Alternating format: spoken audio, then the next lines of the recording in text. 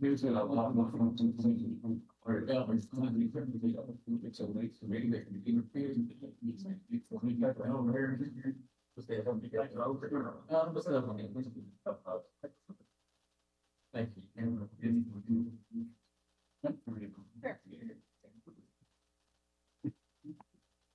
Yeah.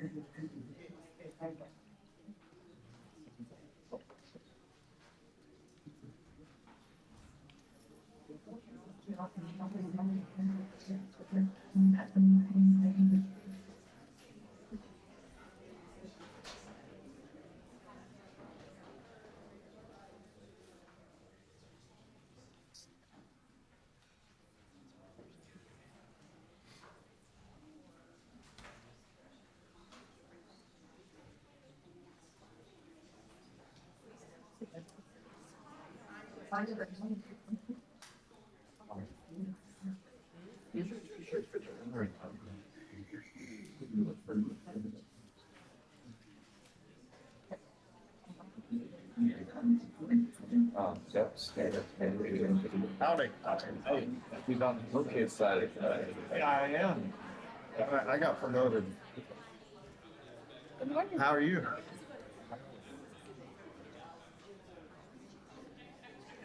You-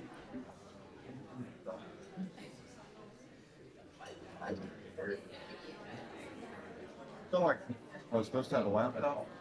Yeah. Usually I have. It's custom order today. I guess so.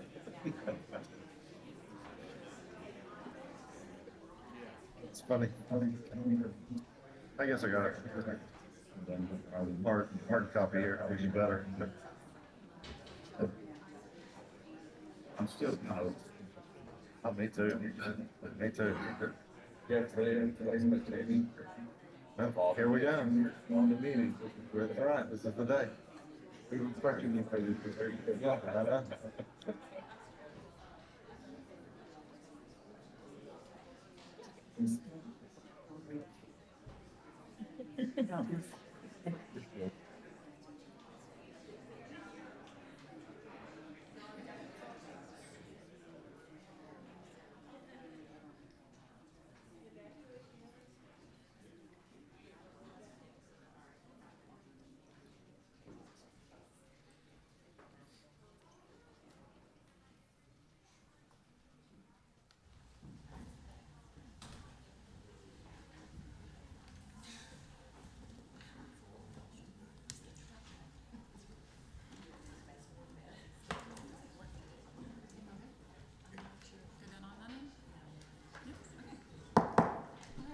We'll go ahead and call the December 11th, 2025 State Board of Education meeting to order. It is 9:01.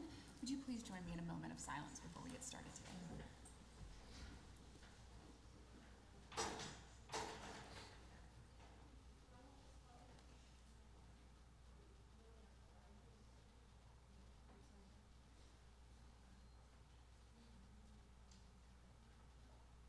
Thank you.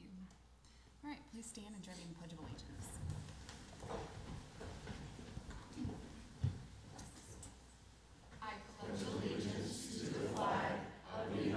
Say,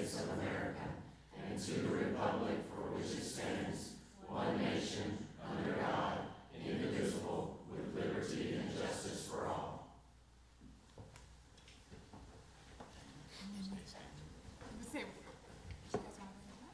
So we have a real treat today. We're gonna do the national anthem, and we have the choir from P Ridge up here to join us today.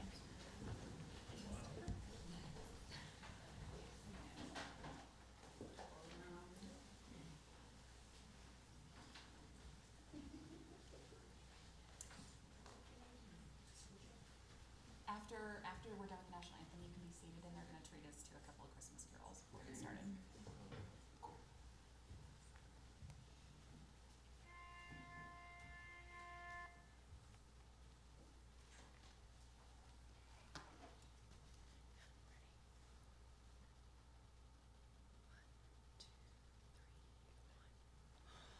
Oh, say, can you see by the dawn's early light what so proudly we held at the twilight's last gleaming, whose broad stripes and bright stars through the perilous fight o'er the ramparts we watched were so gallantly streaming, and the rockets' red glare, the bombs bursting in air, gave proof through the night that our flag was still there.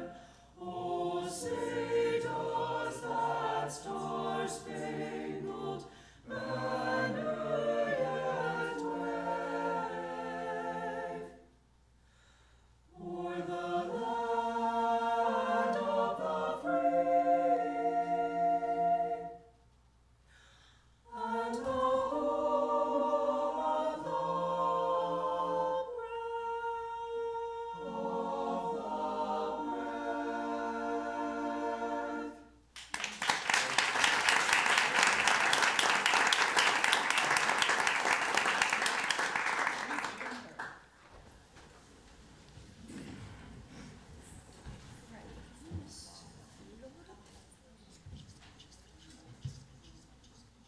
Right now, I got it. All right.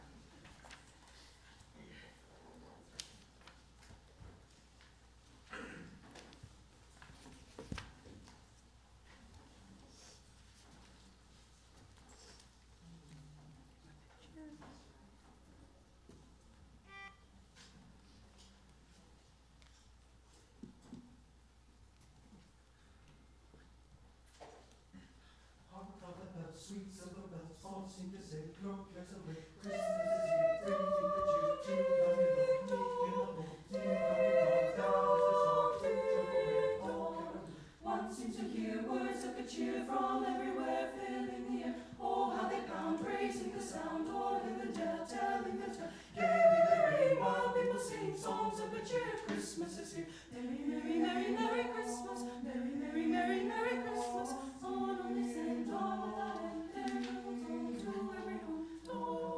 Sweet silver bells, all seem to say, no cares away. Christmas is here, bringing the cheer. Sing, merry, long, meek and humble. Ding, dong, dong, that is the song. Ding, joyful ring, all carol. One seems to hear words of good cheer from everywhere, filling the air. Oh, how they pound, raising the sound, all in the dale, telling the tale. Gaily they ring, while people sing songs of good cheer. Christmas is here. Merry, merry, merry, merry Christmas. Merry, merry, merry, merry Christmas. Oh, they sing down without end, to every home.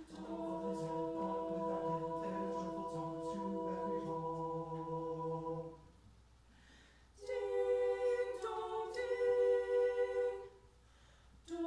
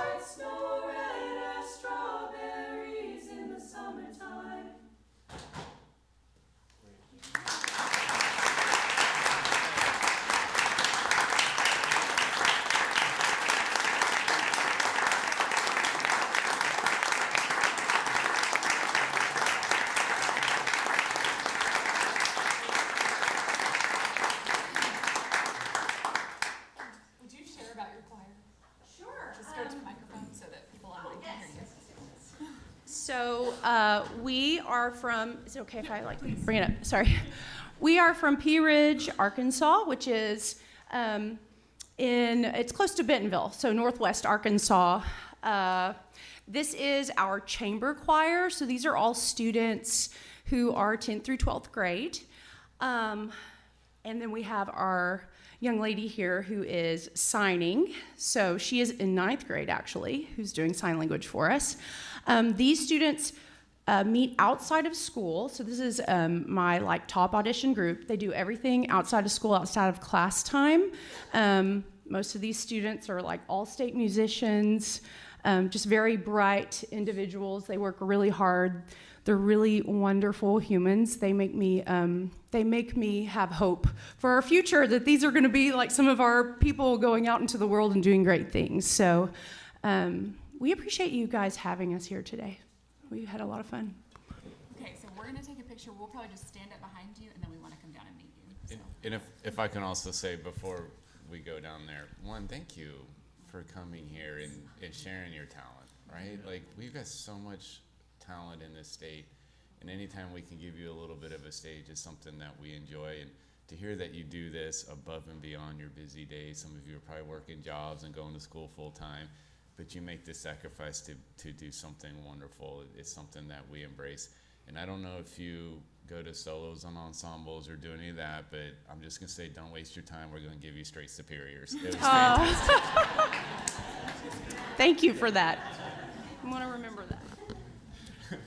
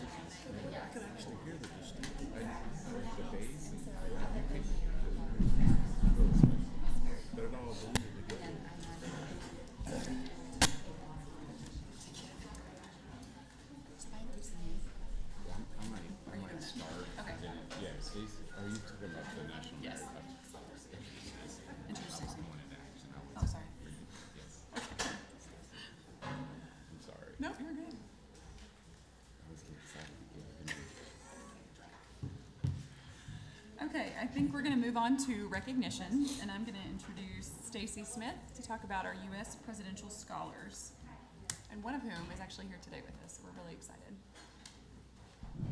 Good morning. So U.S. Presidential Scholar is a high school senior honored by the U.S. Department of Education as one of the nation's top students.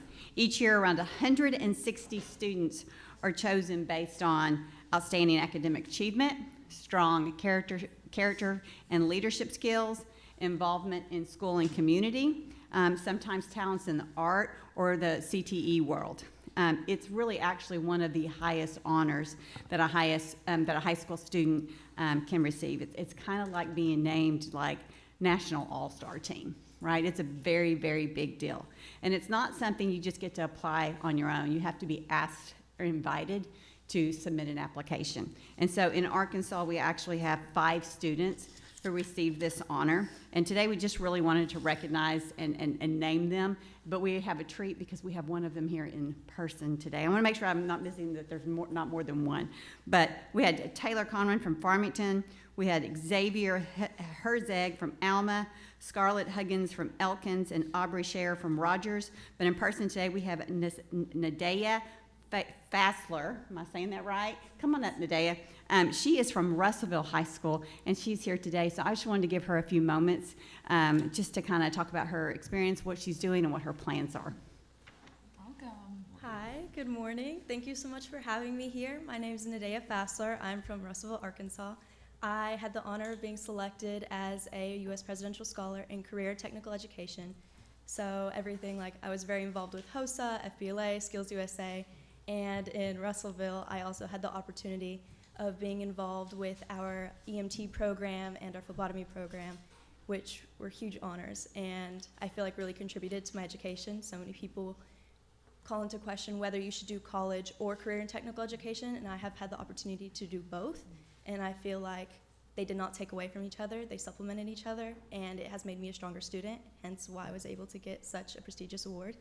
And I am attending the University of North Carolina at Chapel Hill, where I'm majoring in neuroscience and Portuguese and doing a minor in linguistics. And I have very high hopes for my education and my future. And thanks to the Arkansas Department of Education and what we have done to allow me to be involved with career and technical education, I've had this opportunity to go to such a great college and keep pursuing what I want to do in relation to becoming a healthcare professional. So I thank you guys so much for everything you guys have done and for allowing me to be here today. Thank you guys. We'll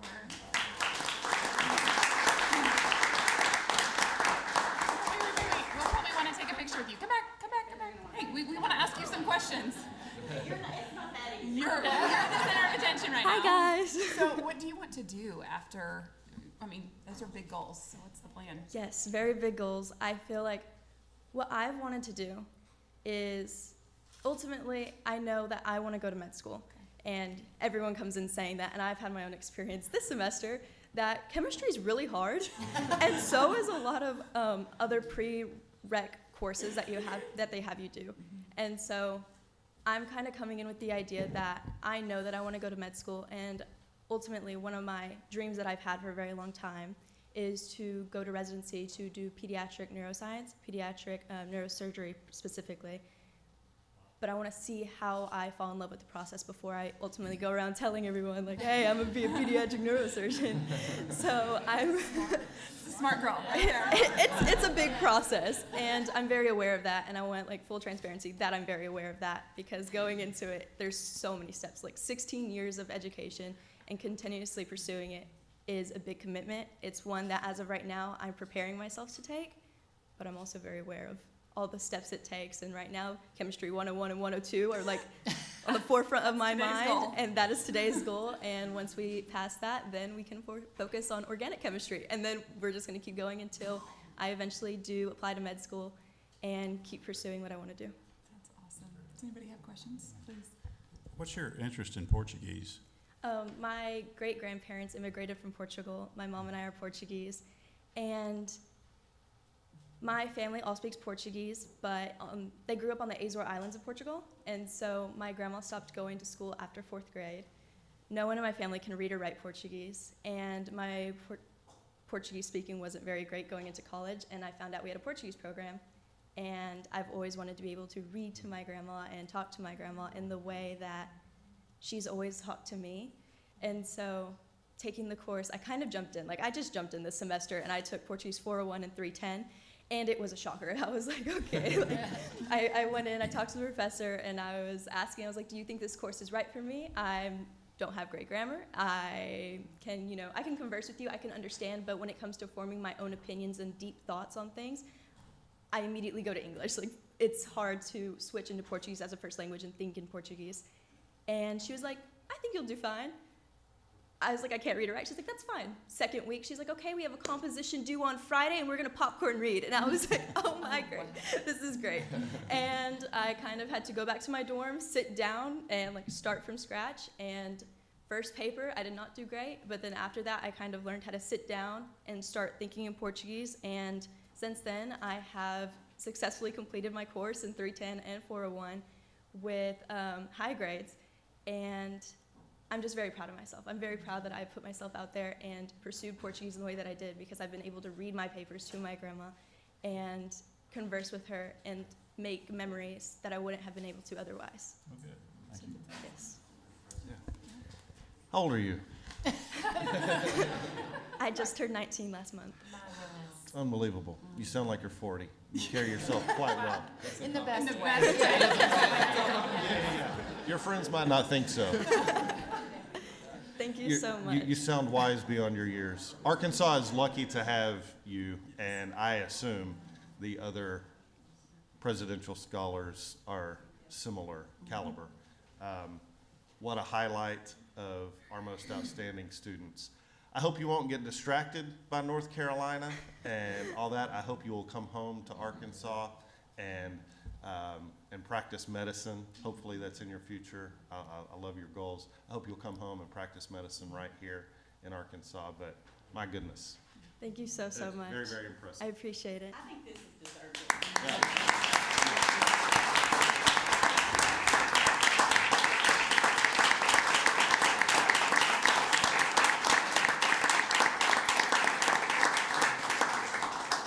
We would like a picture with you so we can say we knew you when. Please come.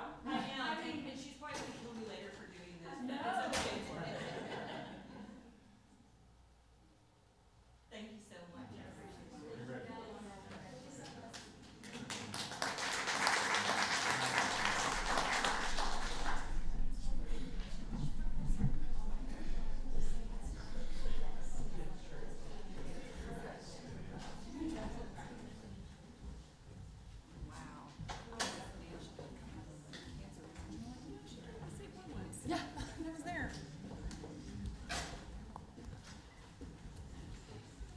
Okay. No more recognitions? Nope. No? Okay. Does anybody have any changes to the agenda? No? Okay. Well, then we will move forward with the action agenda. At this time, I'm gonna turn it over to Stacy. We'll have Stacy Smith come introduce and set our agenda for the next Sure. little bit. And as Stacy's making her way up, I just want to kind of give some context or some background to why we invited some of the school districts to be in front of our board today.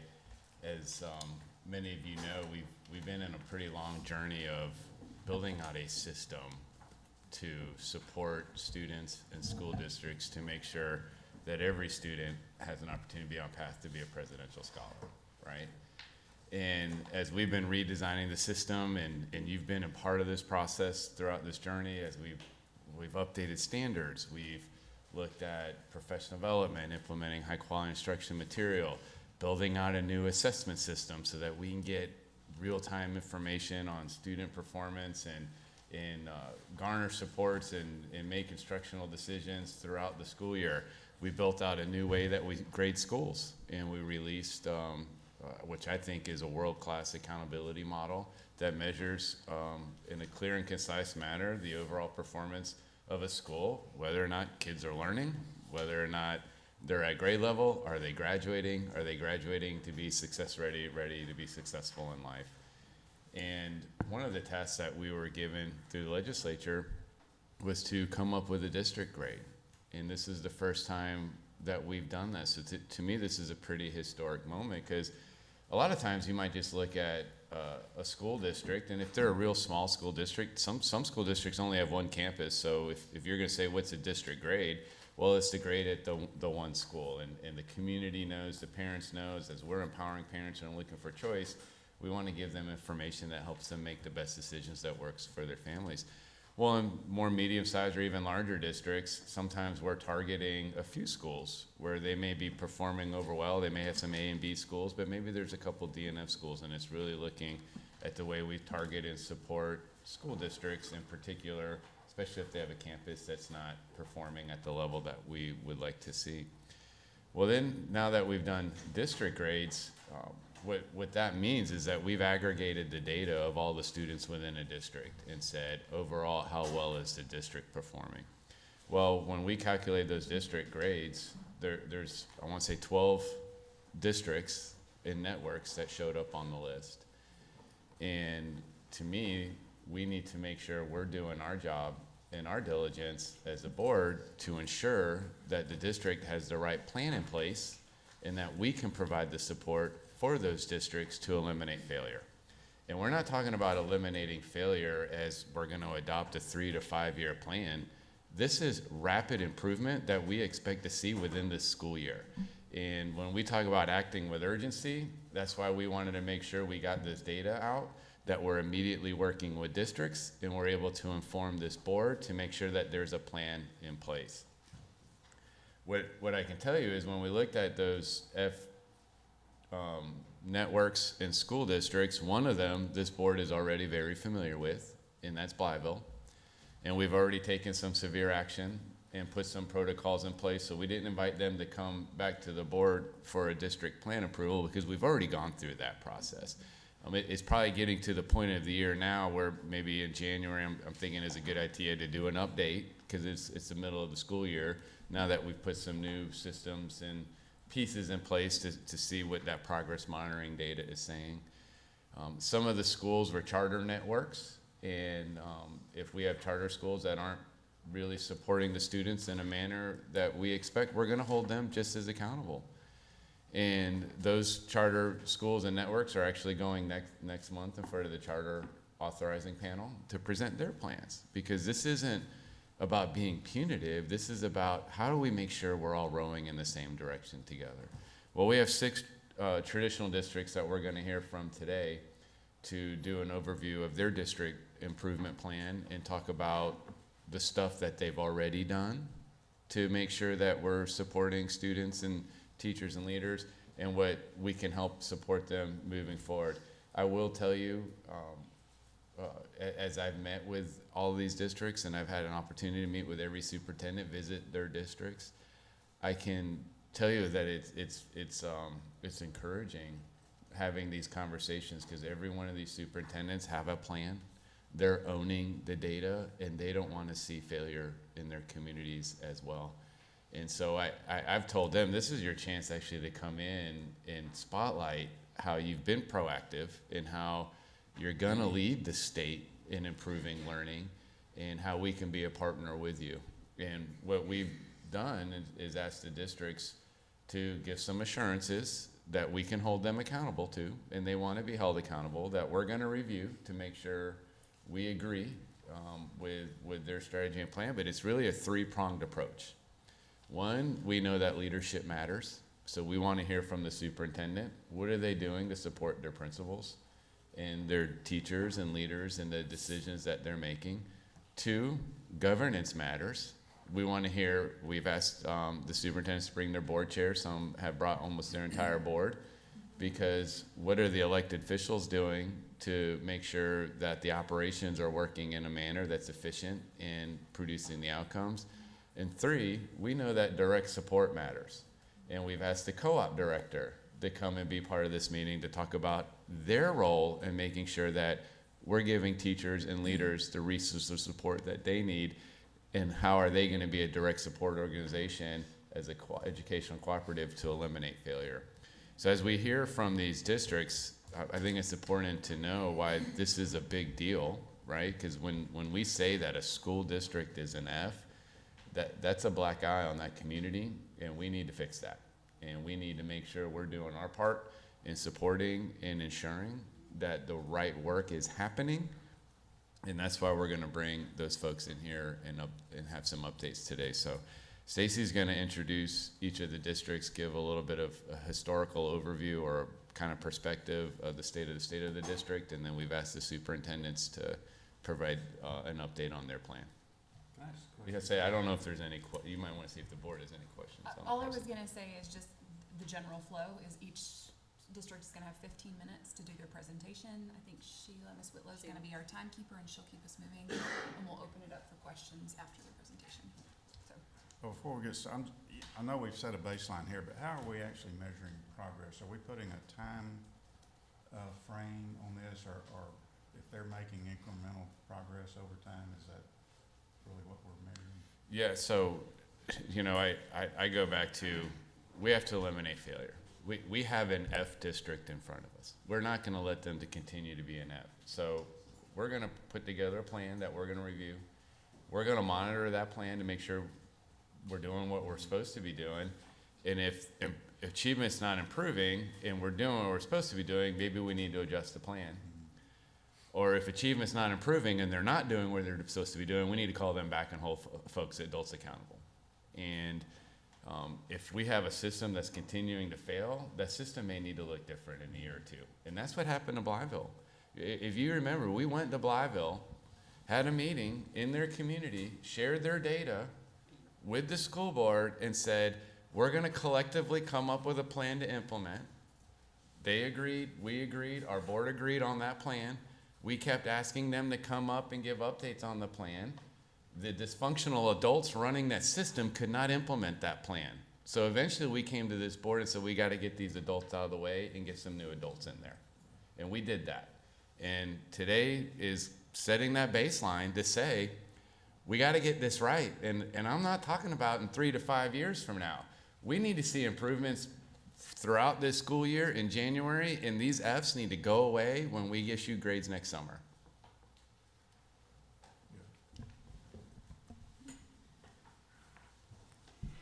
Okay, so I'm going to kind of just give you a little bit of a background too on specifics of what they were asked to present to you today.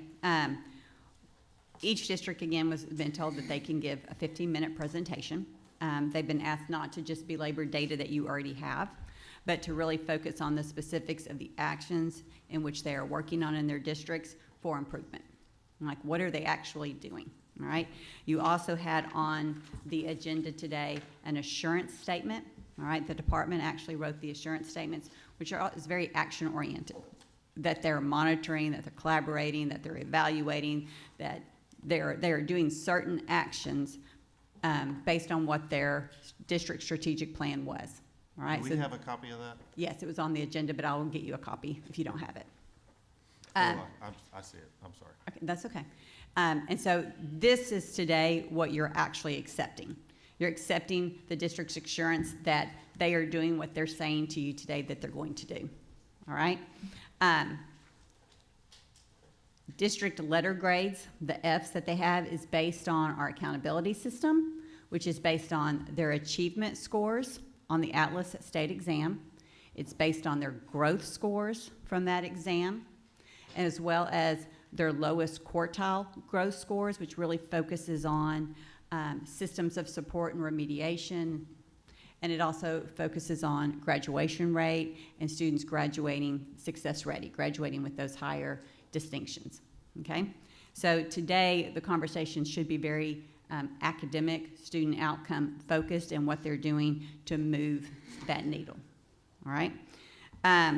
The first district today, again, Sheila is gonna kind of if you see the district going over their 15 minutes, she's gonna get up and let them know, and then we'll keep this moving at a pretty steady pace. So just to confirm, any motion will be to either accept or reject the district's statement of To accept their assurances that what they're saying today. And again, this is a public record and opportunity for this board to either affirm that what you're hearing from the district today, what they're working on, sounds like a good plan. It's also the opportunity for this board to say, have you thought about this? Why do you do this? This doesn't make sense to me. All right, so this is a public record opportunity today to give feedback, right? And to hear and say what they're doing. Again, as Secretary Oliva said, in a few months, if our visits we're going to schools and we're like, you know what, these are the things they said they were doing, we're not seeing it, then we can bring them back. All right, so it's our monitoring method to be able to say, here's what we say we're doing, and us being able to monitor those actions. Any other questions? Okay.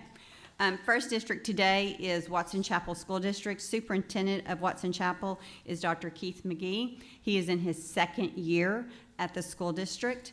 One of the questions one of the board members asked previously was how far are districts away from the next letter grade?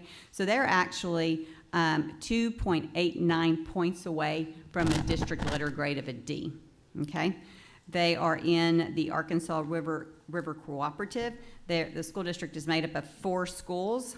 Things that kind of jumped out in terms of questions or things that this board may want to ask today or have the superintendent dig into a little bit at some point. Right now, the district has 20% of their teachers on a teacher licensure plan, meaning 20% of their teachers are unlicensed. Okay, so what kind of supports are they providing those teachers? How are they ensuring that quality learning is happening in those classrooms? So about 78%, 79% of the teachers are licensed in Watson Chapel. Of their 4 schools, this was a concern that kind of jumped out to us. Their 2024 simulated grades, which was the first year we ran our new accountability system based on our Atlas assessments. 2 of the schools had C's, 2 of the schools had D's. And so when they came out with their 2025 grades, all 4 schools had dropped to an F. Watson Chapel is a school district that we have brought to this board before and had some attention conversations, kind of got back on track. They have had new leadership and new superintendents since that time, but again, probably to dig down deeper into how are we ensuring that quality is happening in the classroom and what does that growth piece look like. Other data that jumped out was that no school last year increased in growth from the previous year's Atlas exam. So first Atlas exam, second Atlas exam, all 4 schools dropped in their growth data. So that's an area of questioning, or what you're listening for today to hear, how are we improving that, okay? So at this time, I'm gonna ask Dr. Keith McGee to come up and to present the actions that the district is taking. Well, good morning, State Board members, Madam Chair, members of the State Board, Secretary Lever. I am pleased to join you to share this plan that we're doing. I also want to acknowledge our local board here. I want to tell you just a little bit of context about Watson Chapel. I am very big about all of our teachers being licensed. Prior to last year, when my arrival 17 months ago, it was about over 40%, nearly 50% of those teachers was on, at that time, a 1240 waiver. We had cut that down. We had cut that down before the new law came in, where we only had about maybe 20 at that time. So that's roughly reflect right now about 20% of our teachers are licensed. So I'm gonna jump right in here. You know the purpose here. I'm gonna skip this. But I do want to point out the purpose. This is just a clear overview what we have done and what we're doing, and really outline the systems. Systems were a huge challenge for us. It continued to be a challenge, as well as hear me talk about leadership. Here for the root cause here that since my arrival that I determined along with my team, and members of my team is here as well, we are very inconsistent in using our HQIM, high quality instruction material. I do want to thank our board, our local board, because they approve of high quality instruction material that is state approved. We're inconsistent using those things. We didn't have a guaranteed vital curriculum. We now have one that is standard based. We was just kind of all over the place. Our tier 1 core instruction was a huge challenge. When all means all. It's my job that I feel like, and I've encouraged my staff here in the Pine Bluff, that all of our scholars should have the opportunity, no matter their zip code, it should never be an obstacle. It should be an opportunity. Just like you just announced those presidential scholars. That's what I want my scholars to have. And I also challenge my district, my leaders, that the zip code cannot determine their destiny. It cannot. Again, I echo Secretary Lever's sentiments in his remarks. I've been preaching that same sermon, and I will continue to preach that sermon, and my action will line up. Another cause of that is our leadership, our building leadership, the human capital, district leadership. The systems has just been ineffective. And one of the huge pieces before is the culture. We just have the culture was not student focused. It just wasn't student centered. So our board, I'm pleased that our board has adopted a new strategic plan, revised our vision and mission. I didn't put that in there, but our vision is simple: preparing today's students for tomorrow's opportunity. The first priority and priority 1 and 2 can flip-flop, but I want to say with priority 2, creating positive and safe cultures. If you recall, Watson Chapel had an issue with safety. Safety was a huge issue. We now have addressed those issues so scholars can feel safe. And how do I know that? Because I meet with them monthly. Elementary, middle, and high school. And they have told me that they now feel safe. Now, we have a long way to go with that as well, because mental health is still real. But the other thing that the board adopted is priority number 1. I kind of flip-flop, which is accelerate student outcomes. This local board is now focused on how we move students in the right direction.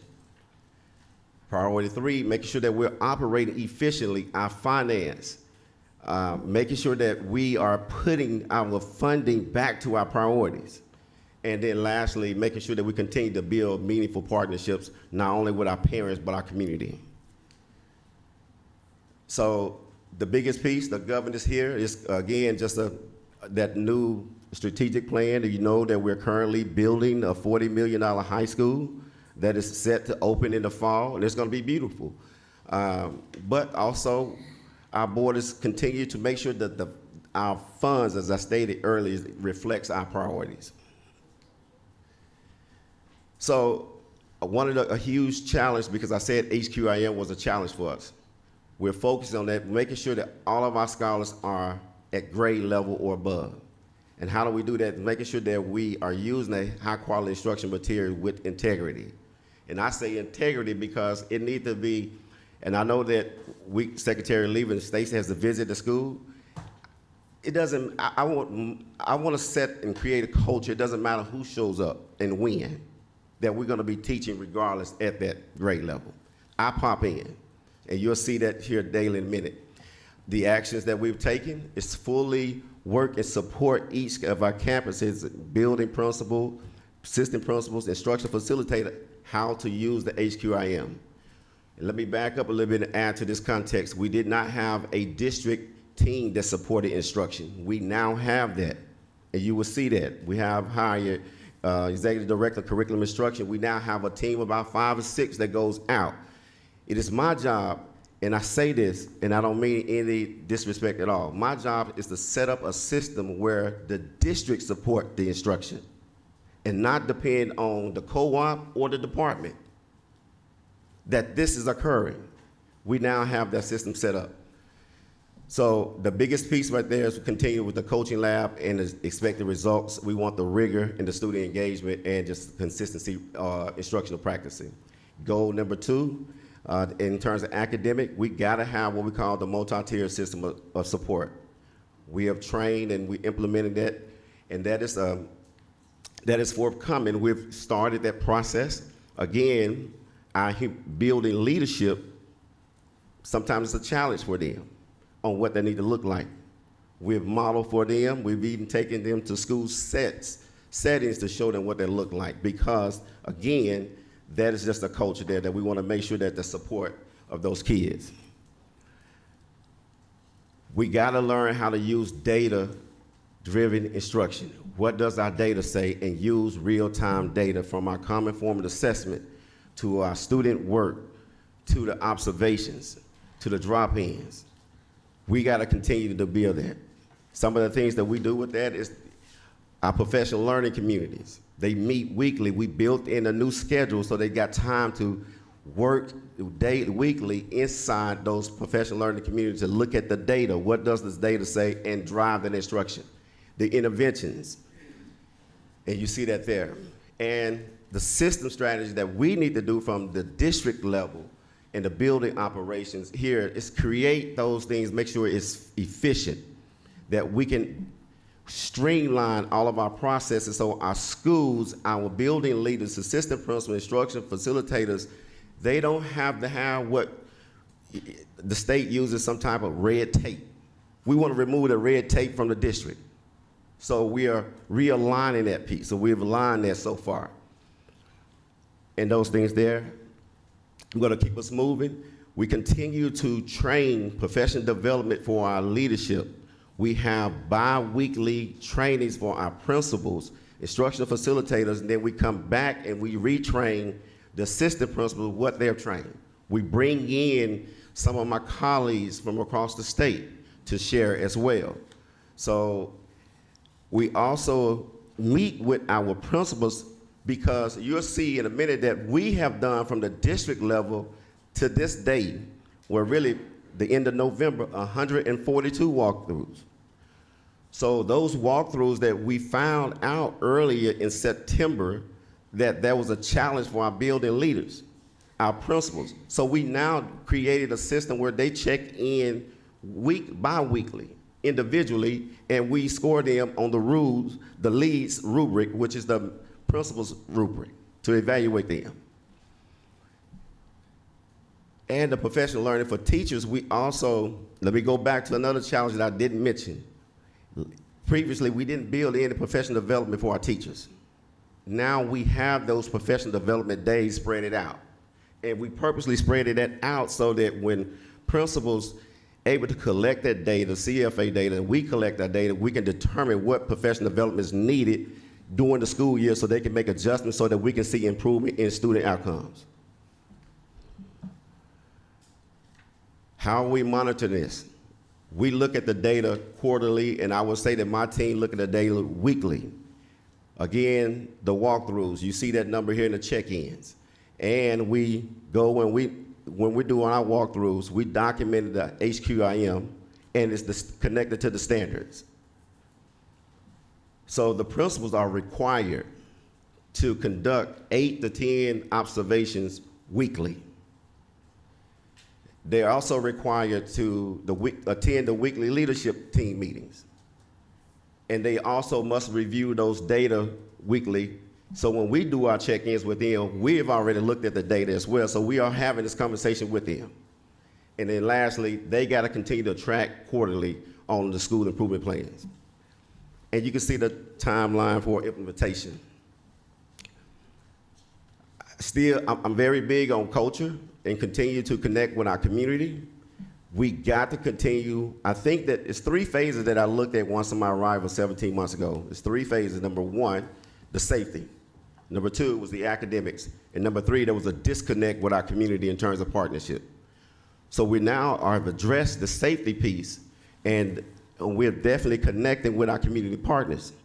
We're constantly, Reliance Bank is one of our big partners, Central Maloney.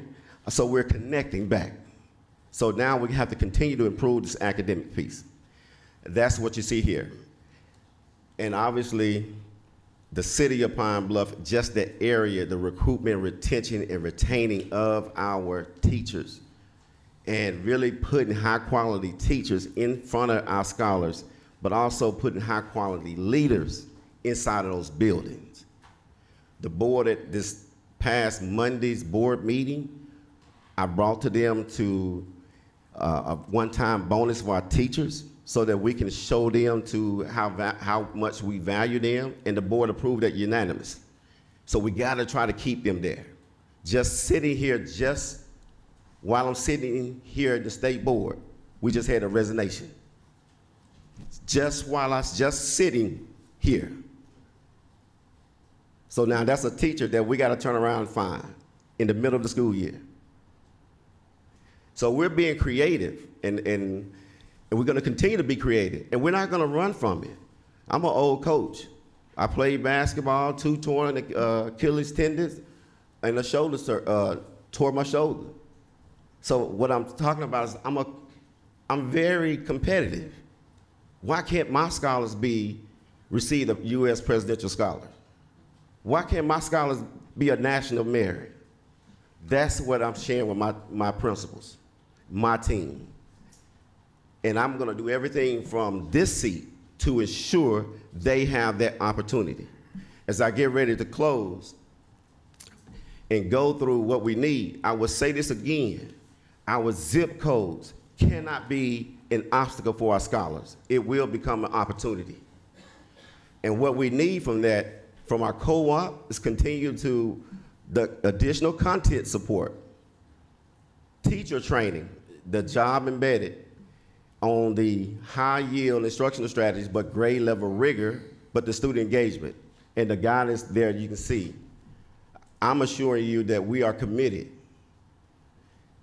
from the updates that we're going to continue to monitor the student performance, because I, the superintendent, Dr. Keith McGee, reserve 1 day a week, spend all day in the classrooms.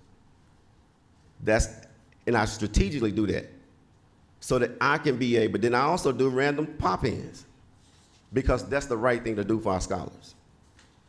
And lastly, we're going to continue to strengthen the staff and its leadership stability, because that is an obstacle in the progress of implementation and monitoring instructional initiatives. And with that, and I do want to recognize my board president, Mr. Mac Milner is here, and then Ms. Kathy Swan with the co-op director. We'll take any questions. Thank you, Dr. McGee. Clear presentation. I just wanted to inquire about, and thank you for highlighting your root causes. And I'd like to go to that slide where it comments on culture and expectations. Could you comment on what, to me, there's a gap somewhere where it says strong culture, where students were not the focus. I mean, that's quite an admission. Thank you for zeroing in on that. You've agreed with us all that culture, each strategy, hands down. But on the next slide, the strategic goals for improvement when we go to culture, which is priority 2, as it should be, if not 1. It defaults back to staff. So let me say this, it is priority 1. I didn't want to put all of the bullets in there. Okay. So inside of our strategic plan, which we just approved on Monday, you'll see it, they have each one of those priorities have goals, and they have culture breaking down by itself in terms of safety. Okay. And in terms of, I just couldn't put it all in there. I didn't have 15 minutes. For you don't know, I'm a Baptist preacher, hey. and I could be a little long-winded. That's why Ms. Whitlow has already given me the finger. So, that's the reason why. So that's the reason why I didn't put it in there. Yeah, that's great. That's fine. But if you could comment just one more time about the relationship between the student culture and your staff morale or cultural issues around them. So I would say that the students weren't the focus prior to me getting there. And how do I know that? Because there were decisions made what's best for adults. Our master schedule in each of our buildings, it should be driven by what the students' needs are, not to accommodate a coach or accommodate a certain person. So when I say that, that's what it was occurring. which leaves a gap and a void to put a high-quality teacher in front of student. So those decisions, even, and I'm just going to be, again, I don't know no other way than to be transparent. Even from our central office, we weren't making decisions that was based on staff. Our principals didn't even have a budget. They weren't able to use their money to put support. We have realigned all of that. So we couldn't necessarily do a before school or after school tutoring program. They didn't have a budget. Yeah, well, I would only suggest, Dr. McGee, those comments about students driving the strategy versus staff be more reflected on the slide, strategic goals for improvement. Yeah. Stay on the side. Start with David. Yeah, I had a couple of questions. What kind of research are y'all doing in terms of why teachers are leaving? Is it for safety, for pay, for frustration? We've done a survey, an exit survey, a couple of things. Number one, the pay, which we are working on that. And number two, some of them just leave because of the accountability. That's a good thing, though, right? Yeah. In those situations. Yes. You talked about the principals reporting out instead of you going to them and doing the walkouts bi-weekly. I think you said they report to you. Can you give us a specific example of where a principal identified, reported out, there was an issue that was identified, and how y'all addressed it? So I don't want to go in a lot of context. I want to go back to the slide that I said that, remember I said we meet with them weekly with leads. When they do not report back like that, so that's how we holding them accountable, because they can't. That is a challenge. So it's almost, I don't want to go a whole lot in detail because of how we set it up. That's just a challenge why our leaders can't identify those things. And one of the things that we have with our conversation with them, then, if you don't have any context or asking us for support, and we're looking at your data, then share with me how you are holding your teacher support. Are they on the plan? So I just leave it like that, if I may. All right, thank you. Mm-hmm. You mentioned you're doing things to create a more safe environment in the school. Can you be more specific about what you're doing? So just a little bit, again, for those that don't know, several years ago, Watson Chapel had a shooting inside the school where a young man died. That culture. So we have not only put more security inside, but we've now created our own police department with a certified officer is there. We have a police department. We have realigned that piece. We now have more safety measures. They're doing checks. I directed them to how to do classroom checks. As a former principal, I used to make my security go do random checks. That is occurring now. And if you look at our discipline data, and I didn't pull it up, but it's down tremendously from 1 year. To be honest with you, we just had our major incident at a high school last week. For us, that's a celebration. That is a huge celebration.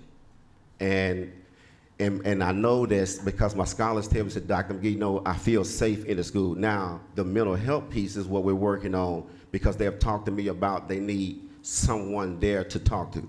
So those are things that we're looking at. We reroute how kids come in and how they exit. We strategically put people in place to monitor. So those are things that we're doing. You said that you've been having conversations with students, and they have told you they feel more safe. And yes, compared to when I first got there, when I met with them, when I first arrived 17 months ago, they was very concerned. And just in the middle of last year, we made those adjustments, and they said, Dr. McGee, they feel safe. That's not the issue right now. Now, the issue that they're talking about when we say safety, because it is safety to me, is the mental health support.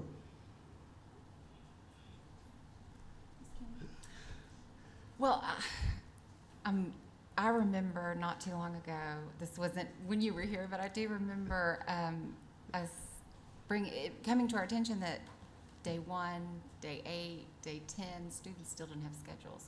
So to go from the very basics not being met to working on quality and seeing improvements is remarkable. I'm excited to continue watching how you've changed. You remember that. So thank you. Yes, it has been, and we're not only doing that, we're now getting contracts out. Our contracts will be coming out in March. Okay. So we're gonna lock everybody in March, those that we want. So we're trying to be intentional to make sure our basic needs for our scholars are met and how to operate a school. Again, our system was, we just had, I think Secretary Lee, you say this all the time, bad people beat good systems. We refined the systems. They're good systems. And we got to continue to elevate. We're using the thing now, elevate your impact. Everybody has to elevate their impact. So thank you. Well, and I have a question. Oh, I'm not sure when it's appropriate, but for the co-op that supports Watson Chapel, is that when? I was gonna say, let's get through maybe him, and then I may have some questions for the board chair, and so. Perfect. Do you have any? Actually, I do. So, Dr. McGee, first of all, I am a resident of Jefferson County, so I actually follow probably you and the Pine Bluff School District a little closer than I do the other districts. And so I applaud all of the work that you have done. It is remarkable to use a word that's already been used in what you've been able to do in such a short period of time. I do think that oftentimes the community, not just ours, but the community at large, looks to the schools to solve all the problems of the communities. And that's just simply not possible. I think we all understand and appreciate the position that all of our schools are put in.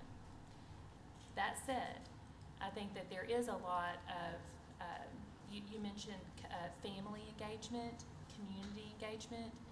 I think that that is a huge underpinning of success for not just your district, but all the districts. Can you talk a little bit about how you are trying to impact the families in the community? So I hadn't fully gotten to it yet, but I'm going to implement a parent meeting with the superintendent.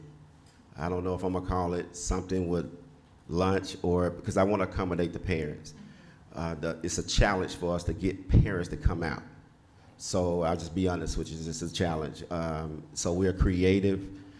So when we have a community meetings, we're creative. We'll let the kids perform because they're going to come out and see their kids. And then we'll have those conversations. But I still want a small nucleus of parents to kind of just meet with, to get feedback, and then use that as a stepping stone to go and elevate, to get the other parents involved. My plan is to start it after the break. We're trying, but we just got to continue to be creative to get them there. Yeah. It's tough. It is tough. Thank you. Mr. Brad? Mr. Wood? I do have some questions, if you got a minute. Where's yours? So well, first of all, Dr. McGee, hi. Good to see you again. You too. And you know, I have a lot of respect for you. We go back quite a while into Little Rock School District days, and I'm proud of what you've done, where you've been. I do have some hard questions. I'm going to ask these questions of everyone that takes the podium today. I want to start with some foundational things. Do you agree that a lack of growth is almost always an adult issue and not a student issue? I certainly agree with that. Okay. And do you agree that a lack of achievement is almost always an adult issue and not a student issue? I certainly agree with that, because I think that we have the ability to make a difference and motivate a kid. And do you agree that poor students can learn if adults do their job correctly? Certainly. Okay, very good. Can you tell me, who is the principal at Coleman Elementary School? Her name is Marsha Merritt. Marsha Mary? But she's on leave. She's on leave right now? Okay, how long has she been on leave? I think I estimate October. Okay. How long has she been the principal at Coleman Elementary School? Maybe 3 or 4 years, if my mind serves me correctly. I don't know the actual numbers, but it's around 3 or 4 years. Okay. And have you done a performance evaluation of her leadership of Coleman Elementary School? Yes. Okay, and you believe that she should continue leading Coleman Elementary School? With due respect, Sure. I would prefer not to answer that because of how we're checking them in with leads. I can assure you this, every principal is being held accountable with integrity. Okay, all right. I'm gonna ask Because if something happened, Yeah, that could I come. understand. Fair enough. And I'll try to refrain from maybe getting that specific, but I'm gonna ask the same questions about the other schools. Edgewood Elementary School, who's the principal there? We have an interim. An interim. How Yeah. long have you had an interim? Maybe like late last year because that principal medical. Okay, so the permanent principal is not there, you have an interim? He since has resigned and retired. He went in, Okay. he retired. Okay, so that school is in a transition. What about Watson Chapel High School? Who's the principal there? Mr. Neal. Okay, and how long has he been the principal? He's been the principal there for maybe, this is his second year if I'm not mistaken. Okay, 2 years. Mhm. Okay. And what about Watson Chapel Junior High School? Who's the principal? Mr. Jeremy Benson, Okay, and how long has he been the principal? probably about 3 years. 3 years. About 3 years. Okay.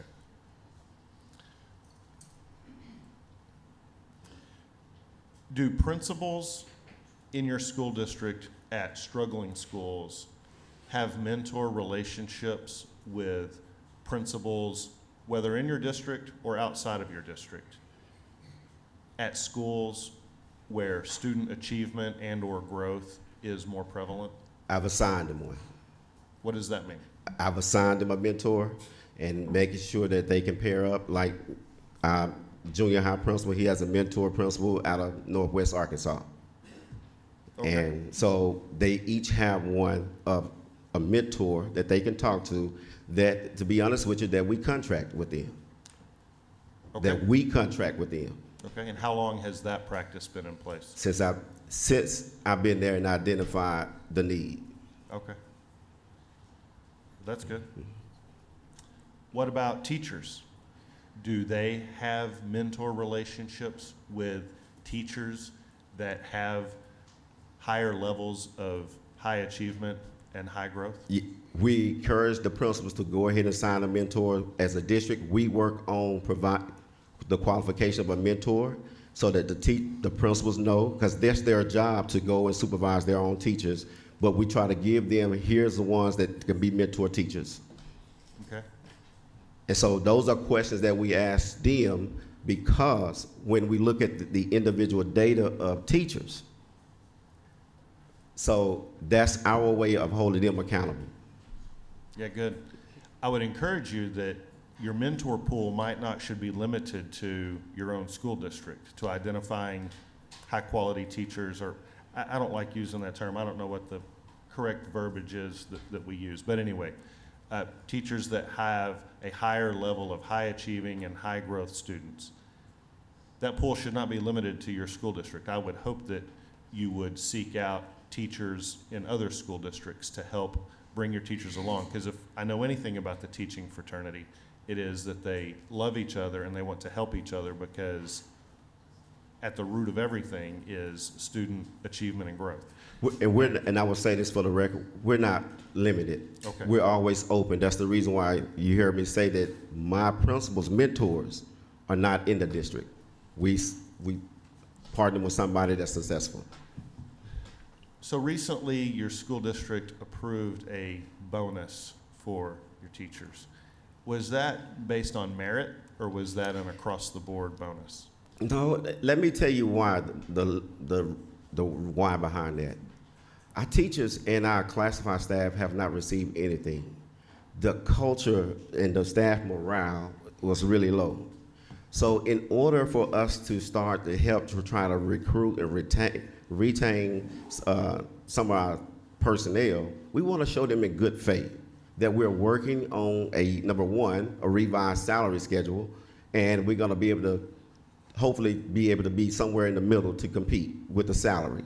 So I felt the need to give them all a one-time bonus to hoping that it would boost the staff morale.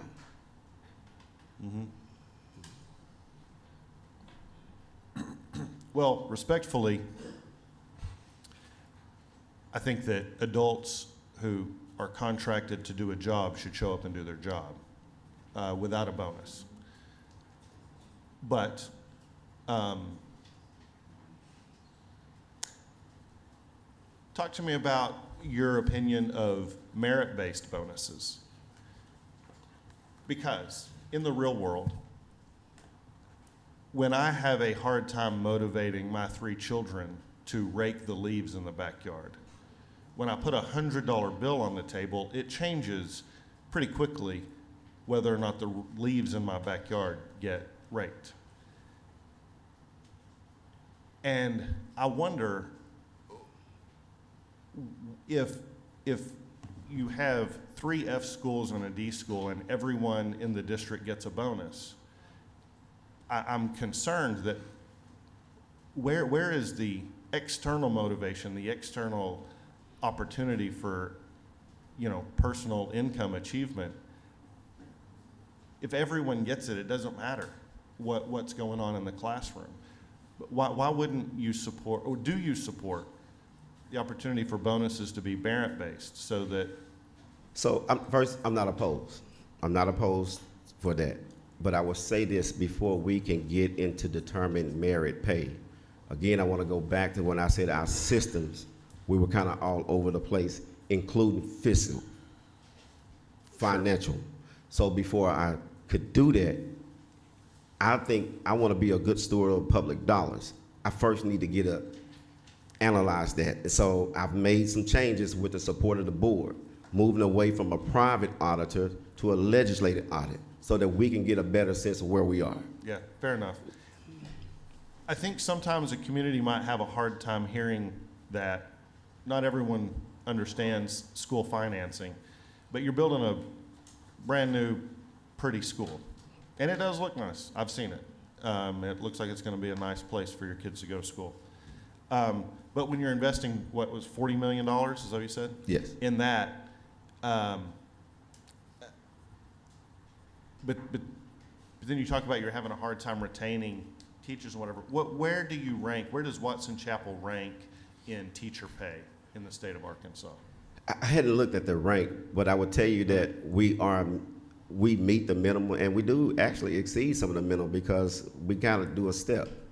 Okay. So what is the average teacher pay in Watson Chapel? The average is 50,000, but not all of the teachers get 50. That couldn't be it. They get, some get based on their masters, some get, after so many years, we do a step.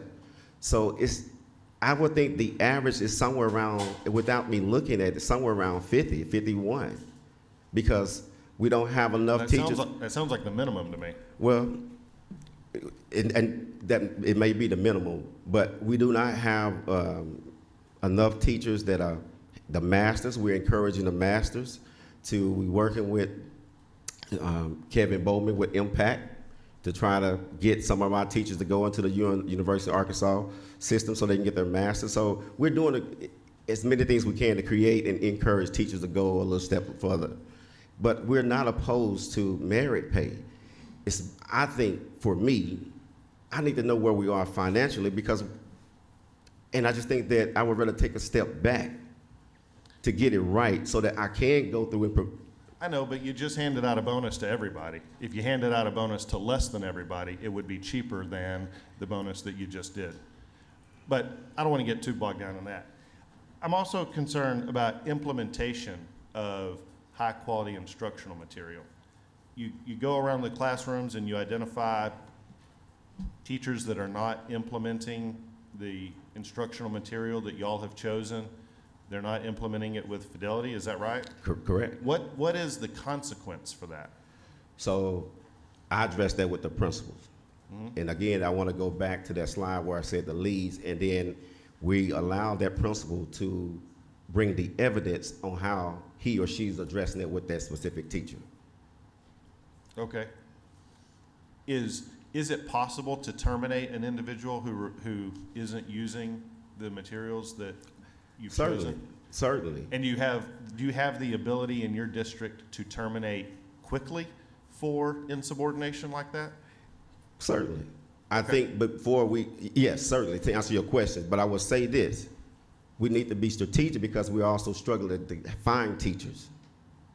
So if I terminate a teacher and I don't have a teacher that I can go and get, and I'll just be honest with you, we needed an ELA teacher for the high school.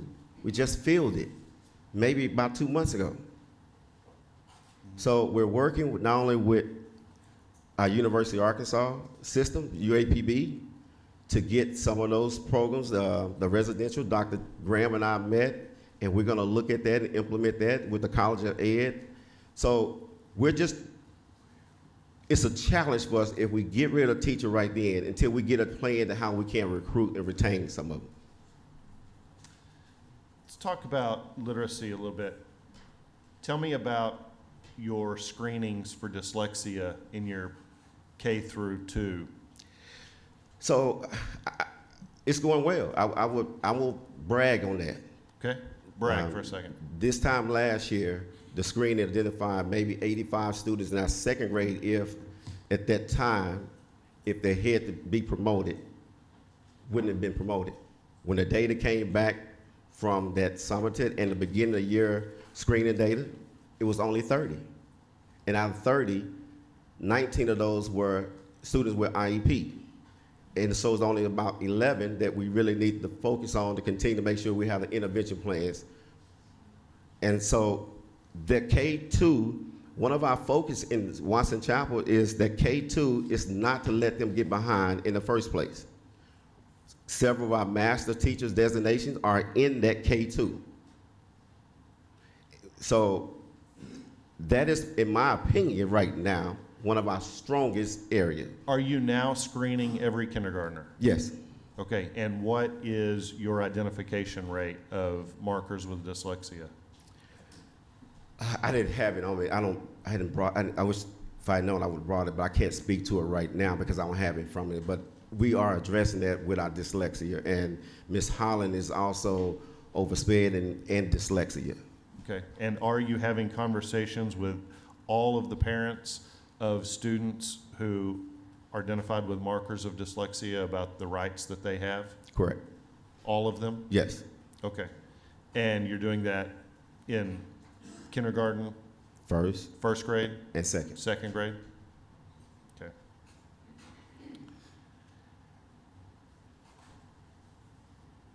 A couple of years ago, I met a principal at a middle school in either North Little Rock or Sylvan Hills or Sherwood, and I apologize, I don't remember exactly that area.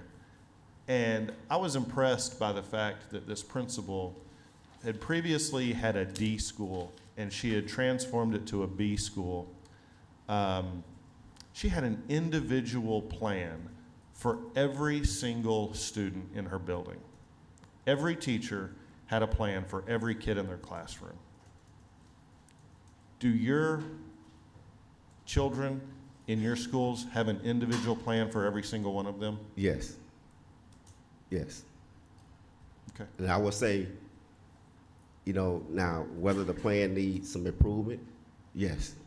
But that is something since I've been there that we have reinforced. They need to have these individual educational plans so that they can address every kid. Okay. Well, Dr. McGee, a couple of years from now, there will be no excuses, okay? All kinds of tools are being laid in front of administrators all over the state to do whatever you need to do. And this board is willing to support anything we can do. The legislature, I believe, has an attitude of supporting administrators however they can support them. I don't speak for them, but that's my general sense. We cannot have you or any other district leader come back 2, 3, 4 years later and just have the same aw shucks, man, just this, that, him, haw. And the reason I'm saying this out loud is because these are lives that matter. And I want you to carry that burden. I know you do, but I want you to, every day that passes, every month that passes, every school year that passes is extremely important to the students that we are leaving behind. And we must stop this. And there can be no excuses. Okay, we have to get to a point where all we talk about is the turnaround and the achievement and the growth, not the lack of. Okay, I look forward to your report in the future. And the turnaround. So, I look forward to giving it to you, because the next report that I will give you will be more of a celebration. Good. And I will say this right here, in Watson Chapel, since my arrival, we don't tolerate excuses.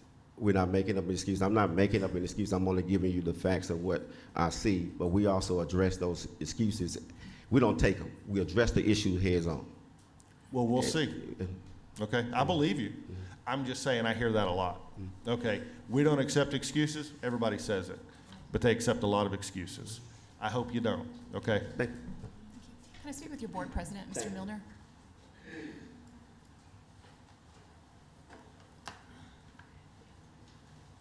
Thank you for coming. Good morning, Board. Mr. Milner, can you tell me, how long have you been on the board? About 12 years. For 12 years, okay. And when did you become the chair? This time last year. This time last year, okay. When you rose to this position, is this when you identified that you needed a leadership change at the superintendent level? I'm sorry? Were you part of the decision to bring in a new superintendent? Yes, it was. Okay. Did y'all identify that, or was that decision put on you, that you needed to find someone new? I don't recall, like, did the previous superintendent resign? Yes, Okay, so y'all did not make the decision to remove the superintendent? that's correct. Okay. Do you all vote on the school calendar? That's correct. How many days a week do your kids go to school?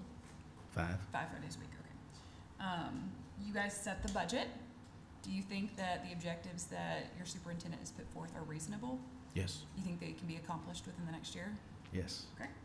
How does your board hold your superintendent accountable? Well, I can tell you that when we hired this superintendent, there were several that were qualified, but we looked at it very strategically this time, and we wanted somebody that could make a change. We're tired of just getting by, and we don't want to be coming up here, but we want what's best for the community, and we want to be the school of choice in our area.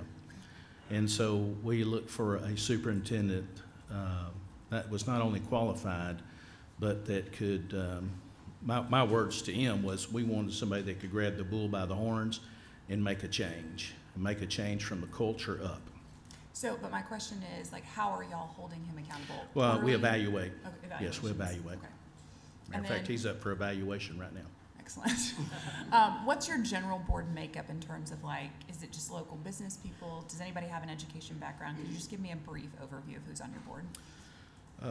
Some of us are business people, some are work in the community. I don't know that we have anybody, we used to have somebody, some out of the educational, but I don't think we do right now. And I understand you're elected, so you get who the people elect. I was just curious for your makeup. Mr. Wood, do you have any questions of the chair? Yeah. I would like for you to publicly address the across-the-board bonus in the school district as opposed to a merit-based bonus. Tell me about your view on that. Can I start back up just a little bit? I want to mention something in where we are and what is going on in our school. So, you know, the reason you called us up here because our grade letter dropped instead of going up. But Dr. McGee has not been with us that long, but I want to approach it or compare it to this. We're building a school, and if you came to our area physically about 10 months ago, you would have said, what a mess. There is dirt everywhere, there's mud, there's water, they're digging up stuff. What are you all doing? So you wouldn't know unless you looked at the plan. And you would say, you got a big mess going on. But we had to tear down an old school. It had a foundation, but that foundation was for a one-story old building. So the old foundation had to be dug up, so that a new foundation could be put in so that we could build a nicer school, but a school that's two-story, higher in quality, higher in things that can be done in that. That's the same thing that's going on in our plan with the school in changing of our district and the culture. So Dr. McGee has came in, he has grabbed the bull by the horns to say, and he started digging up old foundations so that the new foundation can be poured down. So you came to the school, the grades dropped, it's because you came right in the middle of the mess. You came right in the middle of the things that are changed. But if you looked at the blueprint, you'll see where we're going. You'll see the picture, you'll see the plan, and you'll see that it will be accomplished. And that's what he presented to you today, was the plan. He showed you the blueprint. So now that you can see where we're going, and I promise you, we won't come back here with an F. The next time we get graded, you'll see an increase because the foundations are being dug up and high quality people are being put in. We're tired of just getting by. We're looking to get people that want to work the plan. You know, if you went into James chapter 1, I'm a pastor, preacher, so you got to have people that are doers of the word. There's a lot of people that's got knowledge of the word. There's a lot of people that read the word every day, but how many people do we have doing the word? That's what we're doing here. We're looking for people that are not just qualified, that have the knowledge, have the diploma, or getting by to get to the license. We're looking for people that have got it, that are going to get it, and that are exceeding, and to be a doer of that word, of the plan. So what was your question? I led up to that. I'm sorry. The bonus. Okay, so that being said, we have not given a bonus in a long time. I am for merit-based bonuses, but this time was a time to kind of, it's kind of like to get a shot of vitamin B into the culture of what we have. Is there some that, without saying too much, that all of them there belong there? No. Are some there that will belong and stay? Yeah. And those we do want to keep. So it was kind of like a shot of vitamin B to kind of get things going, because we're hitting this thing wide open, and there's going to be a lot more change coming, and there's going to be a lot more expectations to be a doer of this plan. Okay, fair enough. Let me ask you this. What percentage of your third graders at Watson Chapel scored a 3 or 4 on the Atlas test? We just went over that percentage, but I don't know those percentages. Yeah. Do you know what percentage scored a 1 or a 2? No, I do not. Okay. I'm not trying to embarrass you. I encourage you to memorize that and carry that in your heart every day as you leave the school district, okay? It has to be in the DNA of how you evaluate Dr. McGee, is how are students achieving? I appreciate that you got to manage a budget. I appreciate that you got to dig up an old foundation and lay a new one, and 2-story building and more offerings for kids, and I get all that. I get all that. But the fundamental, the core of everything has to be, what are students achieving, and how many of our students are growing? 2 most important questions that you could ask him every single month that y'all meet together. Okay. So in fact, that's my next question. What are you doing to constantly hold the administrators you've hired accountable for higher achievement and higher growth? Well, we do leave that up to the superintendent, and I would encourage you not to do that. Yeah. I'm not telling you to get in his business and be in his office every day, okay? That's not your job. Your job is your job, and his job is his job. But as the community, I believe you deserve a report every month or every quarter. I mean, Watson Chapel for a year or 2 was coming up here doing a quarterly report. I would think the minimum, they could give you a quarterly report. He does. He gives but us a report. But I would encourage a monthly report in the foundations of all of these goals and all the strategies. What is being done every month? I mean, y'all are on life support. Okay, this is critical. As a school district, you can't just hire him and, like a clock, set it over on the shelf and come back and check it in a year and make sure it's still working. I hope that y'all will constantly be asking for a report on how you are implementing every strategy to achieve these goals. Earlier, Dr. Oliva said that this wasn't to be a 3 to 5 year plan.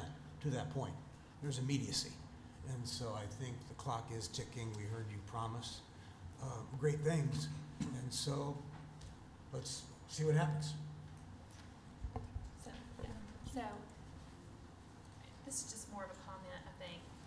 So you meant, and I think more of a message back to your board, because you said that you've been on the school board for 12 years, and that the change to Dr. McGee was not a active decision by your school board. So what that suggests to me is that had the former administration continued to want to work, that your board would have been okay with that. You also said that y'all were tired of, quote, just getting by, and I would submit to you that you haven't been getting by. I mean, you have really been doing a disservice to the students in your district. So you're not here because your grades went down. You're here because your grade was an F, failure.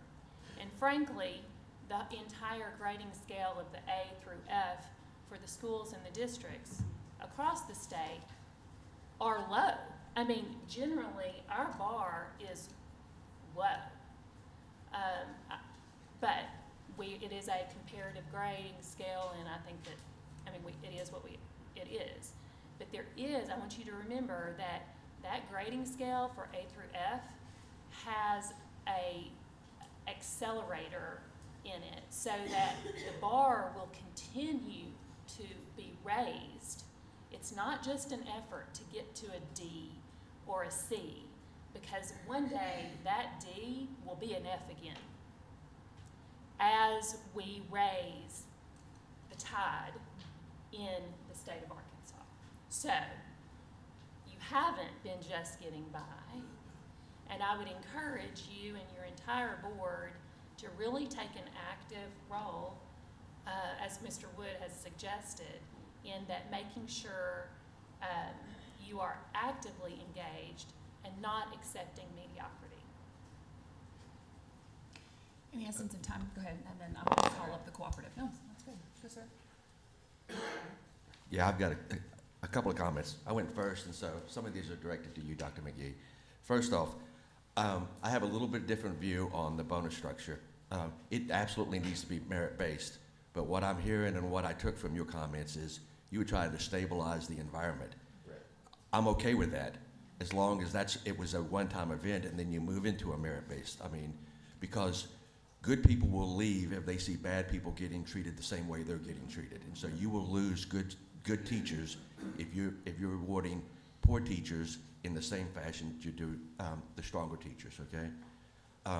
One of the comments that you made was about a bad teacher is better than no teacher. I would disagree with that. I think you said that you have to, if somebody does not follow the instructions and use the material, that you will terminate them, but you also have to factor in that you might not have somebody to take their place. That's the way I heard that, was you're willing to accept poor performance in the absence rather than have no teacher at all. And that's a very bad trap to fall into, because again, you're going to lose good people, good teachers, if they see that other teachers are getting away with things. And so, go ahead. If I may, let me clarify. No, we're not accepting mediocrity. We're not. What we're doing is being strategic. Yeah. So we want to, I have no problem replacing a teacher at all and putting a long-term sub that may qualify. Yeah. Well, I would encourage you to back up that decision point for the strategic decision. Don't find yourself in a position where you have to continue to employ a bad teacher because you don't have any other option. Yeah. Okay. Speed, we were talking about 2 or 3 years. We don't have 2 or 3 years. This year, how many seniors do you have? We have 166 seniors. Okay, and first off, I appreciate the number. That's a comment I'm going to come to in a second. In 2 or 3 years, you're going to have 2 or 3 more classes of seniors that will graduate that you will not be able to impact you'll have third graders in fifth and sixth grade that you will have lost an opportunity. You have to approach this that your students are dying if you don't fix it right now. And so that's the sense of urgency that has to be created. I like the comment about doers. You come across very well. I wished I knew you better than I do. I hope to get to know you in a different environment than this environment, okay? I'm encouraged, and I think that that's going to happen. You present very well. I'm hopeful that the intensity and the passion you brought to the presentation today is the same intensity and passion you take into your teachers, to your principals, and to your students so that they can see that you care about them and you can move the needle. But again, speed is of the utmost importance, okay? And the last one is, y'all knew y'all were coming. For you not to know certain pieces of data, like how many 3s and 4s you have, I think does not set well with me, and it probably doesn't set well with the rest of the board that, this is not about preparing for a presentation. This is about knowing that if my folks don't know their data, then I lose confidence in them. And the fact that y'all didn't know that when we were asked is a concern to me. Right? Can we have the representative from the co-op? Yes,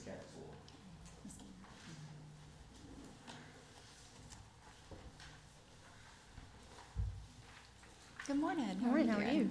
Good. So you're here today with 2 schools that Yes. that you support. So this could kind of be for both, but in following up over here, they were talking about essentially addition by subtraction, removing a teacher that doesn't want to be there, that's insubordinate, that's ineffective. What happens? I think the fear is, well, we need a warm body. I've heard that a million times over the years. We just need a warm body. We need somebody in the room. What happens when there isn't an adult? Is that where, does the co-op send somebody to fill in, or what support can you give in that addition by subtraction? So we don't have the resources to send teachers into classrooms when there's not one at the district. But I will say that sometimes when we talk about a teacher who's not able, maybe not doing the job, a lot of times it's that they haven't had the time to learn the curriculum and learn how to implement it. And so we try to model and coach them along. So our specialists will come in and co-teach, model, and coach in the classroom before we get to that point. And those are the 20 teachers, I think, that talked about on the, not an improvement plan, a licensure path, right? So, which would reduce that greatly. We can do that for any teacher that needs support, but we do focus on those 20 by providing praxis support, additional coaching, and novice teacher mentoring for them. One of the things that I have not been quiet about is early childhood and understanding that 90% of brain development happens before they ever enter the school district ever. Yes. And understanding that in order for kindergarten teachers, first grade, second grade, to get to those third grade reading levels, the kids have to come with a certain amount of knowledge, with vocabulary, with language, receptive and expressive language, with all those emotional regulation, all those wonderful things. We know that early childhood is, if not one of, but the very best way to get these kids prepared so kindergarten teachers can do what they're trained to do. In looking at Arkansas's Better Chance program, the co-op has been funded for 733 slots, but currently is only filling 535, meaning you're receiving an overpayment of over $1 million that will be reduced. I want to talk about or hear from you on what you've done to fill those slots. So when was that data pulled? October and November. Okay. So we had shortages, and I will say that we don't just serve the Arkansas River area in home visiting. We serve 14 counties. So when you look at those 700 slots, that's not necessarily for that one county, it's for all 14. And so we are staffing in those situations. So we're fully staffed now, and so we're continually enrolling parents. And most of those slots are our home visiting programs. You mentioned that early childhood piece. We have 3 home visiting programs. One is from prenatal to 2, and one is from 3 to 5. And then we also have Safe Care, which is when we go into the homes of families that have been identified in the court system by families in needs of services to keep them from getting to that foster care piece. So those are home visiting opportunities we provide in Jefferson County to support the Kindergarten Ready initiative and supporting families and communities, which you mentioned. That's and the HIPPY program is where The 3 to 5, Yeah, yes, and ma'am. that's the majority of those slots, 107 Yes. slots. And that's the program where we are multi-countied and multi-regioned. So do you feel like those slots should be turned back in and maybe even converted to center-based, combining them and converting them? We have done that somewhat in transitioning, but I don't feel like we should rob Peter to pay Paul, because the home and our educators that are in those homes providing services and helping that family be stronger only makes our students stronger. And so without that support, we can have them all day in a facility, but if the family's not stronger, then those hours they're not with us in the school classroom facility are not being as impacted as they could be with home visiting. I wish we had enough to have home visiting for every parent and every family in the state, and preschool classrooms, infant, toddler, all the way through to kindergarten. Yeah, and there's absolutely value in both the HIPPY program and the Parents as Teachers program.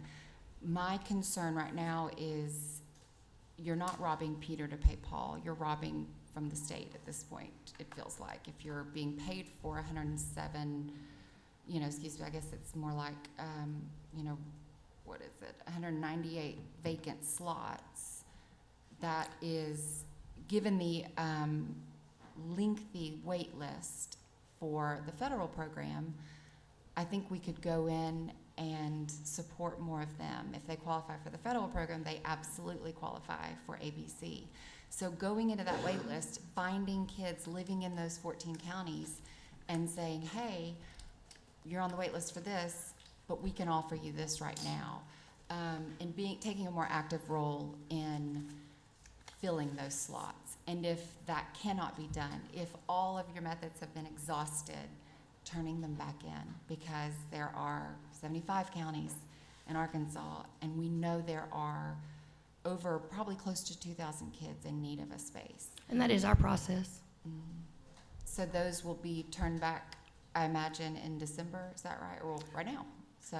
Well, when I go back, I'm going to look to make sure what the enrollment is today, and we'll see where we are with that. Okay. Because it changes, it fluctuates from month to month, with families coming in and out, moving. Well, and that's why I definitely understand that, and understand that you have to keep the lights on and the teachers in, which is why contracted slots are so much better for programs than paying based on attendance, right? Like paying based on enrollment for sure. And we looked to the previous year's October number to fund. So at this point, if the October enrollment was, 198 slots fewer than you're enrolled for now, next year you're going to get 198 fewer. You're going to get $1 million less dollars. So yes, that is something that, given all of the schools that you support, Pine Bluff, Watson Chapel, getting in those schools and on registration day having a table for ABC enrollment.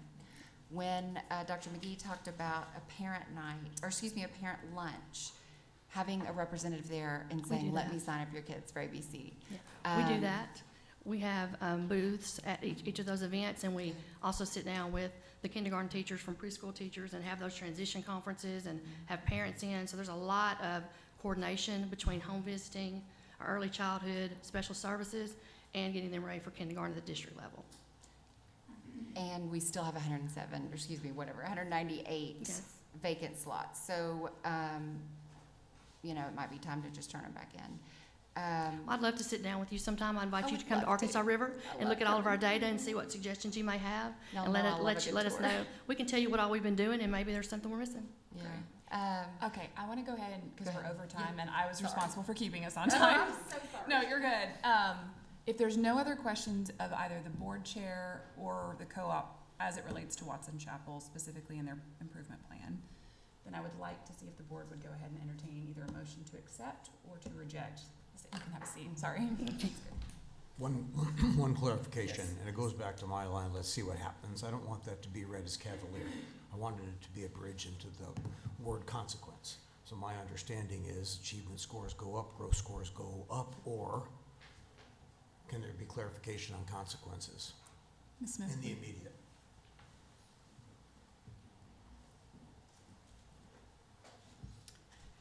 So, yes, so the state board, we have in legislation levels of support. We have level 4 and level 5. Level 5 is when we classify a district. And when that occurs, it's the department actually making a recommendation to this board to classify a district in level 5 support. And when that happens, it opens up a list of actions that this board can take. Everything from removing a superintendent, dissolving a board, just giving directions on changing their curriculum.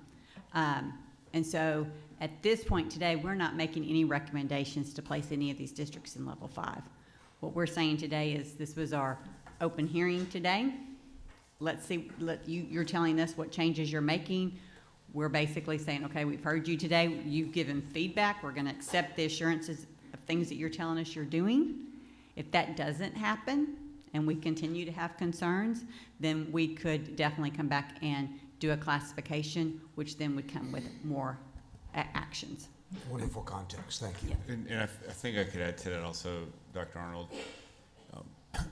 These plans, and that's why I think it's important to hear from the schools and the superintendents, because most of these plans that they're implementing, they realized over the summer that they knew they had their scores, they had their data, they knew the outcomes weren't going to be positive. So they're implementing these plans, and we're going to monitor to see how well they're being implemented. That's kind of, I think, our role in supporting them at this point in time. We will have our state progress monitoring data. The next window closes, I want to say, in January, right? So we're going to have current year real-time information from this past, I don't know if it's the fall assessment to the winter assessment, and our agency will go through that data and scores, and we can provide an update to the board specifically, because these are high priority districts for us. Probably by the February meeting, we'll be able to do that, and we'll be happy to share that data, and then the board may say, time to call some of these districts back in.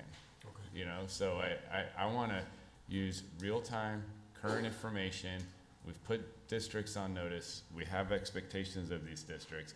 We have a statewide unified coordinated progress monitoring system in place now to lead and guide these conversations, which we did not have before prior to LEARNS. And this is how we can use that data. And that window, I want to say, closes in January, because there's some folks that are in the testing parts now. The districts have decisions that they wanted to do their testing at the end of this month or the beginning of next month, but by February we'll be able to provide an update with real current year data. Can I make a correction very quickly before we accept a motion? Ms. Swan, I wanted to check something. Oh, I double checked, and you are correct. I neglected to include or to remove the dually enrolled children, so children that are receiving both center-based care and receiving home visiting. That being 112 kids, that reduces your vacancies down to 86, and the overpayment is at $439,000. So that's a smaller number, still an opportunity. So thank you. No, of course. Well, I want to get it right. Yeah, thanks. I wanted to clarify something too, real quick. So when you vote today to accept the statement of assurance, you're not necessarily endorsing their district strategic plan as is. Okay, you're accepting the statement of assurance, which are actions that we've put together that basically say you're collaborating with your school teams, you're implementing grade level standards in your classrooms, and you're monitoring it. You have clear instructional expectations for your classrooms, and you're monitoring it. You're evaluating the lowest quartile data regularly. Like, that's what this document is saying, okay? And so they're presenting their plan on how they're going to improve. They're signing this with their board today, right? And we will continue to have conversations on that to them with, have you collected the data? We'll have conversations with boards about what should they be looking for when it is a monthly board meeting, and they've signed that these things are occurring. How's their board monitoring that these things are occurring? Okay?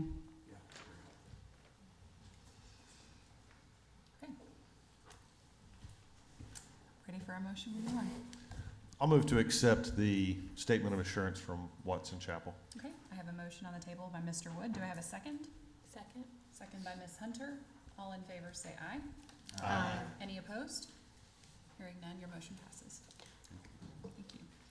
All right, we'll move on to the next school. Thank you, Watson Chapel.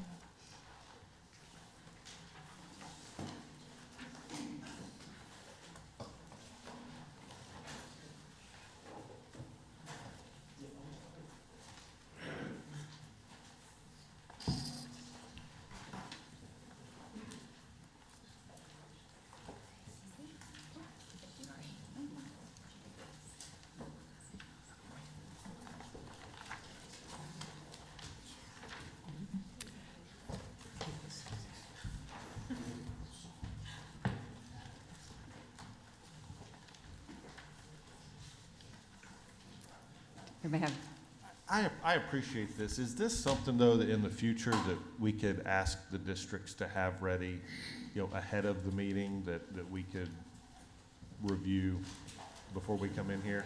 most definitely. Okay.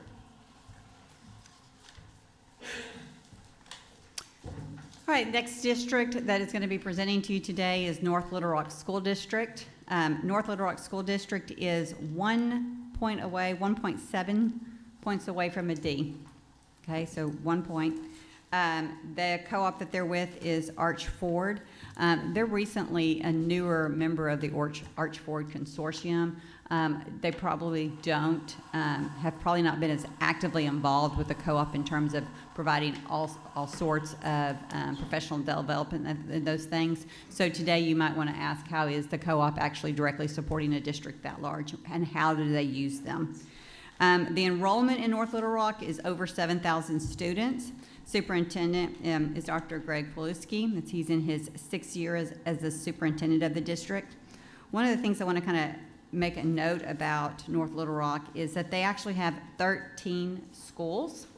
The thing that kind of jumps out to me when I look at their 13 schools is 4 of the 13 schools actually serve their secondary students, okay, grades 7 through 12. And of those, all 4 of those schools are Fs. So it's when you use the accountability system in which we have in our state, and it pulls all of your kids together, the older student grades, those grade levels are the areas in which this is really pulling the data down for the district. When you look at growth, overall growth this last year and the year before in the district, you kind of see a mixed bag within the different schools. 1 year, one elementary made growth, the next year they didn't meet growth, and it almost flips. The 1 year that the school that didn't make growth, they went to another school, and then they did make growth. So kind of the consistency piece there that jumps out. But as a whole, of their 13 schools, they do have 2 B elementary schools, 2 C elementary schools, 2 D elementary schools, and 1 of their middle schools then is at that grade level. And then of the F district, there's 6 in the district. 3 of those are secondary students. So again, those are kind of just things that kind of jumped out today. Poverty rate in comparison to Watson Chapel, who we just had in here, like they were 68% poverty rate. When you go to North Little Rock, you're looking at 99% poverty rate. So just in context of that. Again, I'm going to turn it over to Dr. Paluski.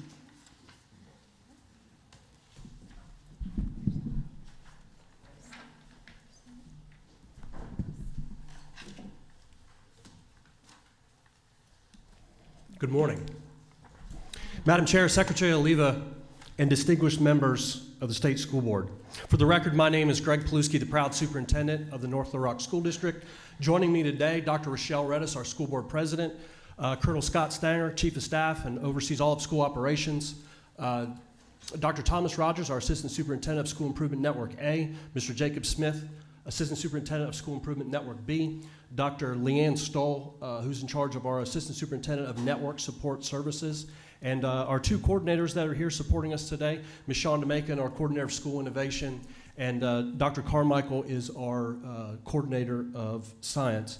I also want to recognize, I did bring one principal with me, that is Ms. Harrison, who's the proud principal of NLR 6 Academy of Agricultural and Veterinary Sciences. And I'm also here supported by Arch Ford, which is Dr. Mark Taylor and Dr. Julie Workman. We appreciate the opportunity to come before you today. However, the newly released letter grade for our school district as an F rating is totally unacceptable, period. Every child in NLRSD deserves a high-quality teacher in a learning in a safe and supportive learning environment with a highly effective teacher and leader, period. We recognize and hold ourselves accountable for immediate improvements and our commitment to our proactive and intentional approach to academic and student outcomes to reverse any negative trends with urgency. Because we anticipated a need for change direction, we've already implemented significant changes to improve academic outcomes, improve our overall quality workforce. In fact, in 2024, we began a proactive approach in planning for the 25-26 school year based upon a variety of data. As such, the district required a new organizational leadership structure that will better meet the needs of our students, our families, as well as our classroom teachers. On March 20th, 2025, the majority of our school board supported the plan. The restructuring began implementation July 1 of 2025 and has three significant areas or shifts in transformation: instructional leadership, pipeline, and coaching, network-based teacher support and structure for our Tier 3 priority schools, and integrated support and wraparound services for our families within a 24-hour time response period. School networks are groups of schools in a geographic location that share resources, they share support, and they share expertise to improve teaching and learning to meet the individual needs of the whole child. In this model, the school district is divided into two networks, A and B, each led by an assistant superintendent of improvement that actually supervises 7 school principals. The challenge we're tackling is that 100% of our principals and our assistant principals require intense instructional leadership training. As such, the assistant superintendent's primary role is to focus on building the principal's instructional leadership through capacity, side-by-side coaching, and daily monitoring of classroom instruction and targeted feedback to teachers. Already this school year, our assistant superintendents have spent nearly 1,000 hours providing coaching and support to the principals they lead, resulting in a systemic approach to classroom monitoring, coaching cycles, and feedback to teachers.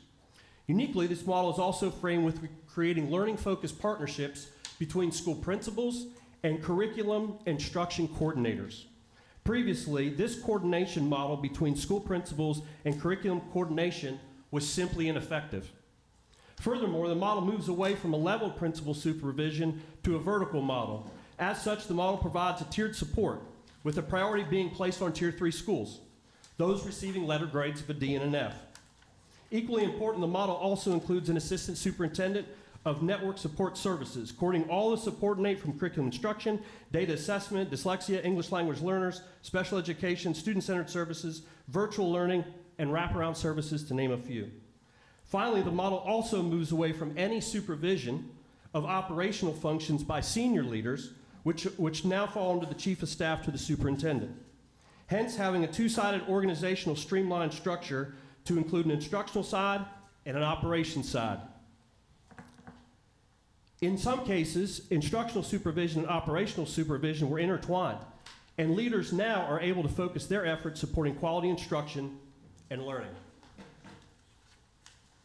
The network support model also provides for a network instructional specialist at each campus, supervised by a school principal, that works directly in conjunction and collaboration with school coordinators. Our network instructional specialists provide with intense monthly professional training in order to transfer their knowledge and their learning back to the teachers that they work with. The challenge we're tackling is that NLRSD has 163 unlicensed teachers, and of those, 124 are in D and F campuses. Building teacher capacity is paramount to scaling up their instructional content, technology, analytical, interpersonal, and adaptive capacity. With a focus on D and F campuses, network instructional specialists are also working closely with classroom teachers identified as Tier 3, those teachers needing the most support. Based on the implementation of this model, we've already seen an increase in the use of high-quality instructional materials, with nearly 300 instructional walks conducted during the first quarter. Also, the school network-based instructional specialists work in collaboration with our state-assigned coaches, therefore furthering the intentional alignment and coordination of services. This model moves away from an outdated and an uncoordinated model of different instructional support positions and titles with limited direction and focus. Finally, the network model also includes direct support for more intense wraparound services to meet the needs of the whole child. There are a multitude of adversities that our families face in our school district today, from mental health, addiction, physical, domestic violence, poverty, trauma, housing, relationship breakdowns, and unemployment, to name a few. As such, there are so many factors outside of school that we know that directly impact what happens inside of school. The challenge we're tackling is that in 2024 and 25, 1 in 4 of our students were chronically absent due to the following barriers, whether that be housing, evictions, homelessness, routines, mornings stretched by jobs, time constraints, health, mental health issues, transportation limited to car or gas, and perceptions that daily attendance not always seems to be an essential component by some parents or caregivers. Top requests from families this year include transportation, school supplies, clothing, and food. In this model, there are 5 network wraparound service specialists assigned to each campus. Their primary role is to support schools and chronically absent students as a barrier to some families and meet those non-academic barriers within 24 hours. As a result of their work already this school year, we've seen a decrease in chronic absenteeism in 24 and 25. An average rate of absence per school was 8.3 days compared to 2025 and 26 average rate of absence per school is 6.9. Our current average attendance rate as of this week is 93%. Compared to last year at this time, it was 91. By working to improve key indicators linked to student success, we're trying to address the issues of the root cause to support our students in our academic supports. In our collaboration with our school board, we've created a new vision, a mission, moral purpose, organizational core values, and our strategic plan 5-year goals. The focus of this presentation will be specific on Goal 1, rigorous, relevant, and innovative learning, and Goal 4, high-quality teachers, leaders, and employees to improve quality education workforce. In April 2025, our immediate action was to redesign our strategic plan performance targets to ensure alignment to the new accountability and to be able to hold ourselves accountable that are calculated by each grade. As such, we have 20 district performance indicators directly aligned to how each school's letter grade, elementary, middle, and high school, is measured based upon the accountability system. Here are some examples.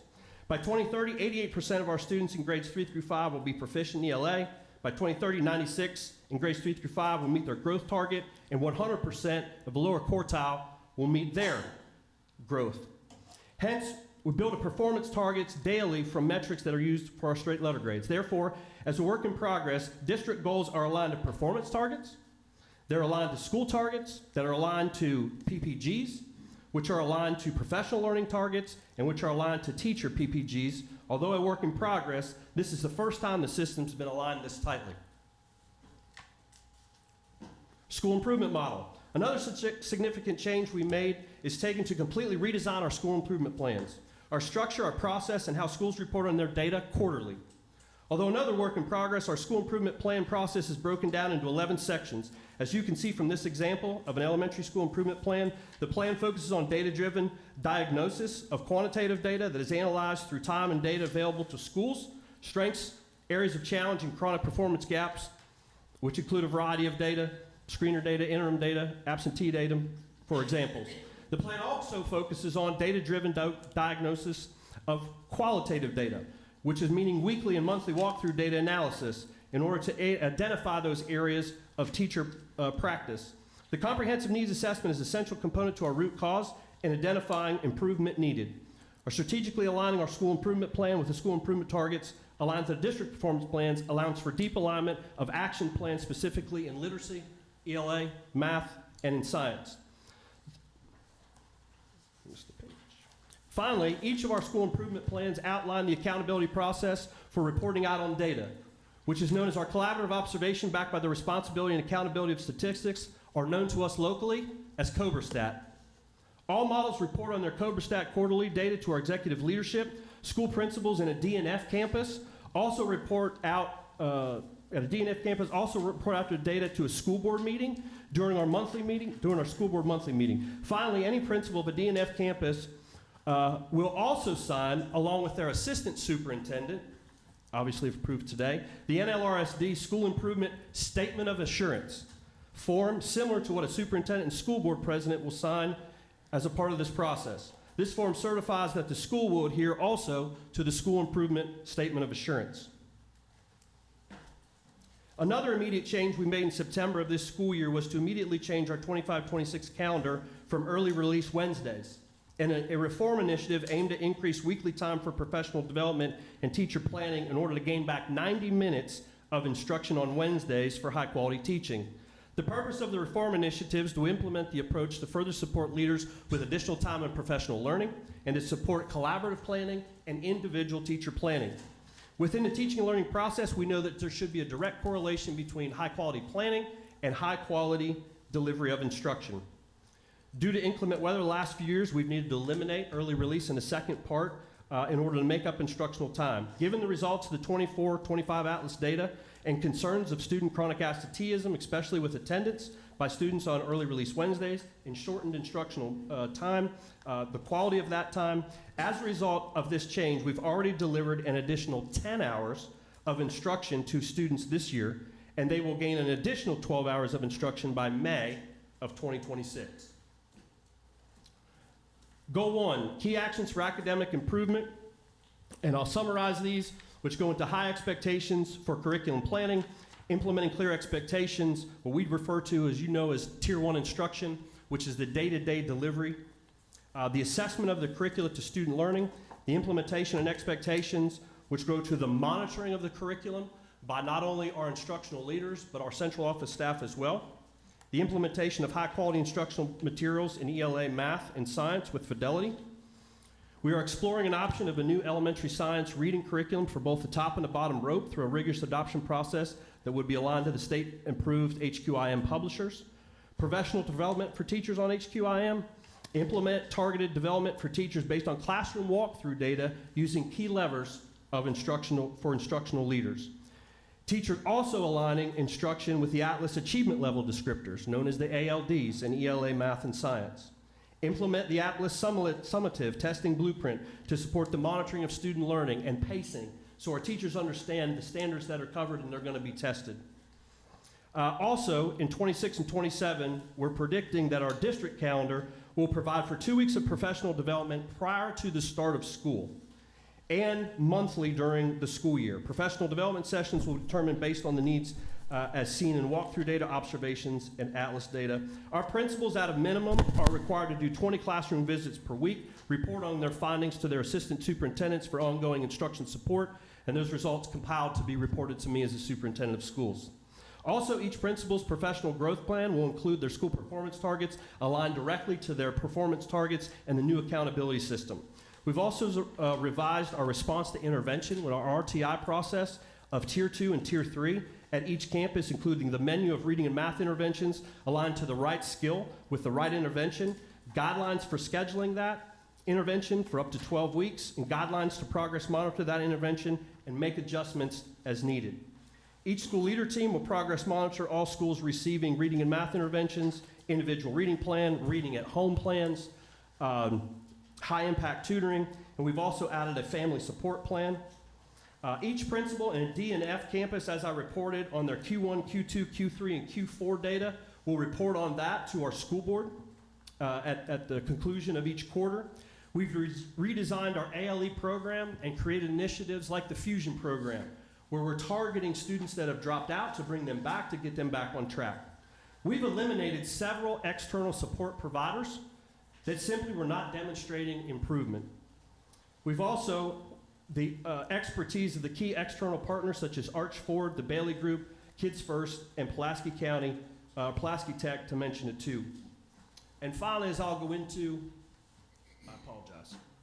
And finally, I'll go into goal 4, and that is the actions that we'll take for a quality education workforce. Our plan is to raise our minimum teacher salary to $55,000 to attract high-quality teachers, provide principals with teacher growth score data to develop staff development for D&F schools to attract and demonstrate growth. We've established the NLRSD Best of the Best Award, recognizing those teachers that have shown tremendous growth. teacher recruitment and incentive programs for our high-needs schools. We really need to look at and analyze our teacher attendance data based upon our attendance policy and look for those findings to make adjustments. We have a high need for language interpreter services. We're also looking at affordable housing and loan forgiveness for our high-quality teachers, compensation for additional time outside of school hours if you're a DNF campus, distributed leadership models, so partnering with such institutions as the National Institute of Excellence in Teaching to develop our Grow Your Own model, recruitment in the early spring, teacher preparation programs using online platforms, and also creating the NLRSD Dogtown Foundation to be able to full-time fundraise to be able to provide additional support for non-academic barriers as well as supporting after-school and extended day programs. Without a doubt, and to overemphasize, our biggest lever to reverse an F rating is the quality of the teacher in the classroom, period. By far, they have the most direct impact on improving student outcomes, second only to the quality of the principal and the assistant principal as the instructional leader. And finally, in the fall of 2022, we began to restructure 7th Street Elementary School, a historically low-performing school with high leader and teacher turnover after meeting with ADE accountability staff on available options. In March of 2023, the school board unanimously approved the 7th Street Elementary School restructuring plan, which included zero-basing all staff, including the school leadership team, incentive stipends over 3 years, targeted intervention and wraparound support, increased teacher support with literacy and math, and additional time for professional development, reconfiguring the school from a pre-K 5 to a pre-K 8, and the implementation of a theme school model integrating project-based learning, to name a few. Implementation began in the 23-24 school year and was a complete disaster. A disaster. The principal quit in the first week. The literacy and the math coach quit within the next month. Central office staff responded rapidly with additional assistance and support, including a dean of students to support a large number of student discipline cases that year. In fact, in 23 and 24, 7th Street Elementary School had 350 disciplinary incidents. Ms. Larissa Harrison, who is here with us today, was appointed as a new principal in 24, and the 24-25 school year was her very first year as a building leader. In her first year as the instructional leader, she decreased school discipline from 350 to 160 in 24-25. At the request of the principal, there's no longer a need for a dean of students. Also in her first year, she improved her campus letter grade total score by nearly 4 points, showing another positive trend. We also made a leadership change this year at the assistant principal level. Finally, the school's community advisory board helped to select the theme of agricultural and veterinary science, supporting early exposure to careers in the areas while making learning relevant and meaningful through high levels of student engagement linked to real-world experiences. To date, NLR 6, Academy of Agricultural and Veterinary Sciences, has the largest number of external partners in our school district that even rival our career academies at our high school. Some key partnerships include the University of Arkansas Monticello, College of Forestry, Agricultural and Natural Resources, Arkansas State University, College of Veterinary Medicine, Lions College of Veterinary Medicine, USDA, Arkansas Game and Fish, and the Arkansas Department of Agriculture, to name a few. In short, under Ms. Harrison's leadership, the school has come a long way in a short period of time in this context, but there is still a lot more work to do. In addition, we were honored last week to host Secretary Leva, Deputy Commissioner Smith, and their efforts on a site visit and a one-on-one discussion with Ms. Harrison. The changes at NLR 6 since Ms. Harrison's induction and our ability to make needed changes quickly, which result in higher levels of learning for students.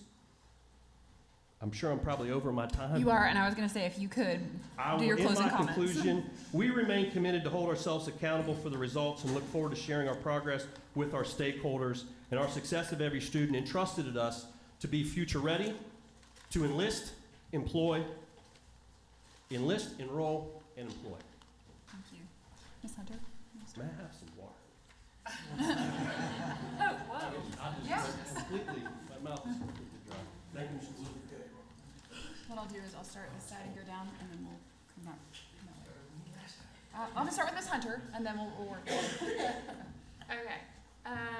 Yes, Ms. Hunter. I don't know where to begin. So, wow, that's a lot of information. Thank you for all of that. Yes, ma'am. So let's talk about unlicensed teachers just a little bit. Yes, ma'am. So you have a concentration of unlicensed teachers in your DNF schools. 124. Can you talk a little bit about their licensure plans and what you're doing to help them move into a licensed status? Sure. So all of those individuals meet with our HR staff and look at those pathways and make sure that they're on a plan in order to make their certification. When I arrived in North Little Rock in 2020, we had so many teachers that I think was on the Act 1240 waiver, if that was right. And they had been on Act 1240 waivers for a long time. In some cases, 8 to 9 years. And so we stopped that and said, you have to be on a 3-year plan and you have to show progress. If you don't show progress and you do not meet that indicator, I will revert your pay back to substitute pay. And I've done that if you're not making progress. That's one area. Certainly working with Arch Ford, our cooperative, does a great job with our novice and new teachers in supporting them. So that's another level of support. But there's a lot with them to make sure that we want to monitor that you're on track to make that certification in a timely manner. And if not, there's a consequence for it. Okay, all right, fair enough. Okay, so, and I'm going to just ask one other question so Sure. we can move on through here. Yes, ma'am, Ms. Hunter. But with respect to the Dogtown Foundation, Yes, ma'am. I think that, I mean, at least in my experience, that's a somewhat unconventional approach, unless it's popular and I don't know about it. I mean, can you just give me a little bit of background on that? And then I find it very interesting that you say in your presentation that you expect that foundation to relieve some of the budgetary Yes, ma'am. pressures on the district. And that 100%. you would use those for teacher pay. Yes, ma'am. Can you just yep. So we expand on that? already have 2 foundations in our school district. One is the Wildcat Foundation. They only focus on fundraising for high school, and it's predominantly in the area of athletics. We also have the NLRSD Public Education Foundation. They support not necessarily students, but they sponsor a signing day for our students going to college. But they also support our teachers with teacher grants. You can get a $500 grant or a $1,000 block grant for a group of teachers. That's all they do. Okay. And so the idea or the notion of the NLRH Dogtown Foundation is to have a full-time person fundraising for the district with a focus on not only those academic areas in supporting them to be future ready, but we want to target when we have family needs that are out there. We want to be able to make sure that we've got resources that we can put out into those families that are at need. So those non-academic barriers that I was talking about, to be able to fundraise for that. Also our extended day programs, as well as our after-school programs. Right now we only have one school, which is Crestwood Elementary School, which has their own, which is funded. We're kind of the pass-through agency for that, which is a full-time aftercare program. We do have a lot of community support for aftercare programs. However, since I've been there, we've funded summer school out of ESSER funds. When ESSER funds went away, we had to go to operational funds. So we're trying to think differently through the Dogtown Foundation. How can we raise money in the district and not use operational costs and redirect those operational costs towards increasing teacher salaries? Thank you. I mean, I just want to know that there are 3 now foundations. I wonder if there's going to Well, you only get the well, we tried to align ourselves, and right now the other 2 just wanted to kind of wait and see. But we've had that conversation with them because we think there should only be one, but they're different focuses. So we hope that by leading the way, that they'll come and join us. And we've asked them to join us. Let's do this together. We don't have to be separated, but they were serving a different need and not the needs that I felt that we need to address immediately. Understood. Yeah, I'm just worried about how often you dip from the well. So anyway, I'll allow you to move on. Thank you, Ms. Hunter. Are these, Tina? each of these foundations, are they 501c3s? Yes, they're all 501c3s, that's yeah, correct. so you have 3 different boards, 3 different meeting Correct. requirements that I cannot even imagine. It certainly would benefit everyone. Absolutely, and we're going to be the only one that has a dedicated person that is a full-time fundraiser. That's all they do is fundraise. While the other ones their budgets might be maybe $20,000, $25,000 a year. Our target is $1 million a year to raise. That's great. And And redistribute that's that back within our district. certainly common practice in independent schools, Sure. in private schools, and so I think it's a great approach, especially as large as your district is. Yes, ma'am, Skinner. I had a question about the tiered levels of support. Mhm. I noticed that Pikeview wasn't on there. Can you tell me more about that? I may apologize that I didn't put that on there. Pikeview is our early childhood center. I may have forgotten to put that on there as I was transferring some. If I go back to that, is it not listed? Is Pikeview not listed? It is not listed on the tiered support model. Okay. It is it's a network A. My fear So, is ABC. it's not there because they don't take the same assessments. No, ma'am, And that's- they're that's- not getting any support. That is literally my mistake. As I was transferring from one slide as our Leadership Institute to this slide, I inadvertently left that out. So I do apologize. Do you know They're- which tier they're in? They would be in Tier 2.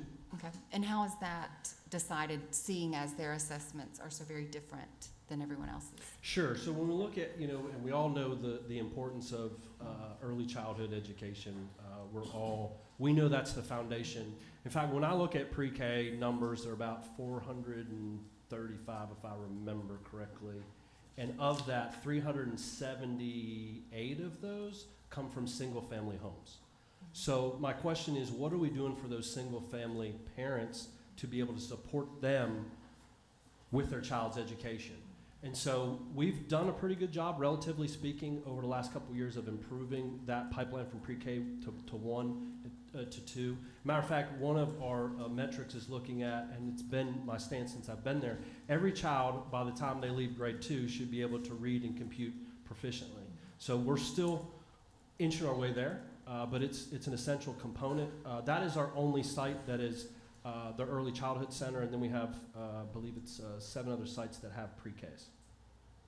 Let's see, 1, 2, 3, 4. Yeah, 5 other.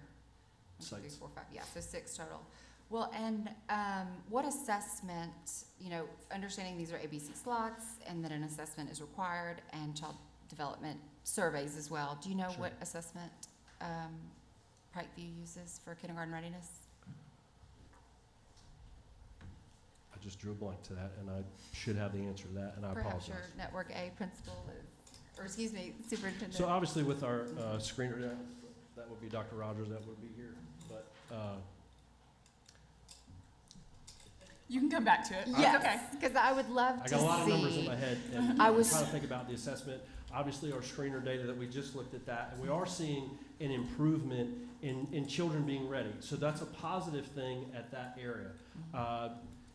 As we continue to look at grade 3, and I know Mr. Wood's already going to ask me that question, which is going to be about 18 to 20% of our students in grade 3 that are proficient. So that's still a large number of students. We have 275 today out of 568 third graders that right now would look like they would not qualify to move on, although we got 141 that are in high impact tutoring grants. So we all know that early childhood piece is going to feed right into that first year in which they take that assessment. Well, and I think it just worked out this way, but that the seats belong to you, the funding belongs to you, so the support is also in your purview. And I think Yes, that's because of because you only recently joined the co-op, because often the co-ops are the ones, they're located at your individual site, Absolutely. but they often feel very separated, and so the building leadership isn't involved. So I You know, appreciate that yours are. I would say, to your point, one of the first things I heard when I interviewed 180 teachers, the pre-K teachers always felt left out. Yeah. And they're like, it's always K-12, but they never talk about us. They're not included in the support Right, plan. so I have Right. 2 that sit on my teacher advisory, 2 pre-K That's great. teachers. And I also very much appreciated the sort of this, I identified it as SMART goals, but the tangible, attainable improvement plan of 10% per year until Absolutely. a certain level. It chunks it off in a way that feels like you're not eating an elephant, I suppose. Like it's manageable. Right. Right. And 110%, growth, obviously 100% would be that you've met your yearly growth ma'am. from one to the next, and 110% feels very, very attainable. So I appreciate that. And I Yes, ma'am. hope that those 14 kind of key tasks in both workforce development and in academic are also being applied to the early childhood workforce as well. So Yes, ma'am. thanks, I Thank you, Ms. appreciate it. Keener. Yes, sir. Well, we're here based on numbers, but to go off script there, let's go qualitative just for a moment. Could you reintroduce your staff to us and have them stand when their name is called? Yes, sir. Dr. Arnold, it'd be my pleasure. The first would be Dr. Redis. She is our school board president. I'd also introduce to you Colonel Scott Stanger. He's chief of staff and heads all of school district operations. Next would be Dr. Leanne Stoll, assistant superintendent of school network support services. Dr. Thomas Rogers is our assistant superintendent of school improvement network A. Mr. Jacob Smith, assistant superintendent of network B. Ms. Shonda Macon, who is the coordinator of school innovation. And also Dr. Carmichael is here from our coordinator of science. I think our literacy folks are doing training today, or they would have been here too. And also Ms. Larissa Harrison is the principal of NLR 6. She is in her second year as the principal in a Tier 3 school. And I don't think I left anybody out, and certainly our friends from Archford. Thank you, and congratulations on 7th Street. Would it be appropriate, or may I have a couple of minutes just to have Dr. Rogers and Mr. Smith come to the podium just for a word or two? Absolutely, Dr. Arnold. Thank you. Yes, sir. Knowing it's a public forum and, you know, we're not in a back room somewhere, I'm just going to ask questions and look for, you know, your heart. You know, Dr. Rogers, the team structure looks powerful on paper. In your mind, is it the right one, and how is it working? Thomas Rogers, Assistant Superintendent, Network A, North Little Rock School District. I want to refer back to the question about the pre-K assessment. Yes, thank you. Let me grab that first, and then I'll jump to you. Okay. I It appreciate is it. Brigance. Oh, great. That's what Okay. we That's a use, good and one. Frog Street is the curriculum. Perfect. I Is that appreciate good? that. Yes, Okay. thank you. I love that you knew that. Yeah. Now I'll go to you, sir. You would repeat your question for me? Well, so I yes, can and make sure I'm I going answer? qualitative, just to get a sense of the team structure, its effectiveness, because it's a powerful model. It's not your typical model, but in this instance, I see it has a lot of potential. So how is that potential materializing in your mind? Dr. Arnold, may I ask, are you talking about the concept of network teaming? Yes, yes, yes.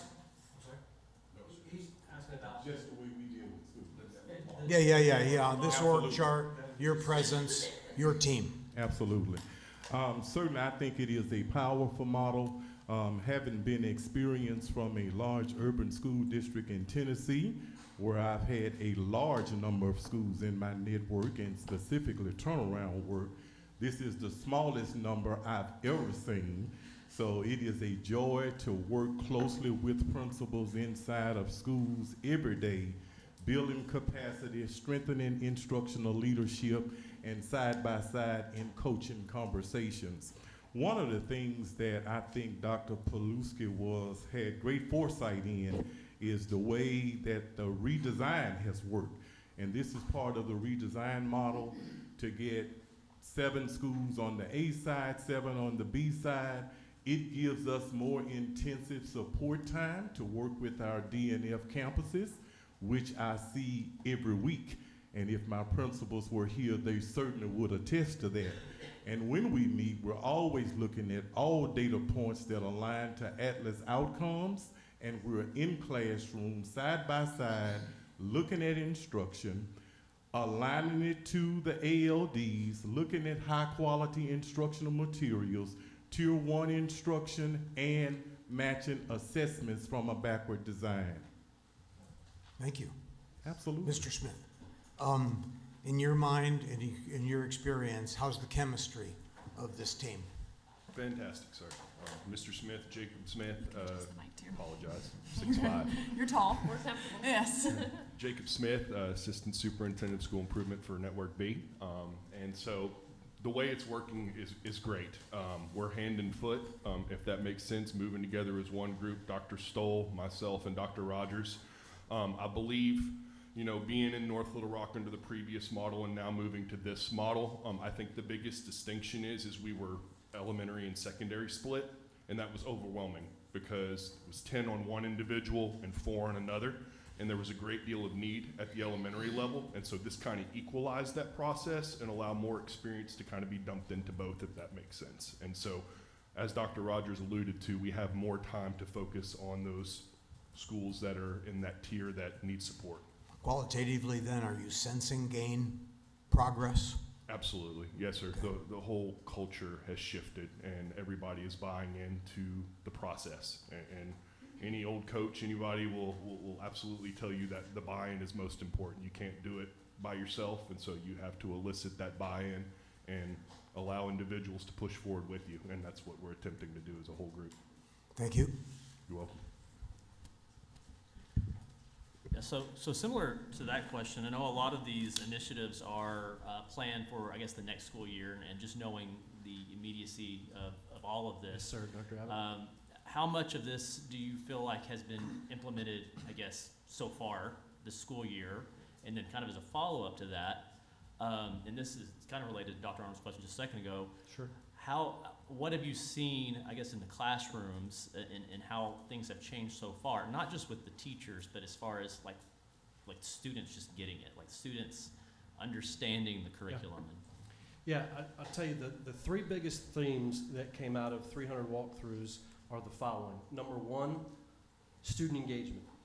And so there's too much teacher talk and not enough student talk. That's a big one. Number two would be formative assessment. Making sure that we're using those formative assessments designed from our curriculum team that are used consistently to continue to understand where are my kids, where are my kids, where are my kids, and what am I going to do about it. The last is teaching at a low level, which is the DOK1. We know that's a low level of instruction. Kids are not going to be tested at a low level of instruction, so we've got to be able to raise those gains. So we've taken that data and we're spiraling it back into our individual schools to reduce professional development, and then we're going to go back in and look at instruction, and we should start to see some changes based upon those three areas. But I will tell you that we continue to implement with fidelity to the best of the ability, and if somebody's not meeting that expectation, then the expectation is that that individual teacher is going to be written on paper on notice if they're not following the directions that they've been given. Great to hear. I had noticed as a district, I think it's 78% students graduated on time, and obviously it's a big part of the score. Yeah. You mentioned an initiative called a Fusion program, yes, and you're, I guess, redesigning that. Can you speak more to that? Yeah, sure. So the Fusion program, we have I believe it's 25 students today. We implemented that last year, knowing going into looking at our graduation rate and how we're going to be able to improve that. And we've re-engaged kids that have dropped out. And I'll tell you this story because it's real. And it's heartbreaking. But when I talked to one of the students that graduated this past year out of the Fusion program, and when I went to visit him before he graduated, I wanted to know his story because everyone has a story. And I asked, why did you drop out in the first place? He had one credit shy of graduating. And he talked about his family life. He talked about, I had to provide for my family. At that time, there was no other reason or no other avenue he felt in his mind to take care of his family first. Before that, we got him to be able to graduate. It amazes me what challenges these kids face outside of school, but still come to school every single day, wanting to learn. They know it's a safe place. That's just one little success story. The other thing is completely redesigning ALE. I'm not happy overall with our ALE program. I think we need to do a better job. We have 215 students in ALE. When I arrived, this was another thing on my list, but when I arrived and I talked to students, and they would say, Dr. P, nobody gets out of ALE. Once you're in, you're always in. What does that say when students are saying that once you're in ALE, you're always in ALE? Now, for some kids, a smaller learning environment, they need that. Predominantly, when you look at our data, it's African American males. And we've got to reverse that completely, period. Thank you, Dr. Abbott. I've got a few. Yes, sir, speak up. You talked about 300 days or 300 walkthroughs. Yes, Was that you personally, or was that your staff? My staff as well. Okay, so how many of those 300 were you? I was on you think that's an appropriate split? No, sir. Right. How many people do you have that work in the district's office that aren't in the schools? In the district office that are not in schools? Yeah, your So that would staff. be all operations staff, all of that? Well, sir? there seems to be, and with all due respect to the structure, and I'll talk about that in a second, there just seems to be a lot of assistant superintendents and a lot of people that aren't directly involved with in the schools. And I'm just trying to understand. Sure. I understand there's 7,000 students, but. Sure. So we actually had more in central office before the reorganization. Okay. And so one of the avenues that we were faced with a $5.1 million deficit, that was a huge factor. So based upon a variety of factors from the school board, let alone to our employees in our budget survey, and the first thing that the board as well as our staff said, you need to look at central office. And we had more central office staff in central office prior to this school year. So what the model was in the past is you had people that had instruction, but they also had operational functions as well. So you might be over top of student support, but you have food, nutrition, and you have transportation as well. Now what we've done is divided all that really into two sides of the house. So an operational side, which is what Colonel Stanger oversees. So that's budget, finance, human resources, everything that makes school run, and then allows for the assistant superintendents to just zero in on the principals that they're supervising. As Mr. Smith mentioned, in our previous model, we were leveled. So the elementary supervisor had 10 schools. And so that's a lot when 4 or 5 of those are in, in high needs. On the other side of that, the secondary supervisor had 5. And as I reflect on it, the secondary principals have had 5 supervisors in 5 years. And so when you have 5, and then you had, so it just seemed that if I could get a smaller number of a leader to work with a smaller number of leaders and have intentional time with them, that would be better, and to focus their work and to support that principal in their work. Right. And that reorganization is just in. Yes, it just went into effect July 1st, Mr. Peacock. All right. I don't mean this to be a negative, help me feel comfortable that it's not rearranging deck chairs and it's actually making the process better. And I know part of that's your presentation, but. Yes, sir. Oftentimes we see when an organization's failing, the first thing they go to is reorganizing, and that buys them time. We don't have time, so Sir? How can I be more comfortable that that's not what we're doing here? Yeah, I mean, the whole thing is each of those assistant superintendents, their entire job is living in schools. Right. That is their entire job. And they're reporting back each Tuesday when we meet about what's working, what's not working, and they're highly visible. They're working with every single, and sometimes they have to shift the focus, for an example, to spend a little bit more intentional time. For an example, Mr. Smith's direction was to spend more time for a period of time at the 7th and 8th campus, because that's where I needed him the most. But there are other principals that need support as well. But they're in schools every day. And I think the opposite side is in a leveled model where you had maybe more principals that had more need and other duties as well. So we're trying to streamline that focus. And then where Dr. Stoll comes in is now I've got one person that's completely over all of the services that support schools. That was in a variety of different shops, so to speak, as well. So that is now streamlined, and now there's more collaboration and consistency. And that was a big problem. I mean, principals would tell us there's a disconnect between central office and schools. And we can't have it. Central office is there to be a direct support, not a hindrance. And yes, Right. sir. You touched on teacher absenteeism. Yes. Do you track that? We do. What's the absentee rate? Well, I've had it by a couple schools. I'm just going to say it's horrible. What we're finding, and specifically it's on Fridays and Mondays, where we find the most teacher absences. And then if you compound that with absences due to pregnancy, FMLA, those kinds of things. And I'll give you an example that our instruction at one of our schools in 4th grade, has a teacher that's out on maternity leave. So couldn't find a long-term sub. So they took the network instructional specialist that's to work with all teachers and put them in the classroom to directly work with those teachers. So we've got to look at our attendance policy and couple that with daily attendance at our schools, and we've got to do something different. whether that's, teachers are allotted, I think it's 14 days of sick leave and so forth. And I've asked our administrators and our assistant superintendents, if you're finding that pattern with a teacher where there's chronic absenteeism of the teacher, then I expect that to be addressed immediately. We can't, one, we gotta get the kids there, but I've gotta get teachers there as well. And that's something, matter of fact, we also include that. One of the things we do on Fridays, we have our weekly school board report. So our weekly school board report goes out to all of our school board members. That's kind of what's happening this week within each of the offices. Also included that is our teacher daily attendance rate that goes out to our school board members as well.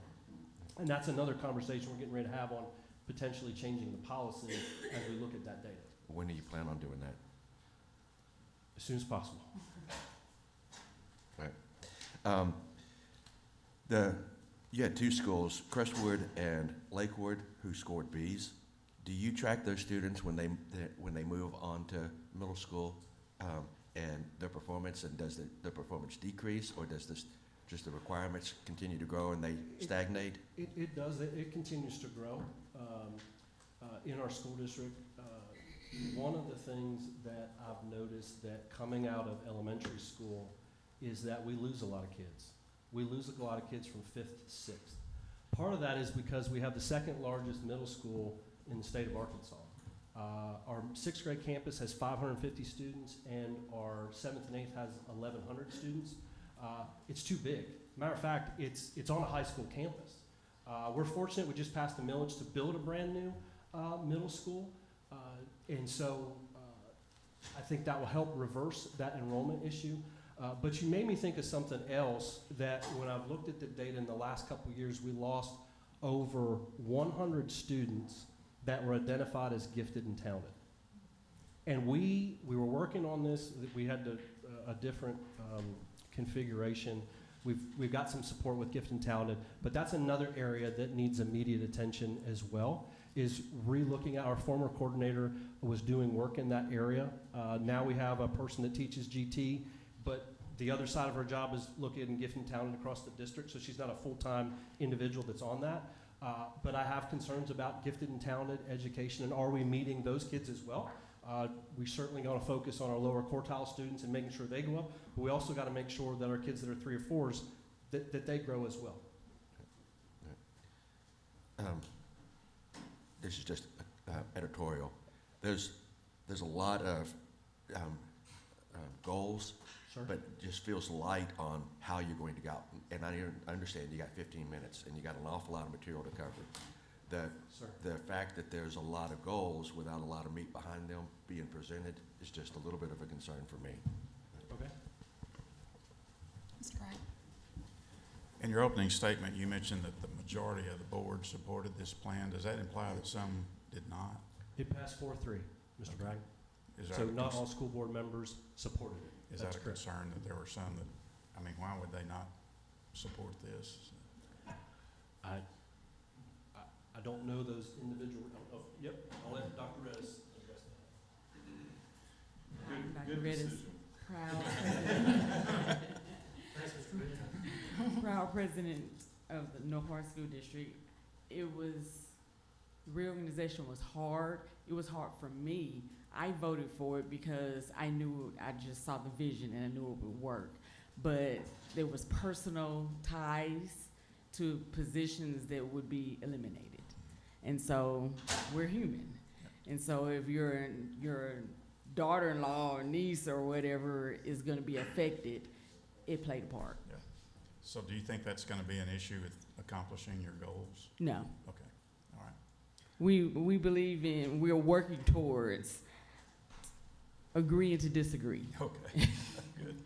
Dr. Paluski. Yes, sir. You mentioned the reducing the absentee rate in children. I think there's in there 10-day limit on unexcused. What happens to those kids that exceed that limit? That exceed that limit, there's certainly consequences for that as it relates to our student discipline policy that we'll follow up on with those individual students and those individual parents.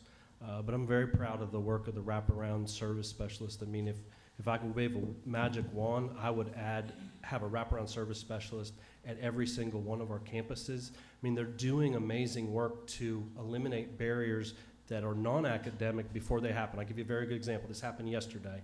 We had a parent at Boone Park Elementary School that had an $800 light bill, heating bill, electric bill that was way overdue. They were getting ready to shut off their services.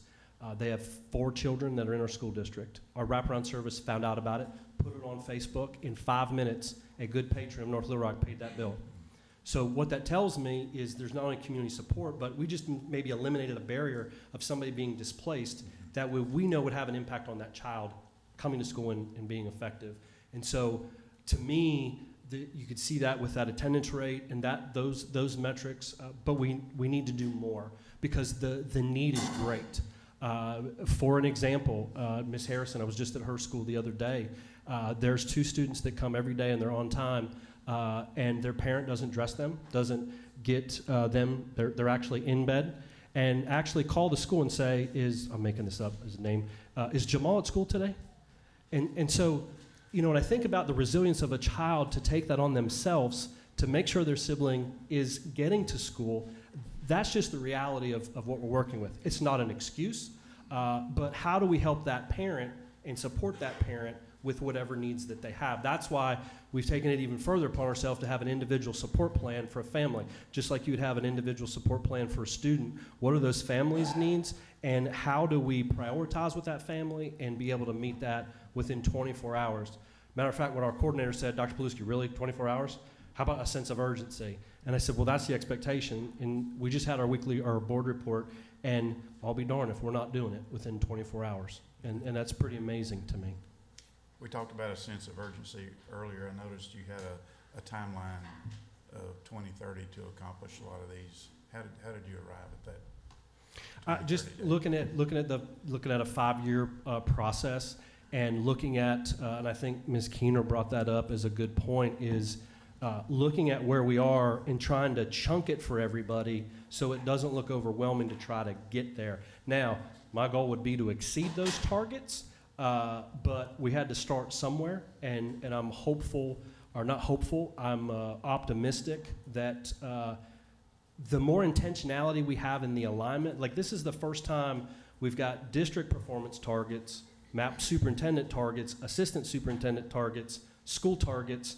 The next move is going to be teacher targets and then PLC targets. We're not quite there yet, as I said, a work in progress.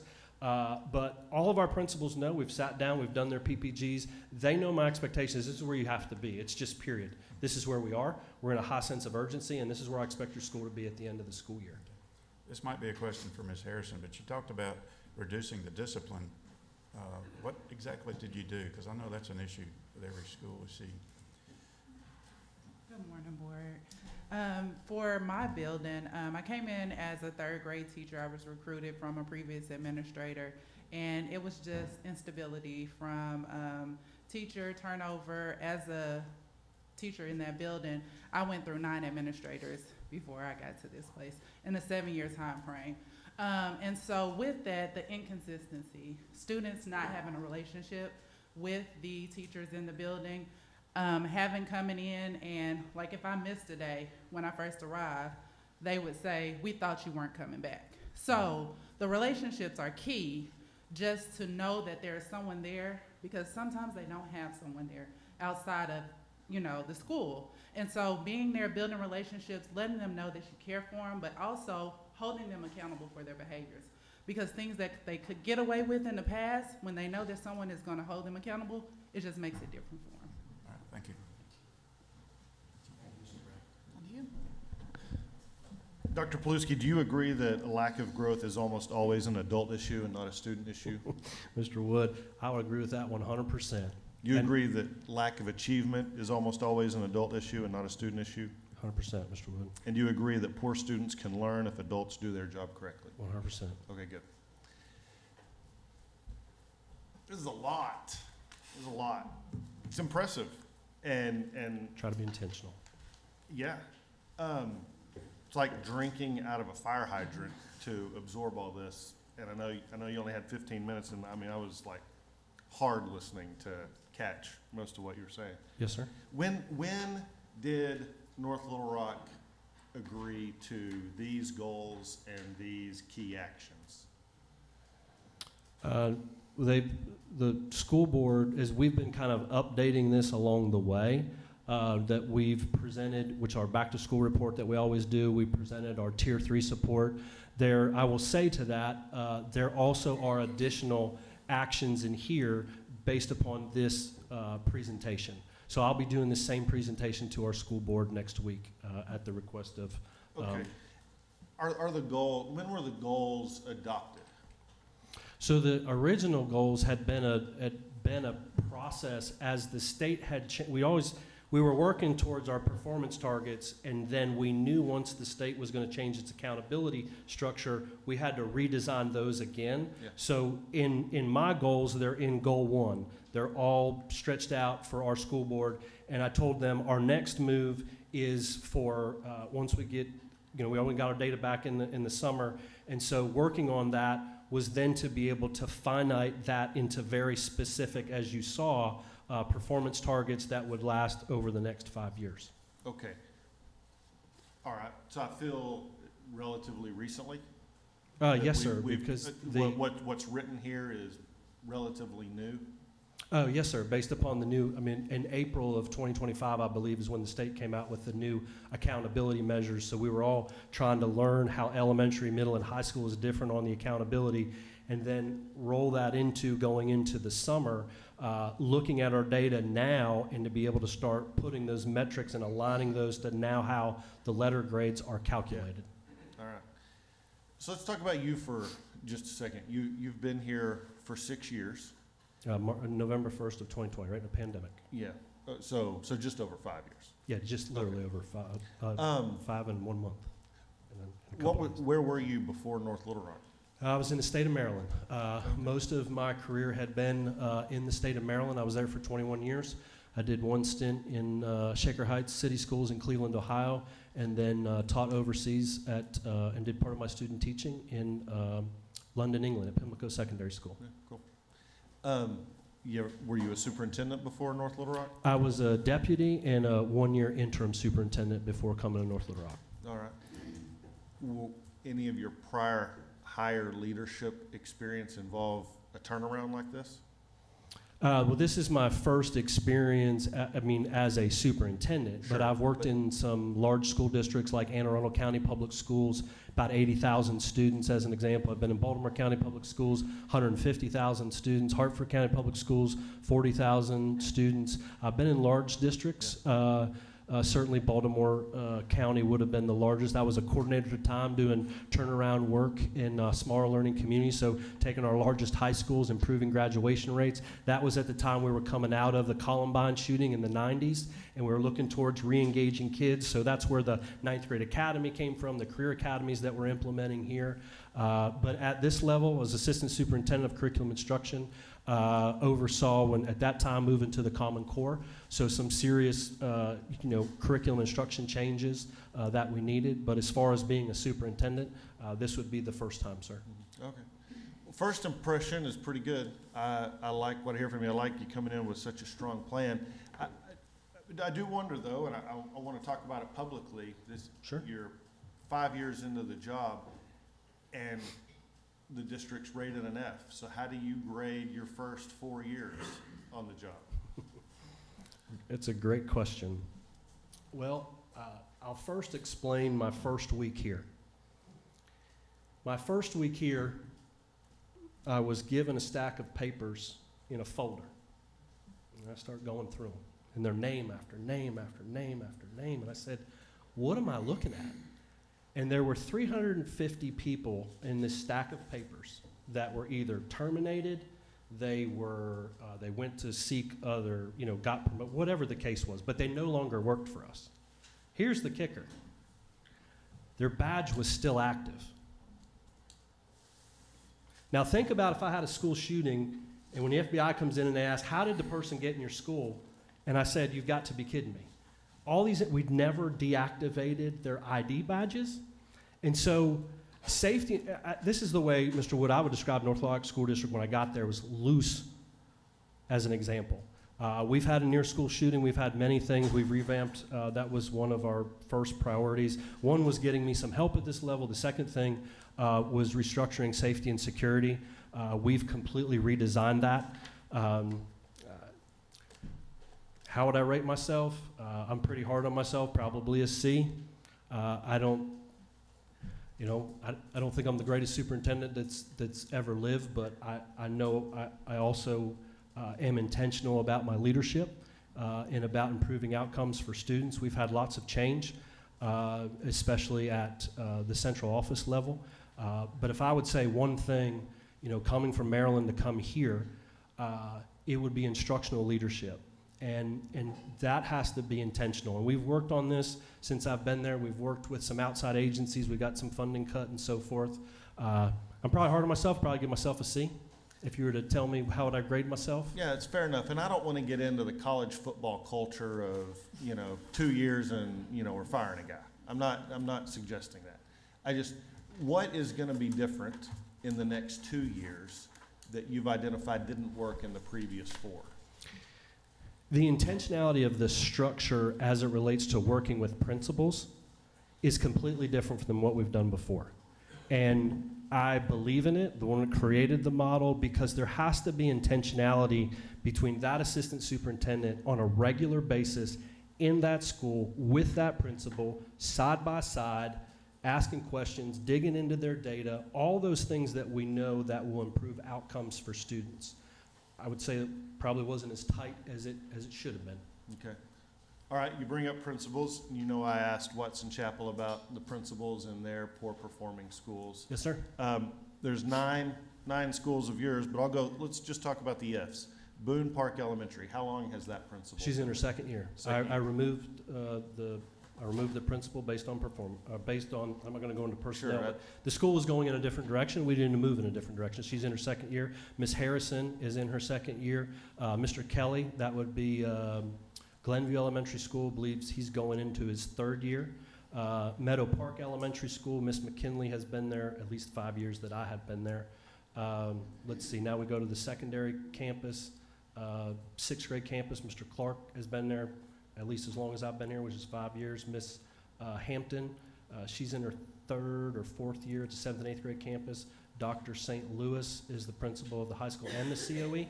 I want to say 3-4 years. I'm trying to think of anybody else that's on that list. I don't think I missed anybody. Miss Harrison certainly is in her second year. Yeah. So, a few in there, year 4, year 5. When do you start to feel like we have a leadership problem in the building?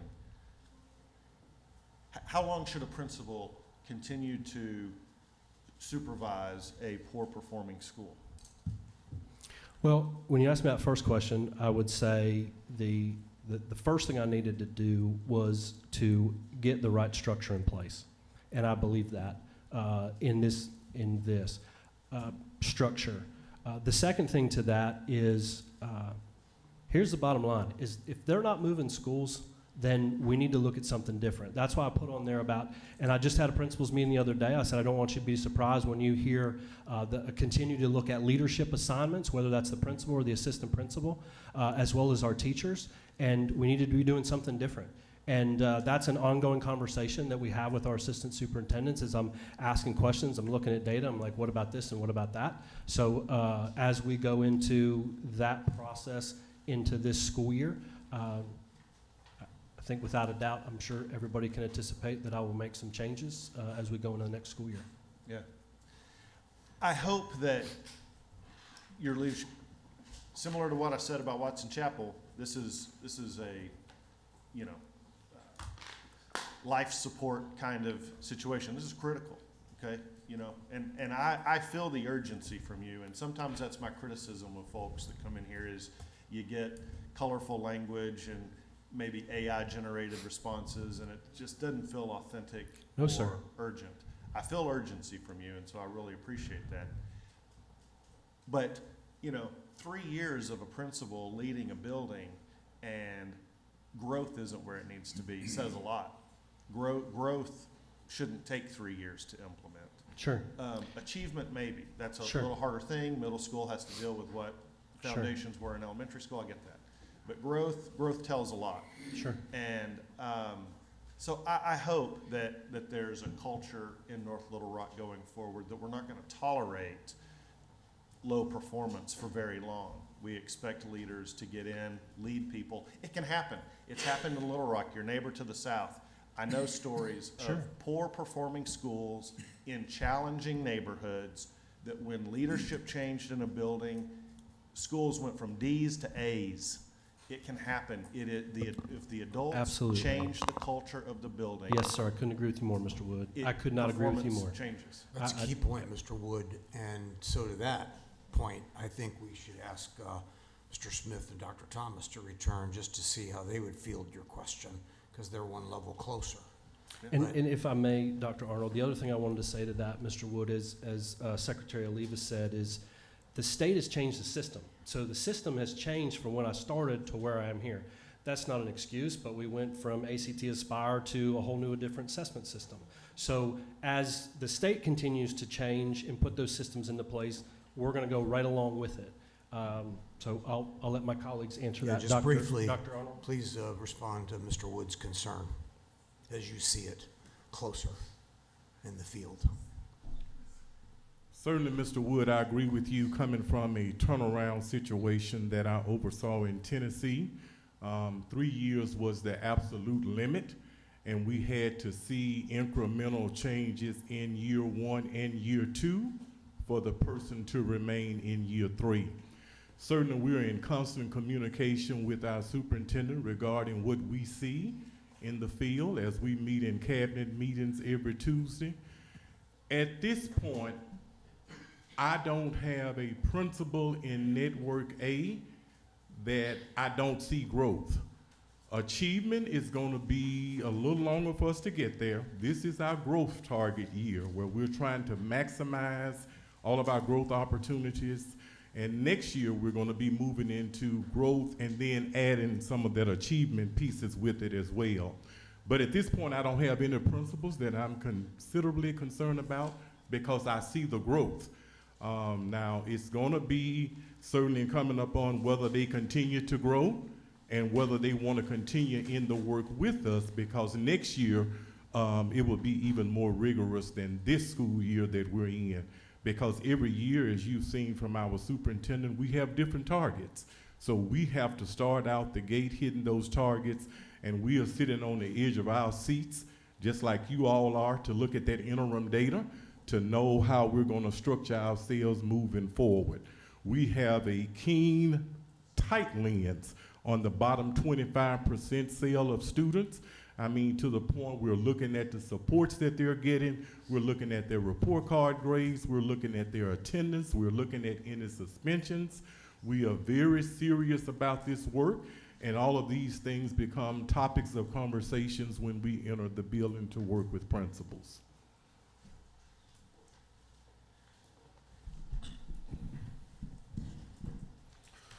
Mr. Wood, I'd just like to echo what Dr. Rogers said. I'll take it a little further from my perspective, but we're in a brand new system. We realigned everything. With those expectations comes an adjustment period, but there is no doubt that there is a sense of urgency. Dr. Paluski teaches everybody John Cotter. The first thing you have to do in any institution that's going through a change is create a sense of urgency. I would echo what Dr. Rogers says, is that there's not a principal in Network B that doesn't want to get better, and that we are not working every day to get better. Those tough conversations might come, but right now we are in the process of making sure that we are aligned, we're systematic, we're all marching hand in step. That's the biggest thing I can echo, is that the whole system is aligned to making sure that we are promoting and improving a systematic change, and that's where we are. Well, thank you. My only response to that is want to is not good enough, and I don't mean that disrespectfully at all. I just think that we have to be tough enough in our conversations with the people that we entrust these young lives to every day to say that it's not about want to, it's about effectiveness. It is about actually moving the needle. We have to move the needle a long ways, and we can't just want to move it. We have to actually move it. And there Yes, are sir. people that are accomplishing that, and there are people that know how to accomplish that. And then there are people who are not accomplishing that, and we have to help those people find other things to do. Address the individuals that are not meeting the expectation. Yes, sir. So I want to ask about just the culture of the classroom. Do we require every teacher to have a plan for every student? Yes. Yes, sir, we do. We have, pushed in by Learns, we have individual reading plans, we have individual math plans, we have RTI that we push out, and those individual education goals, we use products such as Success Maker and things like that that develop individualized processes for where those struggles are with individual students. And so, yes, sir, even from the perspective of Dr. Paluski speaking about our GT and enrichment, those individuals that are on level, we want to make sure that those children are challenged and they have individual plans to make sure that they are still growing under the auspice of the new system.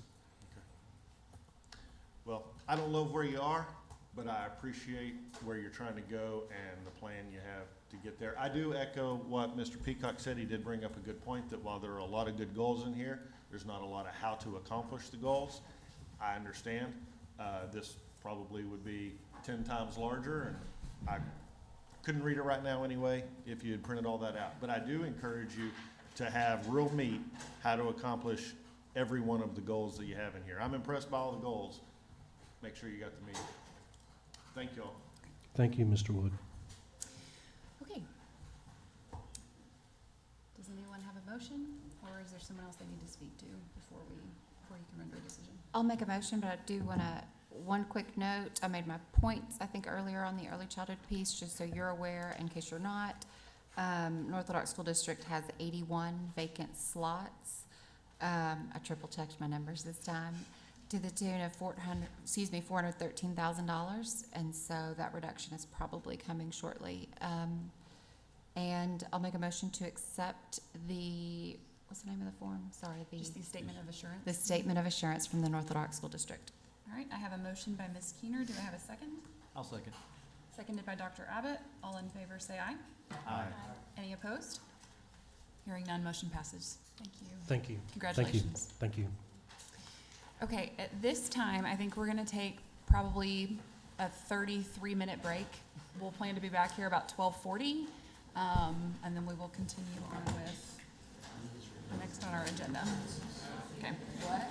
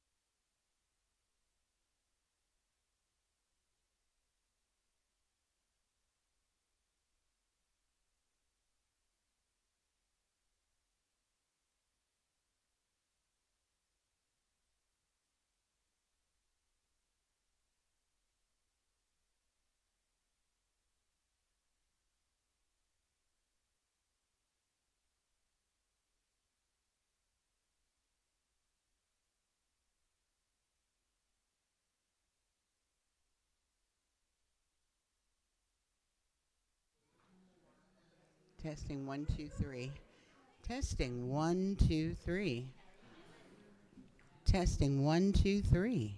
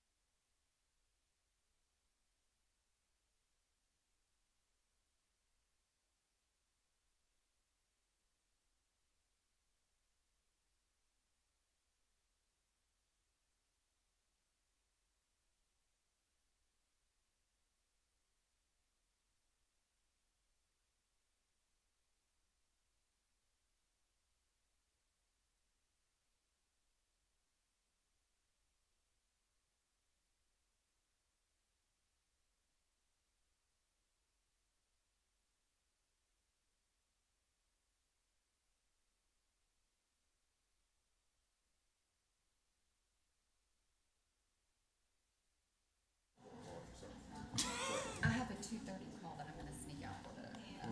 All right, y'all wrap it up. Here, I'm not asking questions. We're gonna start with you this time. All right, we're gonna call the meeting back to order, and I think next up we have Pine Bluff. Stacy?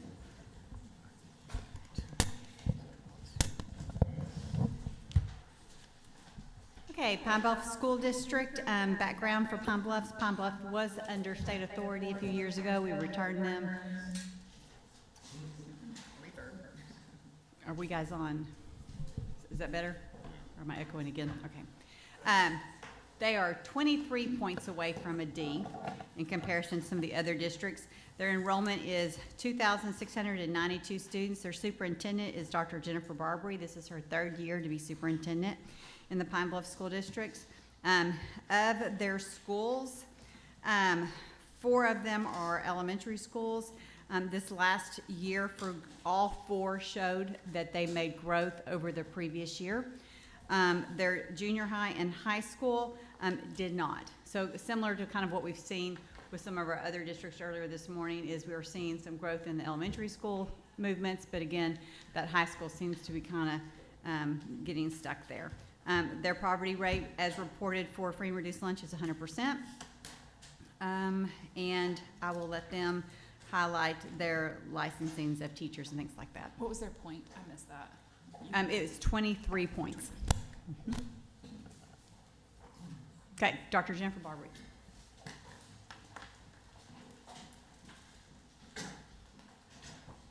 Well, good afternoon, Board. Good afternoon, Secretary Leva. Thank you so much for this opportunity for me to come and share with you about the progress for our district, and thank you so much. I'm Jennifer Barbary, Superintendent, Pine Bluff School District, and I'd like to start just by saying as being the superintendent at Pine Bluff School District, we've worked really hard to make our school district's focus student-centered. We worked with a strategic planning committee before I was named superintendent at Pine Bluff School District, and through that committee and the community process, we've created a vision for Pine Bluff School District. And our vision is that we will have a safe, supportive, and student-centered community for every child, and that every child is challenged, that they're empowered to overcome the barriers, achieve at high levels, and pursue college and career readiness. And so from that mission and vision shift into what we're doing to make this happen, we continue to ask ourselves, are we making the decisions that's best for our students? So when I looked at the assurances from the department that was sent to us, it said, you know, identify the comprehensive needs assessment. Well, we have a comprehensive needs assessment.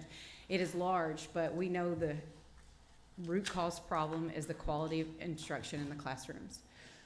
This is something that we've seen over several years about the quality instruction in the classroom. So our goal is that all students will receive high quality instruction in the classroom. In order to get to that goal, we are going to have to really focus on those incremental movements and the systems to get there. The goal is that students are going to achieve, and so everyone thinks, you know, as part of that, it's through academics, and it is. Achievement is defined by academics. However, we cannot get to that academic goal without focusing on the systems to get us there. Academics being 1, student support being 2, and human capital being 3. So as the superintendent over the last 2 years, those have been my focuses. We've worked very hard to make sure that if we improve 1% a day in every one of our systems, then we'll have over 100% improvement throughout the school year. But 1% a day in academics will get us to 37% achievement at the end of the school year. 1% in student support and 1% in human capital. So every single day when we walk to the school and I go to work, we think about what are we doing every single day to improve that 1% and what is my job in getting that done. So I'll start with academics. So as part of this strategic plan, these are there are several things that we've identified that are going to take place moving forward. Many of those things are things that we have already have in place. And so I just want to give you an overview of as far as how I can say that we're supporting this. So number 1, district's going to ensure that we provide high quality tier 1 instruction in every classroom. We're going to do that by supporting lesson internalization, providing walkthrough feedback, using tests and leads, and continuing to reinforce our high quality instructional material and that they're using it with fidelity. We're going to develop SMART goals. SMART E-goals, by the way, was introduced to me this school year from the State Department with the evidence-based piece added there. And so I realized that in our district strategic plan, we need to go back and look deeper into our goals for that so that they have all those measures with the actual overall goal. Again, we have an overarching goal in our strategic plan, but I want to make sure we have very specific goals. And we're doing that, though, from a district level, but I can't do it from a district level without every single grade level having a SMART goal per subject, per grade, and the building principals are working through that right now. And so that'll be, you'll see evidence of those goals in place before Christmas. We are going to evaluate block scheduling this school year. We have been evaluating it, but this school year, this is some big, strong data we're taking. So when I took this superintendent role at Pine Bluff, we moved the high school and secondary schools to a block scheduling. This was done before my superintendency, but it was for safety and security. We were trying to reduce transitions. We were trying to keep kids in class. Since then, now that we can prove that we have kids in class and we're safe and secure, we're realizing that the block schedule is not the best benefit for our students as far as academics, and so we're looking to move that, a shift from block scheduling back to a 7 to 8 period day. As far as the year-round calendar, that was something that we implemented my first year as superintendent. We have data on that as far as attendance. We have proof that our attendance data for students has gone up. Our teacher attendance is still pretty stagnant. It hasn't shown to make any progress in that yet. It did the first year of the first semester, but since then, in comparison, we can't show that there's any growth in teachers there, teacher attendance. We also are working with our, we have adjusted our year-round calendar, but that's something that we're going to continue to monitor. But when we speak about academics, where we were meeting in collaborative teams. We ensured that those were taking place every day. However, the actual models and data that was done in those collaborative team meetings weren't documented, and so that's something that we began as far as where we came from. At the beginning, we had several human capital adjustments that helped with our academics. We purchased and began implementation of high-quality instructional materials. We have 95% group for the bottom of the rope, benchmark workshop, and my perspectives for top of the rope, all on the state test. All on the state list. Benchmark workshop, we're not utilizing any of the phonics pieces of that, so we know that it's still feasible. We've got specific training in all those curriculums, and we continue to work on lesson internalization with that. We have pacing guides for all of our subjects and grades, that's including music and PE at the elementary level. So that's something that our director of curriculum instruction works with our teachers in collaborative team meetings. We have certified dyslexia interventionists at every campus. We do weekly district focus walks for consistent practice. We increase the district observation tool by utilizing support staff from TNTP and NIET throughout the last 2 years. We strengthened, we have a strong pre-K, and we've added instructional facilitators to support our teaching. Right now, so this school year, we ensured that we put a certified teacher. We tried to move our strong certified teachers to our foundational literacy classrooms for sure. So K2, we have certified teachers in the classroom. Not all, but almost all. We moved our pre-K. Our pre-K campus had the most tenured principal, and she also had the best rapport with parents. It was a strong campus. Everyone loved our pre-K. We had a strong pre-K number. And so this year we've transitioned all of our kindergarten out of our elementary schools and moved that to the pre-K campus. So we have a kindergarten academy. And we expected 10 classes of pre-K because of our, we expected 10 classes of kindergarten because of our pre-K numbers, and a lot of times we would lose our pre-K students. They would go to other districts or possibly charter. And so our prediction was that we would have 200 kindergartners because we had 180 pre-K students. We currently have 13 classrooms, and we have 265 kindergartners at our pre-K academy right now with our kindergarten. This school year we implemented, it was a non-negotiable about what every classroom has to have in Pine Bluff School District, and we called it our classroom recipe. So we did specific training on everything that would be in the classroom, starting with just the basics of every performance-based objective needed to be posted, our ICANN statements are posted, standards are posted. Then social contracts are in place. We have a calming corner. We have use of anchor charts, just everything that needed to take place for a positive classroom environment so that we had a conducive place for students to learn. What we know we have to do is continue to strengthen the fidelity of our high-quality instructional material. We have to continue to strengthen the training of our teachers in lesson internalization. We have 5 teachers currently in the Master Teacher Program through Harding University. It's a partnership with our co-op as well. And then we're looking to expand that next school year. Again, to be in the Master Teachers Program, you have to be a certified teacher in that subject area for 3 years. And so we have a lot of novice teachers. As far as a human capital adjustment, that's on the next slide. Let's go to that. So in student support, I will say, one of the things that we are going to ensure that we're doing a better job of is tracking our level 1 students so that we're providing those intensive interventions. We know who they are, and they are in interventions, but making sure we're looking at that progress monitoring. The concerns we have is the comprehension piece at the upper level, 3rd through 12th grade. With comprehension, progress monitoring is a little bit harder as far as the curriculum that we utilize. And so we're looking for progress monitoring through students' writing and through iReady and Lexia, and Power Up. But those are things that we know we need to do a better job at looking at how we're progress monitoring. We are looking to create a comprehensive student tutoring plan to support all students. We currently have 2 21cc LC after-school programs, but we need to be more intentional about how we're placing those students in there and what the data shows. So like a pre-test and a post-test, more academic rather than experiences. We want to make it more academic for actually intervention. We need to monitor the implementation of our inclusion practices. That was something that was a large shift when we started. We had over 30 students that with IEPs that were off-site. They weren't being served in the district. And so as part of our corrective action plan, we were bringing students back to campus. As we're bringing students back to campus, we were trying to do our very best to place them in their least restrictive environment. And so we have much larger inclusion practice. And so more of our students now are in regular education classes rather than pull-out resource classes. And there's proof in our data for that. So our lowest 25% of students have above state average growth in several of our elementary schools because we've put them, and we believe it's because we've put them back in Tier 1 instruction, and we have required all of our special education teachers to go through the same high-quality instructional material training that everyone has. They have the same materials as everyone. We just need to do a better job at modifying those assignments for students. We require data conversations between students and teachers to set academic goals with all students. It is spotty across the district. It has been part of our requirement.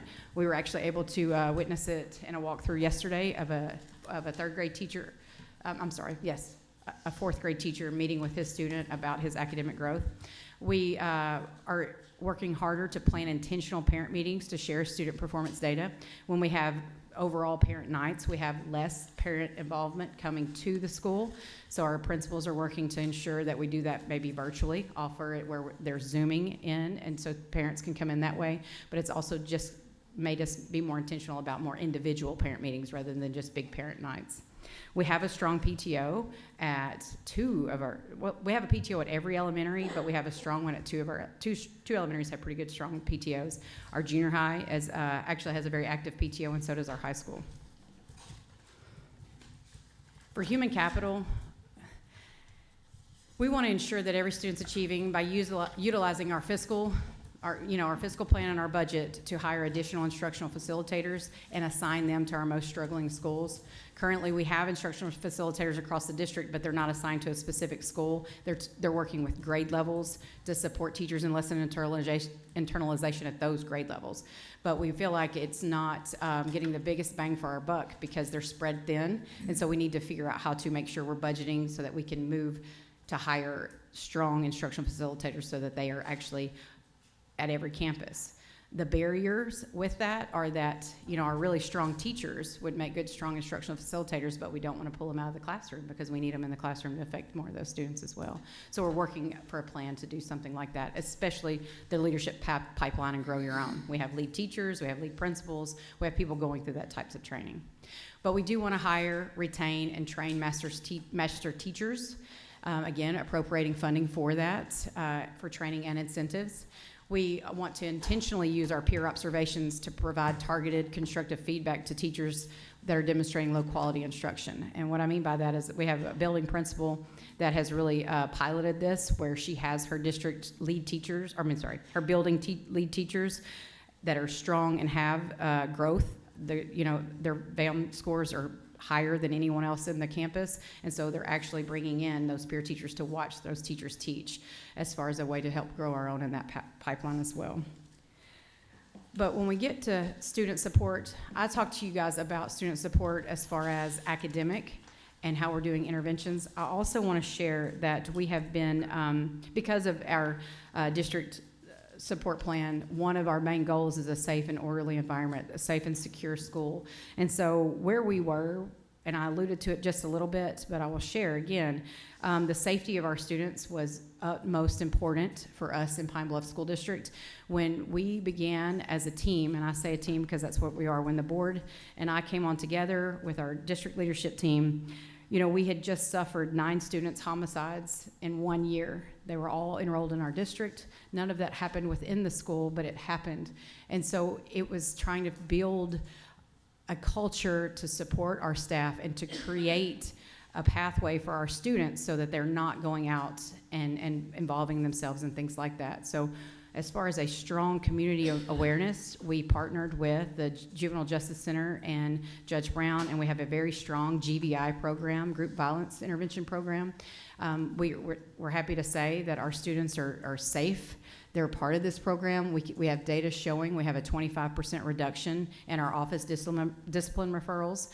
Our students are actually coming to class. Our attendance rate is up as well. When we compared last October to this October, and again, last October was year-round school, and so we had pretty good percentage. It was right at 92%, and this year we are at 96% in our October 1 data for our attendance for students. So knowing that they're in school, it's a big part for us. We're in year 2 implementation of Capturing Kids' Hearts. I believe in this program. A lot of people laugh at me about it because it seems sometimes that people think it's elementary, but you should if you get a chance, make sure you follow Pine Bluff School District's Facebook page and watch our students at the high school talk about their good things when they're really thinking about what they like about their school. And so that's something that they like to share as far as capturing kids' hearts. It's implemented a culture of belonging. Many of them are trying to make themselves something, and yet we weren't holding them to the expectation that they were holding themselves to. And so now when teachers can hold our students to that high expectation, we feel like we're getting somewhere. Get to your closing comments. Okay, our next steps for safety and security is continuing to keep our school safe. We have a strong monetary budget for our safety and security plan, and also to make sure that our schools are safe. But I'm ready for any kind of questions. I told Jeff Wood he could go first. All right. So. I like it. No stranger to Mr. Woods, so that's good. I did not ask for that. He did not. Let's be very clear. I just, post lunch, we're changing it up a little bit. Do you agree that lack of growth is almost always an adult issue and not a student issue? Almost always, yes. And do you agree that lack of achievement is almost always an adult issue and not a student issue? Yes. Do you agree that poor students can learn if adults do their job correctly? Yes. Okay. So you've been the superintendent at Pine Bluff for, is it 2 years now? 2.5. This is, I'm right at my half Yeah, so mark, you're but in yeah. your third year? Yes, I am. All right. Mhm.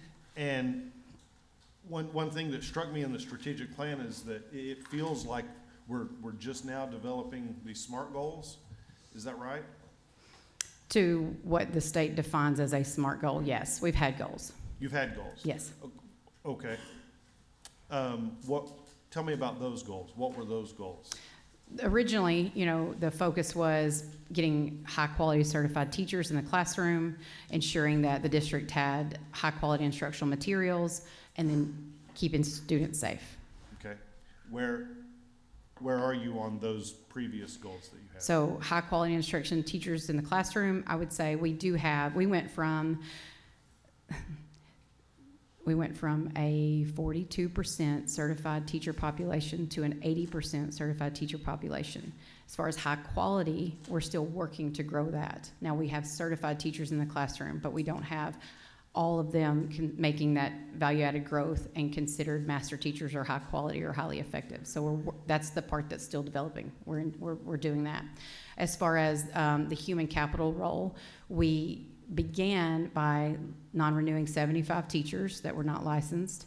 We opened up every principal position and rehired for every principal position in the district, as well as assistant principal, to work on that part of the human capital to ensure that we had instructional leaders in the classrooms and the buildings as well. There have been a shift in district personnel as well. We've not filled some district leadership roles because we wanted to utilize that funding for other things like instructional facilitators that would be more hands-on building level.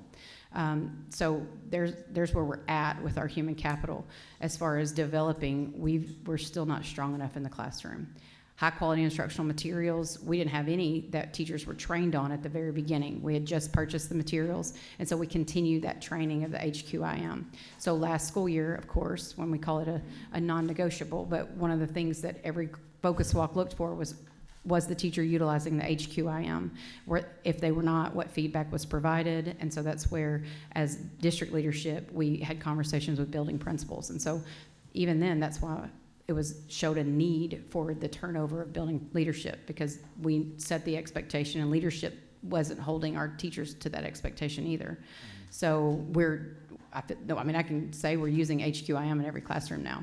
And then as far as keeping students safe, the data shows that our discipline rate is down. I'm in the buildings every week, and so the fact that students are in class, and I know to some people that is, something that they're not familiar with, because you just expect students to go to class, but unless they're held to that accountability and making sure that they're sitting in the classroom, then they're not going to get any instruction if they're not. So right now our campuses are safe. We have a security team at every campus to keep physical safe, but now we also have wraparound services, support services, social workers, calming rooms, behavior management systems, restorative modules for in-school suspension. We're working to get those with Fidelity across the district as well, just so that kids feel emotionally safe as well, so that they want to be there. Okay. So what about, I appreciate that you said there's been a number of principal. They all had to reapply. That's I guess right. that's how we'll say that. Mhm. So at Broadmoor Elementary School, Go ahead. how long has that principal been there? Well, this is the start of his second year, so I gave everybody 1.5 because we're in the middle of the year, but 1.5 years, last year and half of this year. Okay, so, all right. And Pine Bluff Junior High School? 1.5 years. And when you say that, so there was someone at the junior high before the current principal? Yes, sir. 2 years ago, there was someone else leaving that building? Yes, sir. Okay. I'm not talking about just a year and a half ago, you rehired these people. I want to know, 2 years ago, how they long had have they been behind the desk at that building? This is the beginning of their second year, Yeah. or they're in the middle of their, in the middle of their second year, And Pine Bluff High School? middle of his second year, All right, and 34th Street Elementary? middle of her second year. Is it the same for all of them? No. Okay, Look at Matthews South- Elementary. So Matthews, she's in the middle of her third year. Okay. No, she's been there 2 years, 2 full years as the building principal. Okay. So she's in her third, she's starting her third year. All right. And Southwood Elementary? She's been there 4 full years, and she's now starting her 5th year. So there you're starting to talk about a tenure of Mhm. leadership in a building. That's right. Going 4 years, going on 5 years, it's a D school. What changes are being implemented right now at Southwood Elementary School that give you confidence that growth and/or achievement will improve at that school? So that building, again, with the new accountability system with the grades, our whole district, every school has always been an F. And so at Southwood has shown the most growth, has the most tenured principal. They're 3 points away from a C. And so she's had some teacher turnover as well. And so that building principal works very hard, has a strong lead teacher pool. And so some of our best math scores are actually coming from Southwood in 6th grade. So in fact, those 6th graders that performed well last year are now our 7th graders that still are performing well on their interims in math. At Southwood, they have solid collaborative team meetings. They reach out for support. So how are we continuing to push that forward?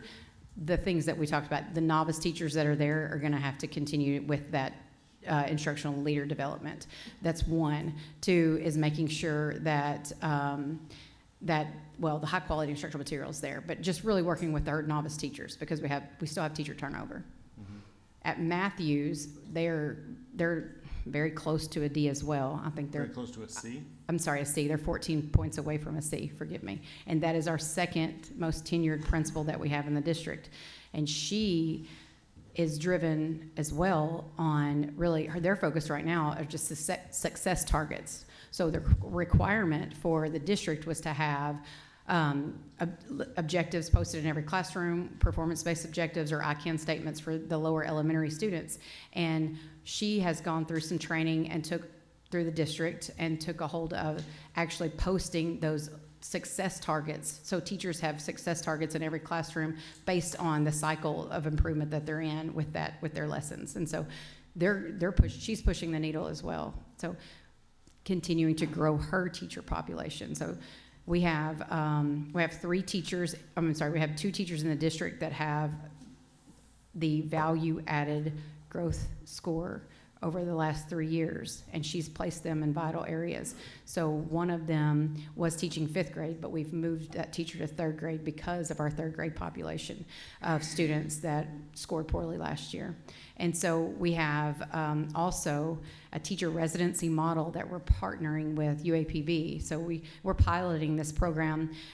It is part of LEARN's Act that every teacher has a residency. So this school year, what we did is we re-looked at how we utilize our paraprofessionals, and we made them all also reapply for the position. But in the midst of that, we had UAPB had 21 teacher residents. By the way, when I took the position at Pine Bluff, UAPB had three teachers graduating. And now they have 21. 15 of them are in Pine Bluff School District, and we're using them we're paying them as paraprofessionals while they're working with the classroom lead, their classroom mentor. And so we have 2 of them placed in 3rd grade because there weren't that many elementary ed. So we have 2 in 3rd grade and we have 5 in kindergarten. And then the rest are placed based on their certification. So we have 1 also in our geometry class at the high school. So we're trying to build that population. So hopefully, and most of them have actually passed all of their assessments to be able to be day one, licensed as soon as they graduate. Just have 1 more semester left of their residency. And so the goal would be to hire all 15 of them as certified teachers in Pine Bluff School District. Are you evaluating those individuals independent of just, getting a piece of paper? You're talking about the paraprofessionals? Yeah, these Yes. up-and-comers, we'll call them? Actually, yes, and I have an example of what we had for one of them was not performing as we would expect. And so we had a very tough conversation with the building principal because they're still an employee of the district. So there's an expectation that you have to do as far as a paraprofessional as a district employee. But then they still have that safe hold of they're still a teacher resident. And so they're supposed to be growing and learning. And so if we just get rid of them right then, which is the moment, we kind of thought, they're getting paid to do this and they don't need to be here doing this. We said, no, this is also the whole point of this. We've got to teach them that that's not the caliber of a person we want in Pine Bluff School District. So we had a hard conversation with UAPB and their teacher person. And so that was a meeting that was held between UAPB, the building principal, and that paraprofessional. And so we've actually seen results of different things with that. And in fact, and that paraprofessional worked on both campuses, so they had to meet with the high school and the junior high leadership on that. And so per se, they're not being evaluated in tests or anything like that, but holding them accountable to what we expect as an employee of Pine Bluff School District, yes. Okay. They're being evaluated on their teaching lessons right now, mostly through UAPB in that program, but the building principal's in the classroom. In fact, we've had one that's in 3rd grade at Southwood because we had a teacher that sadly passed during the school year, and so her mentee, which is the teacher resident, right now is really teaching that classroom. Now we of course have to supplement with a substitute, but she's the lead teacher at this moment. Are you compliant with all of your dyslexia screening requirements? We are. We have, you said the numbers, so 273 students are receiving interventions for characteristics of dyslexia. We're using the BUILD program at K1. And our special ed teachers are also trained in BUILD, but we utilize Take Flight 2 through higher. Okay. We also offer academic reading at the secondary level as a course. So we have a high school teacher teaching academic reading for our students with dyslexia at the high school. Can you drill in on your 3rd grade literacy strategy? What's your focus on that, other than just, Sure. this more colorful language on strategic plan? How are you going to improve 3rd grade reading? Right now we've placed an additional body in the classroom to support those learners as far as small group instruction. We have instructional facilitator that is just for 3rd grade. Now she is she's a district testing coordinator as well, but her role is to pay attention and work with and support our students that are just in 3rd grade. And so with that, she has conversations with those building principals about what's taking place in those 3rd grade classrooms. We've placed we've moved teachers to the 3rd grade that we feel like are stronger to support that learning as well. And so those are the big focuses. But as far as the actual curriculum that we're utilizing, we have we use PSI data through 95% group as far as an intervention, and we have what I need time for every student in the district. We have that scheduled at every campus where students have what I need time, which is that intervention time. But at the 3rd grade level, that's where we're using more of those bodies to make those groups smaller so that we're making sure we're What about supporting prior to them. 3rd grade? Oh, yeah. That's even more critical than 3rd grade itself. That's right. So our K1-2 foundation, I'm going to be honest, our K1 foundation is strong. Our 2nd grade foundation, we're struggling there with certified teachers in the 2nd grade classroom. We moved most of them to kindergarten. So out of the 13 kindergarten teachers, 12 of them are fully certified. We just had to hire another one. So that was where we pulled that we just opened up a 3rd grade classroom. I mean, a 13th kindergarten classroom. So yes, our K1 foundation, and at the pre-K level, we use Launchpad, Frog Press, of course, and then we took the Atlas pre-K assessment this year, and last May, we took that as a measure to see where those kindergartners would be. And so they start on interventions. Our kindergarten like that was another big positive of putting all the kindergarten in one campus. That principal knew that data. Those were her students, and we just started with interventions with our kindergarten group. First grade is probably one of our strongest, besides kindergarten, first grade is our next strongest group of teachers, where that's where you're gonna see our students really growing. Intentionality would be putting paraprofessionals in those classrooms and making sure that they have the HQIM. Thank you. You're welcome. Thank you. I think you kind of just touched on it, but in a lot of these reports I've seen where there's more growth in elementary grades than others. Can you pinpoint why that is? Well, in all honesty, data will show it's because they're still learners. You know, not that secondary is not learners, but if they've missed that gap where they've actually gotten that foundational learning, the foundational reading, then they're always going to be behind. And so we're starting the race behind in third grade. Now the goal is what we're doing now is going to make sure that we're not starting behind any further. But there are a lot of other distractions that we can't control. So we're going to control what we can in the classroom. And so as far as the secondary level, it was just holding them accountable for being at school. And so earlier I heard you talk about attendance. You know, we work very closely with the truancy office to make sure that we have fins filed and students in class and parents are before the judge. But that's so punitive. So we've got to figure out a better way to make kids realize that this is interesting. So we're really focusing next year on our career tech pathways. This year we do have, and I didn't mention it earlier, it's the first time in 2 years that we have 2 students at our community college taking concurrent credit. We have 2 students in cybersecurity awareness, and we have 2 students in welding. But when our new high school is open, we'll have our own welding program, auto mechanics, and different things like that. We also are partnering with UAPB, where we have a 9th grade student that's actually taking concurrent credit agriculture classes because that was an interest, and the student was able to score a 22 on the ACT. And so we made that work for that student's schedule. So I think we've got to do a better job at making sure that we're placing students in the interest that they need so that they can continue to grow.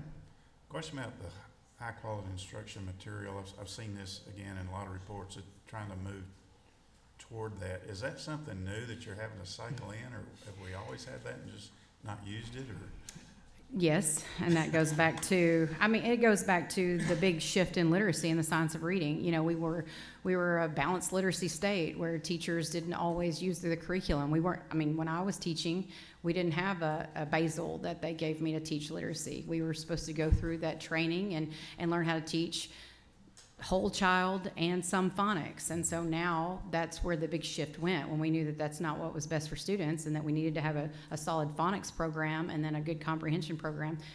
The state's been shifting since 2015, but it's just making sure that teachers are being trained that way. So that's why it's been positive that we partnered with the higher ed to make sure that educators are understanding that HQIM is important. So they're actually now being taught different types of HQIM, which is another big positive with UAPB.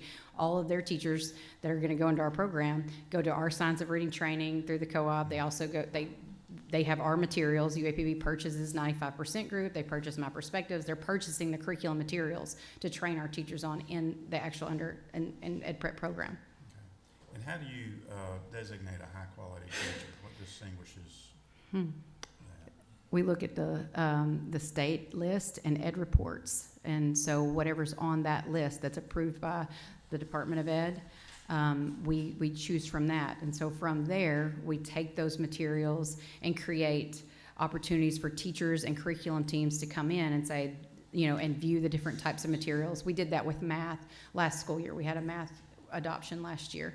And so we look on Ed reports and then we look, of course, at the state list. In your master teacher program, is that something in-house you do, or is that an outside certification? It's outside. It's and again, it's a partnership that our co-op was able to grant or get and granted us 5 slots, and so they're going to Harding University to take those classes. And have you seen any correlation between our phone policy and the academic? Well, academics, I'd like to say yes, but we don't have a lot of data about it, but I can tell you we've seen a true positive, and I have, again, student data on this. We've surveyed students. I have my student advisory committee. Students themselves like it. They're talking to each other more. Now, we still have those same ones that are, figure a way around the system, bring their phones, but you can walk through our buildings now, and I see students actually looking at the teacher. I would like to say that they're learning, but they're actually looking at the teacher and not trying to sneak and be on a phone. So that has been a positive. Thank you. Dr. Arnold? Still processing so much of this, but thank you for your information. On a whole, how would you describe teacher buy-in of this strategic plan? What's the sense there? So as a whole, I think our buy-in is slow. I think many of our teachers, they love our kids, but there's a culture of this is how we are, this is us. And so the buy-in there is just really adjusting that belief in our system that we can hold everyone to higher expectations and higher standards. And so the culture shift is difficult. There's a culture of absenteeism. There's a culture of the feeling that they're not appreciated. But when we survey teachers why they leave it, they feel like they're overworked and underpaid. And so our work is not just trying to grow those academic numbers. And so our teachers are overworked. They're trying to meet all needs of the students. And so we've got to, that's why I believe in capturing kids' hearts, that we empower everyone, including the teachers, and bring the good things and really start looking at that. That's good. It's a major mountain to climb. Were they involved in the creation of the strategic plan, the teachers per se? They are at their building level, yes, absolutely. And so each building they have lead teachers, but then they have their guiding coalition, and their guiding coalition is made up of staff at the building level, and they work with their building principal, instructional support, district level instructional support to create their school improvement plans. And those improvement plans mirror what we have as our district improvement plan. Thank you. You're welcome. I will just commend you, noticing that you had, I think over the last 2 years, at least I'm finding my numbers here, 2% growth for ELA, 1 for math. You went down 1 in science. And your graduation rate did increase by 4%, but you're at a very low level. So in reality, there's only one way, right? Like up. And so what do you think is going to be so different about this new plan that's going to increase these percentage points by enough to get you out of this F grade? So when we started, our teachers, when we have the assessment, when we started, they were just learning what then was called PL, or performance learning targets, and now they're ALDs, but the targets of what a 3 looks like. So if I know that I'm teaching this standard, what does the student have to do to even just to perform the 3, that 1060? How can we get to that 3? Our teachers were still learning that first year themselves, and working in collaborative team meetings to actually create their own exemplars of that. Could they perform that target? Could they do it at that level? And so that was year 1. So now we're in year 2 after they've had that year experience, and we saw growth then where they were just hitting the surface of that. And so building that teacher capacity on being able to perform it themselves, and then being able to get kids to that level, that's where we're going to see the growth. But I know that it's going to take where they're going to have to really dig deeper into that. So that's where the lesson internalization is important. We gave them the script is what I'm going to call it. We gave them the HQIM. In the first year, we need them just to read the script, just to get the vocabulary, the language, for them to get that to the students, because we had so many novice teachers or so many teachers that were trained in a different type of teaching. And so then now we have to make sure that you have the script. So now let's internalize the script. What does this really mean that students can do? So that's the stage we're in this year.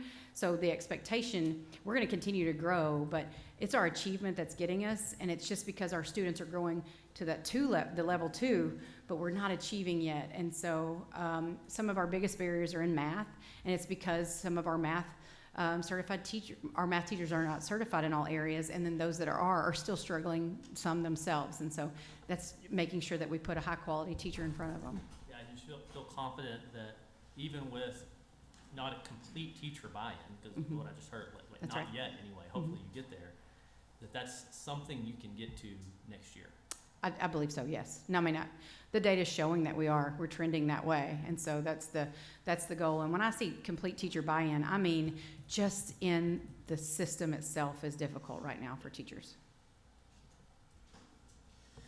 First off, thank you. I mean, it's you took a position to go into a school district that was really struggling, and not everybody will sign up and do that. And I think we have to acknowledge that.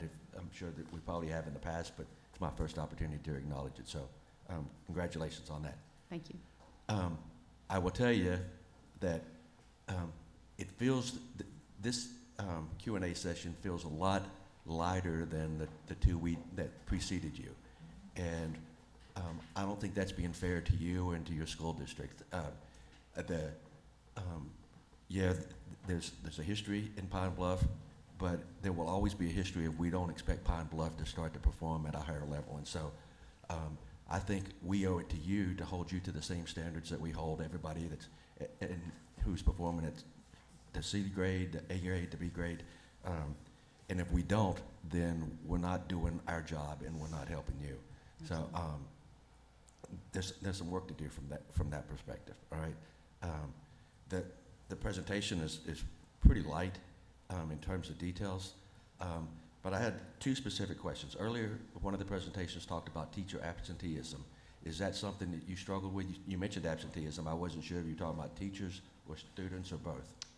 Teachers, I'm speaking of Okay. teachers. Our student absenteeism is improving. Okay. So our teacher absenteeism is staying about the same, which is not positive. Do you have a percentage or days absent average, or what's the metric? Well, we do, we've done some incentives across the district, and so one of the big incentives was we wanted just all faculty, not just teachers. So for the month of September, we asked at each campus, we documented at each campus who had all staff present the most, and it was on a percentage-wise. And so, again, it speaks to some of our numbers. Our teachers our faculty at James Matthews Elementary had 10 days total across that someone missed 10 days total. And this was for sick, we did not count professional development leave against them, but was for sick or personal or whatever leave that was. And so we were trying to continue to promote those incentives. So the district was, we got donated money to provide lunch for that faculty, so that we're going to continue to promote those things. Now, when you ask, if it's hard to find a percentage of actually how many missed or not, because the different days that they have, and you have some on leave, they're just on leave, and then we also still have some classrooms that have long-term subs. We're still looking specifically for special education teachers and a music teacher, an art teacher. We have long-term subs in those places as well. And I think one elementary that we have a sub in. So I could give you a rough data, but no, I don't. I couldn't answer that right now. Right. I'm going to call you on something that you said. We all know that teachers work really hard. I'm not suggesting anything other than that. But how do your teachers work harder than the teachers in school districts that are scoring C? I would think that it's consistent, right? So you made a comment that led me to believe that because they're in a failing school, they have to work harder than teachers that are and principals that are in schools that aren't failing. Did I misunderstand your statement? No, I think you're accurate in that statement, and I still agree to that. You think that you have to work harder for those that do not come with all the things that other students come with? Right. That's right. My child's teacher does not have to work as hard to educate my child as some of the teachers at my school to educate some of the students that come to our campus. So where in your plan do you address, how do you try to level that field somewhat? The teachers? Yes, so that your students come in the district, that the teachers are able to close that gap between your child and your students. That's the goal. That is the magic thing that we're trying to do. So we have to So how are we doing that? We're trying to train the teachers better. We're trying to educate them better so that they can actually pass the praxis with the actual praxis score, so that they can actually learn and understand how to utilize that high quality instructional material instead of just reading the script. We're, as a district, partnering with the local college, but we're still very much, not only as a district, trying to educate our students, we're trying to educate our educators so that they can be better for our students. Well, earlier today as well, they were talking about mentorship programs for the principals in another school district, partnering with successful principals outside the district. Are you following that same model, or how are you? What is your effort in that area? Yes. So for principals, we have. So I have the one at 34th, she's newer in the district. She's going to cognitive coaching, which is sponsored through AAEA and ADE, and that actually they provide them mentor principals and support. She also is part of the instructional leading and learning cohort. She's learning that through. It's a partnership with TNTP, which is an outsourcing that have principals as part of that. We have administrators that took it upon themselves to take their leadership team over our fall break because we have a different calendar, and so they actually went to other schools, not in the city but outside of the city. I'm sorry, not other schools. One other school that was a performing school where they took a group of teachers there during their actual school day. They partnered with that, and so that's a principal that they're leaning on to get some support in how they grew their building.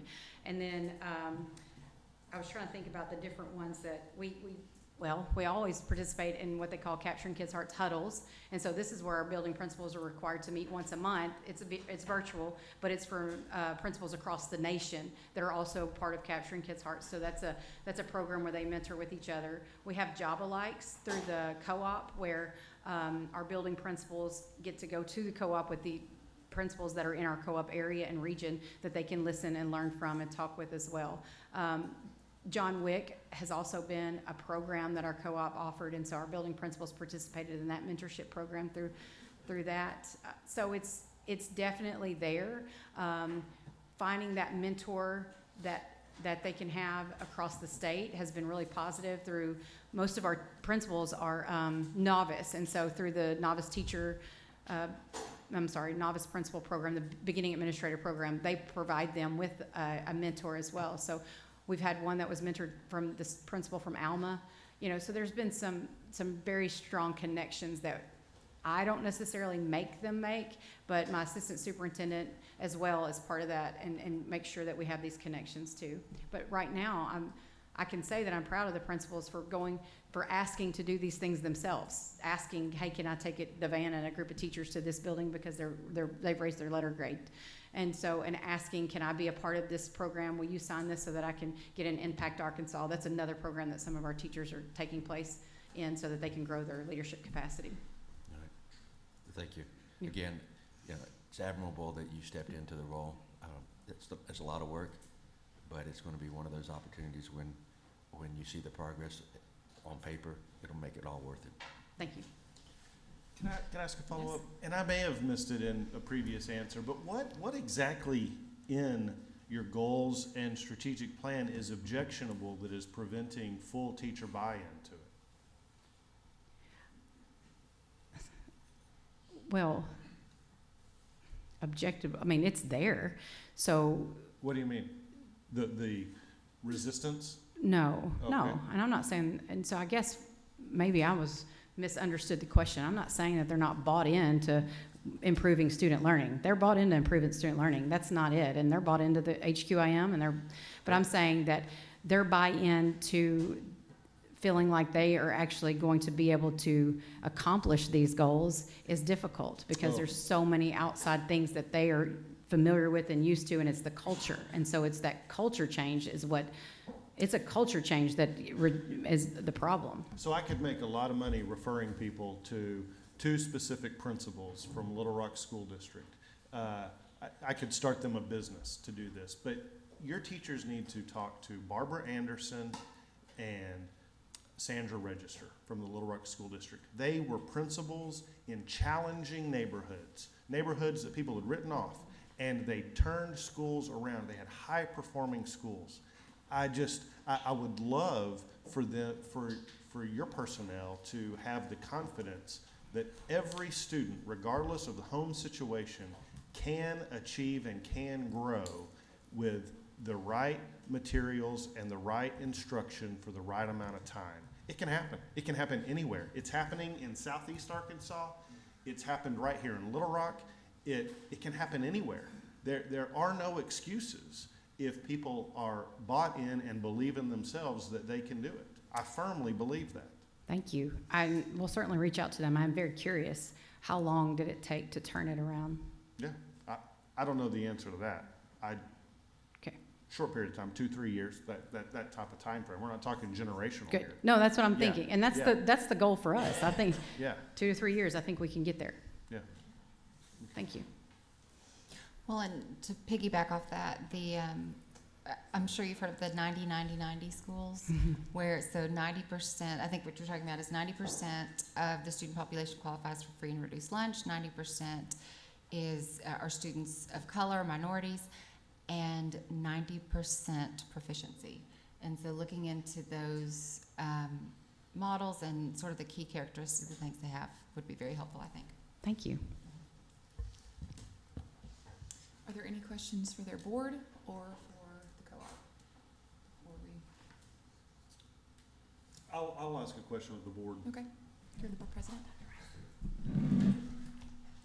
And it's something that I intended to bring up with North Little Rock and failed to do so sorry about that. But I believe that boards should be accountable for, so you've hired a superintendent, well, we have a superintendent. I believe it's an odd situation because she was State takeover. hired under state control. But I assume that she has been through a review process and a contract renewal and that type of process since the board was democratically elected, is that right? Yes. Or, I apologize, I shouldn't even say that. Since the board took autonomy in the community.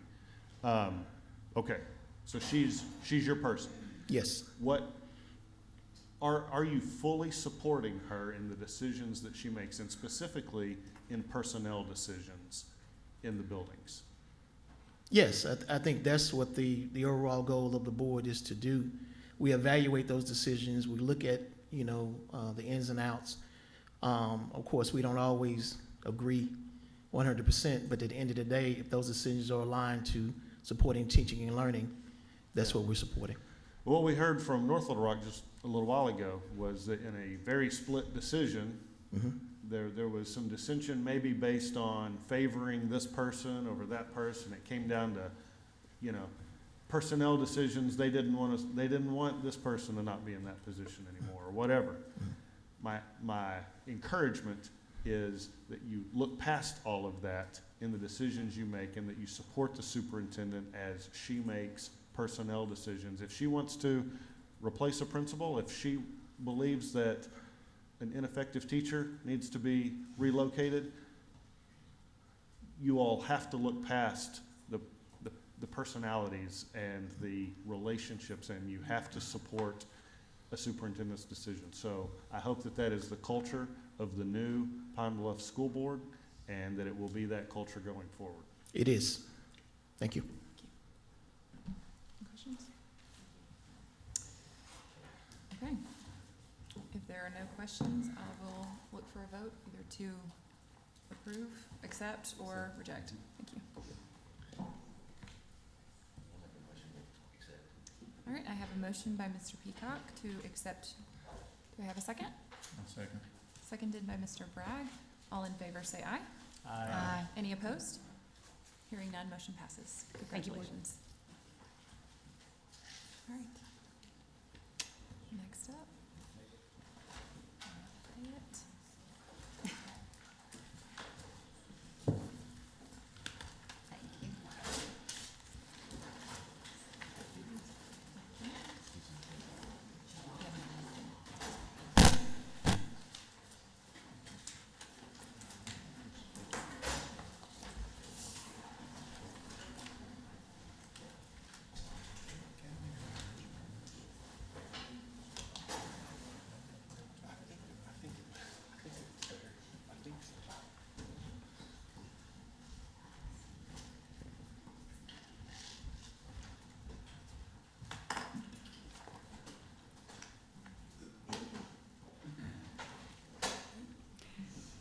Okay, next up on the agenda for the State Board today is Lafayette County. It is currently one of our districts with a letter grade of an F. It is 66 points from a D. It is the lowest performing district of the D districts, so 66 points. They are in the Southwest Co-op. They have 453 students. John Estes is a first-year superintendent in the district. Their poverty rating is reported at 86%. This has been a district that is in declining enrollment, averaging anywhere from 50, 60 students a year that they're losing. And so at this point, I will ask Mr. Estes to come forward for his presentation.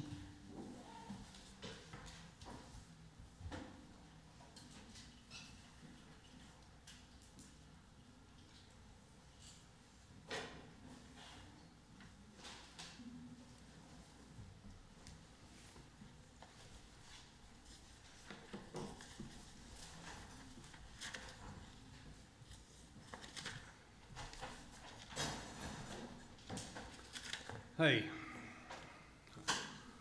how are y'all? I'm John Estes. Hey. Wake you up there. I'm superintendent of the Lafayette County School District, where we, like Ms. Smith said, we have the lowest test scores in the state. As a native of Lafayette County, I'm ashamed and embarrassed to admit that, and I'm ashamed and embarrassed to be here today. That's where I grew up. That's where I just went back to. I'm ashamed and embarrassed because our people, our kids deserve much better. Lafayette County is better than this. I want the State Board to know that, that we own it. It's nobody's fault but our own, and we will fix it because, again, our kids and our community deserve better. The solution started when the school board, let me back up. I've got Mr. Harvey Sellers from the school district, Ms. Phoebe Bailey from the co-op, Mr. Johnny Brown, board president, Ms. Christine Dunbar, board vice president with me today. Solution started when the school board realized that we needed to go in a different direction, and they hired me. I got a phone call about 9 o'clock at night on April Fools. Mr. Brown called me, telling me that I got the job. Before 9 o'clock the next morning, Ms. Sheila Whitlow was calling me, telling me, John, what are you doing taking that job? Telling me it was in bad shape, not only academically, but financially. I knew the district was struggling, but I had no idea how bad. One of the biggest concerns was the large number of unlicensed teachers, many of which had been on 1240 waivers.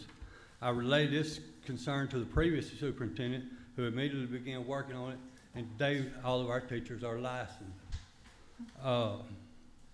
The main problem at both the elementary and the high schools was a lack of structure conducive to teachers being able to teach and students being able to learn. Before you worry about Tier 1 instruction, RTI, HQIM, or anything else, you have to have an environment where teachers can and are teaching and students are able to learn. At the elementary school, at my first board meeting, I recommended that we close 2 campuses that house, one house kindergarten, one house first and second grade, and the school board agreed to do that, voted to do that, and we consolidated kindergarten through 6th grade into one building. This was huge because it allowed the principal to monitor each classroom regularly and hold teachers accountable as needed. No more kindergarten starting at 8:35 when everybody got down there and got ready. Now classes start on time every day with quality instruction. Teachers teach better when they are being monitored and observed on a consistent basis and giving feedback, and closing the 2 buildings and consolidating all the students into one building was the structure that made this possible. Elementary, we talk about 3rd grade test scores. I'm not even flipping through my things.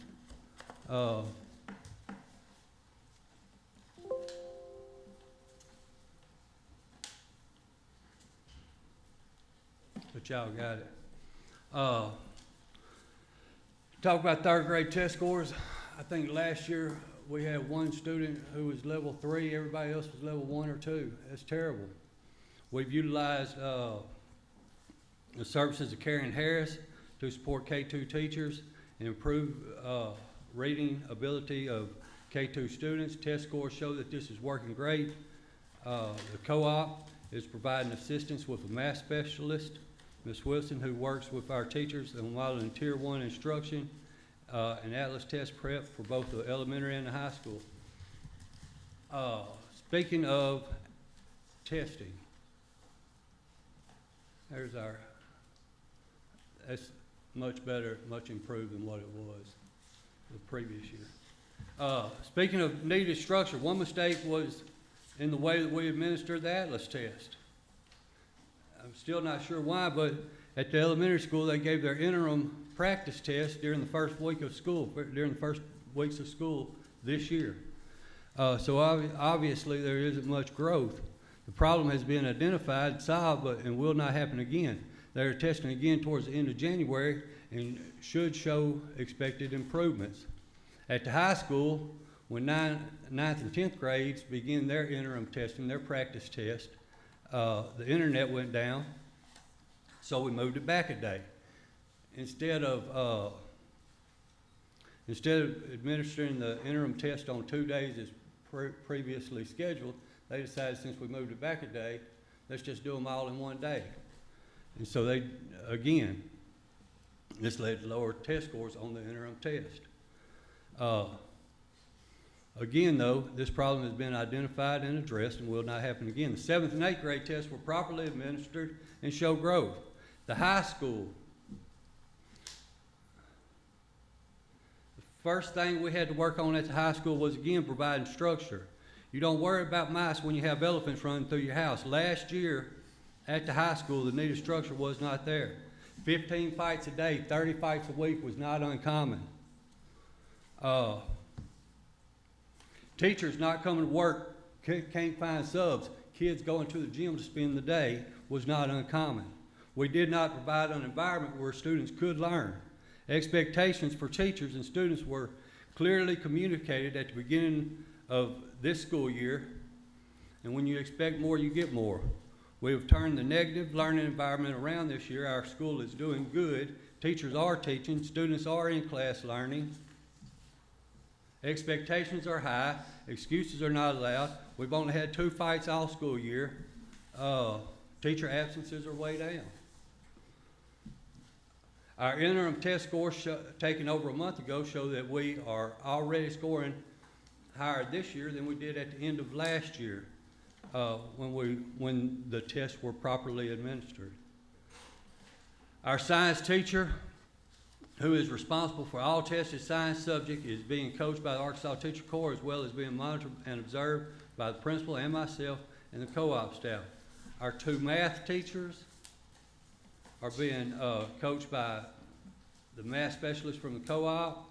We are currently working with Brent Miller to reconfigure our class schedule for the next semester to assure the best teacher for each subject is teaching that particular subject. I actually met with him this morning whenever I got here. Danielle Fowler with the Bailey Group is working with our English language ELA teachers. Sarah Goodwin from the ADE is also working with both teachers. Dr. Goodwin regularly Zooms with each teacher individually to increase lesson internalization regarding HQIM. We have ceased operation in our ALE program, and we are finalizing steps with Hope School District to purchase slots if necessary. Our former ALE teacher is serving as a second teacher in the ELA classrooms, providing RTI small group interventions and one-on-one tutoring and instruction. At both the elementary and the high school, we are focused on protecting sacred class time. We do not disrupt instruction time with class or club meetings, field trips, free days, or all calls over the intercom. Russ Sherrill with ADE works with both principals to ensure they are staying on track with observations, quality Tier 1 instruction, and using HQIM. He and his team are there to answer any questions and get us any help we may need. I have personally met with all 10th through 12th grade students explaining the benefits of earning concurrent credits through University of Arkansas Community College Hope. I expect to see the number of students graduating Lafayette County High School with college credits significantly increase over the coming years. We just had 12 students take the AccuPlacer test on Tuesday. We have 2 new students who are starting college. They're juniors. They're starting college in January. We had to figure out how to make the AccuPlacer more accessible to our students in the future. Working with teachers on grade level grades, make sure that your grades reflect where the student is. If everybody's making an A and they're scoring 1s, that's grade inflation. We don't want to do that. If you find yourself in a hole, stop digging. We had to stop digging our hole deeper so we could start climbing our way out. Many of the problems that plagued us in the past have already been corrected. We are nowhere near where we need to be, but our truck is heading in the right direction. That's all I got. Questions, comments, concerns, cuss words? I have a quick question just to start to make sure I understand timeline. When you say you started in April, are you talking April 2025? I got hired in April. I didn't start till July 1st. So you're 6 months, 7 months into this job? Yes, ma'am. This feels more, in my opinion, like a board question and answer because you haven't had time to do anything. Sure. I've been trying to be relatively quiet today and let the board ask the questions of the leadership and the superintendents, but I feel compelled before we get into board questions to give some background, I think, on the state of Lafayette, who came on our radar last year. And we had great concerns as a state about the status of that district and the performance that we were seeing out of students. And that's when we had our school improvement team start going down there regularly to have conversations with the previous superintendent to start developing a plan, because this is by far one of the lowest performing districts in the state. And I'm not talking about just in achievement, but I'm also talking about in learning gains. And I've got to visit Lafayette with Dr. Estes, walk through some classrooms, and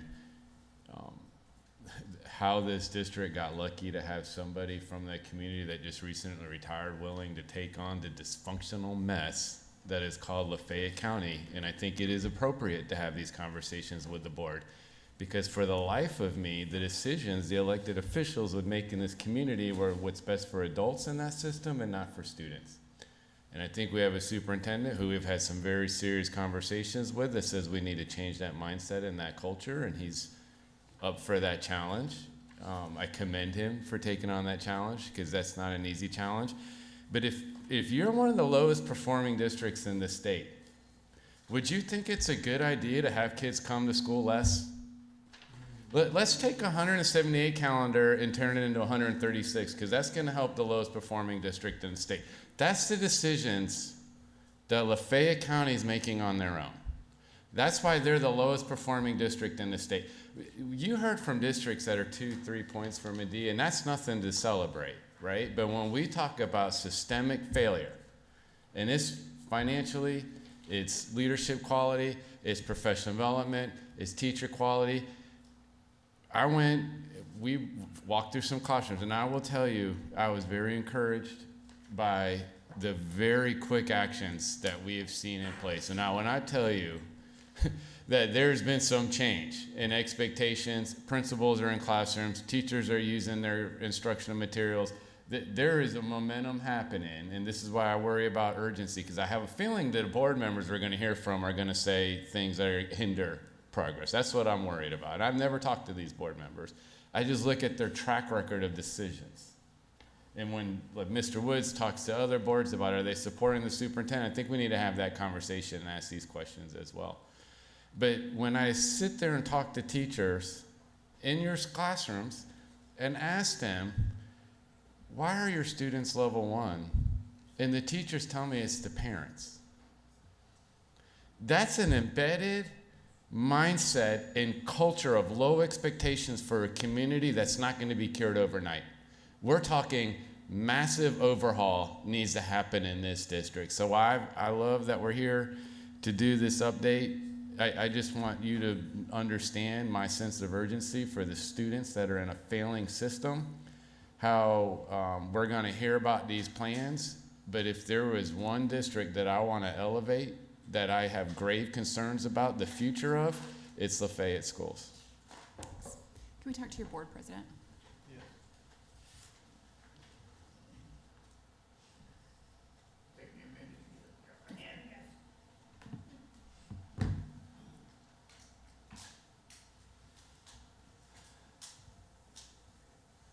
Good afternoon. How's everybody here?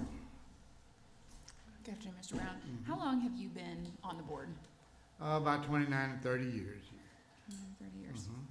How many superintendents? To me, sounds like a problem. How many superintendents have you had during your time? We've had 4. 4. Okay. How long was the last one here? The last one was here about 3 years. Okay. And the one before? Going on a 3rd year. Okay. What about the one before that? About 4 years. 4 years. So have these superintendents left, or has the board decided to terminate them? They left. This year, Miss Anderson got sick, cancer, and then her health started failing. She did a good job, but then she had another fall one night at the courthouse and began to have some leakage around the brain, so she had to take a medical leave. And she left because of medical. So let's talk then about the budget, that there's been budget issues. That's your responsibility as a board. Would you agree? Agree. So are y'all passing budgets? Yes, we are. You are. Okay, but the budgets aren't working. So are you changing them, or are you rubber stamping them? No, we just change it as needed. As needed. Okay. Well, with the lead, with student enrollment declining, we're having to look at other things that might be needed in the future. And so right now, we just, with Mr. Estes, we trying to give him a chance to get us on a different direction of where we was going. What sort of vetting process did you do for your last 2 superintendents? Did they come out of your district, or did you pull them from elsewhere? Mr. Anderson was in our district for years, and was she a teacher, or was she an administrator? She was administrator, and then she took our financial position due to illness, and then she got better, and then the position came up as Mr. Epp was getting ready to leave, and we decided to go ahead on and give her a chance as superintendent. Okay.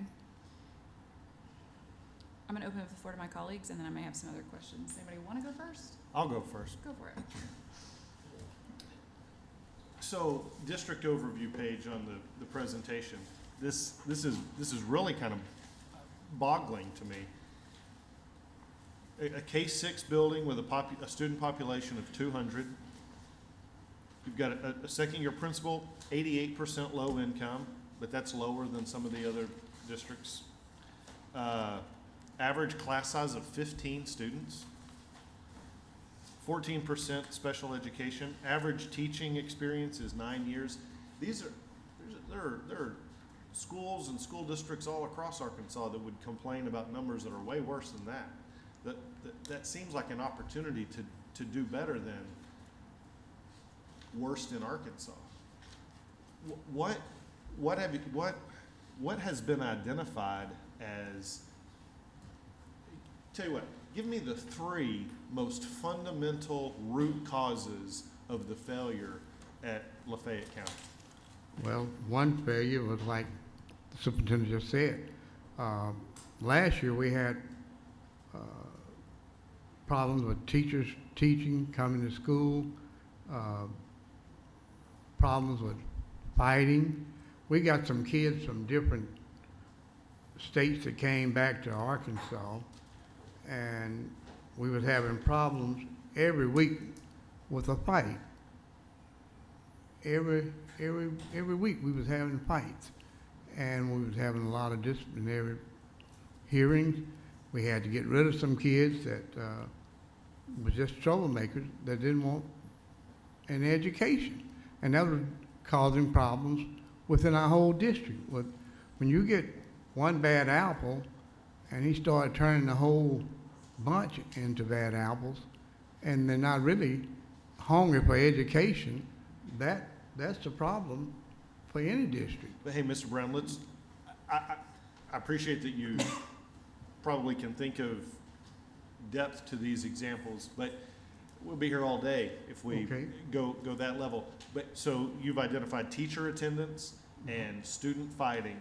What else is a core problem at Lafayette County that led to worst in Arkansas status? Well, what else? That's just participation. That's it? Teacher attendance and kids fighting?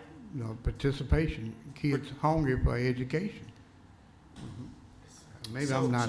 Yeah, Mr. Brown, I can't accept that because you're a rural Southwest school district. Right. I don't think the kids in Lafayette County are very different than the kids in Sevier County, and DeQueen schools are doing pretty well. I don't think the kids in Southwest Arkansas are less hungry for education than the kids in Southeast Arkansas, but I can show you examples of elementary schools that are A's and B's. Sure, there are some that are not. Don't get me wrong, they're not all. But it's possible to take a group of elementary kids or high school kids who would rather be playing Xbox and have them achieve or have them grow in learning in 1 year's time. And Lafayette County just hasn't shown a commitment to doing that. So other than blaming the kids, what else? I mean, we've got teacher attendance. What did you do as the board chair to promote better teacher attendance? Well, we tried to instill in our principal to deal with our superintendent to deal with the principals in getting the teachers more enthused in handling the classrooms and the instructional of their classrooms. How? What'd you do? You just pass a message, hey, y'all get better? No, we changed we didn't change our policies and all this. We updated our other policies to put more on the teachers for their instructional abilities, and as well as we brought in this organization to work with the teachers on their teaching abilities and the classroom structure.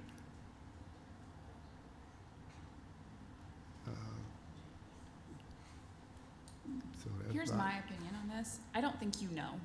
Yeah, I think that's you've been exactly really what I was about to disconnected, say. and so we're just getting these like top level answers here, and I'm frustrated because we have to decide whether to accept this assurance, and I'm sure Mr. Estes can probably implement a plan, but I have no faith to know whether the board is gonna support him in doing that. The board would support whatever Mr. Estes put forward that we think that would bring us back to where we need to be with the achieving of the students.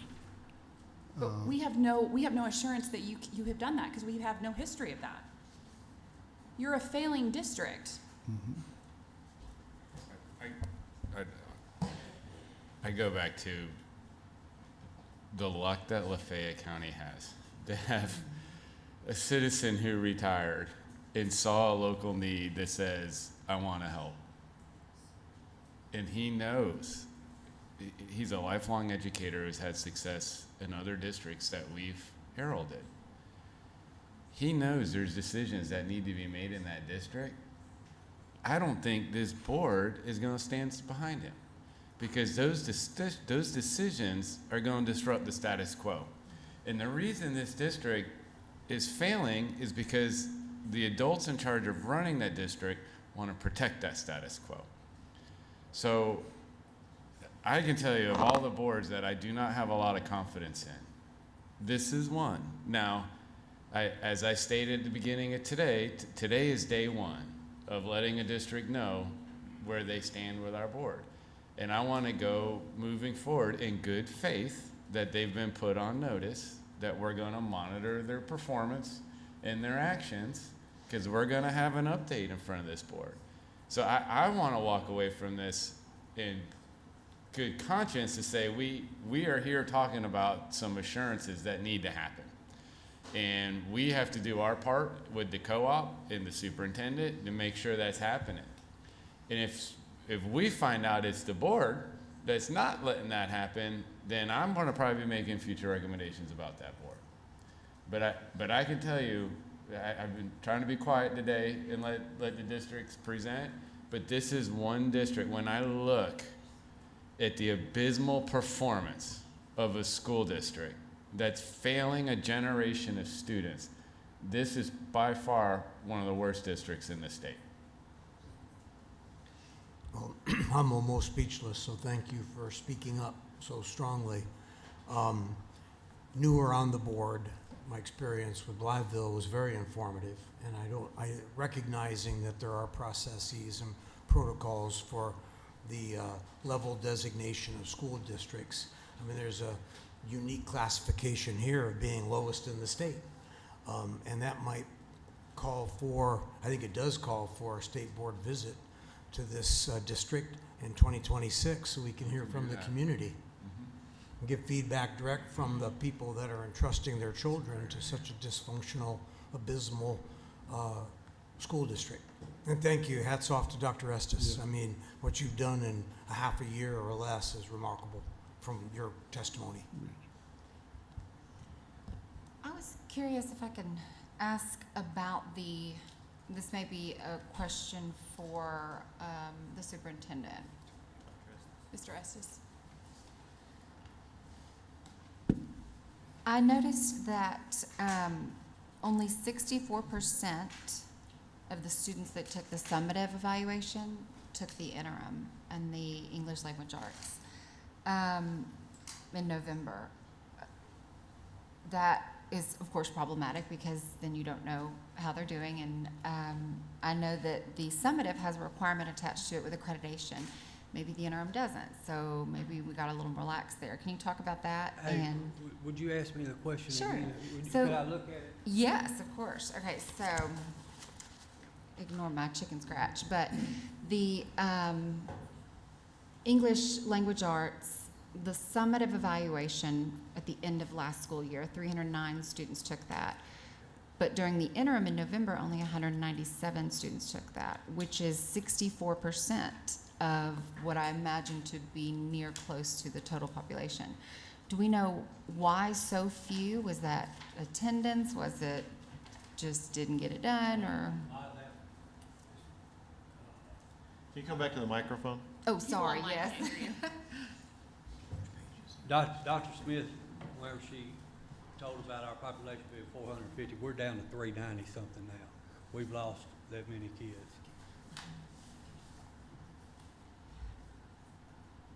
I think maybe taking a closer look at the number of students taking the interim assessments is going to be important as well. Because in all of the situation, now ELA was the most dramatic, where only 64% took it, but only 71% took the interim in mathematics. Now it was 95% in science, and I know those numbers can kind of move around a little bit, but the interim assessment is pointless if you don't have a full picture for the kids, right? Right, of how I the kids agree. are doing. I agree.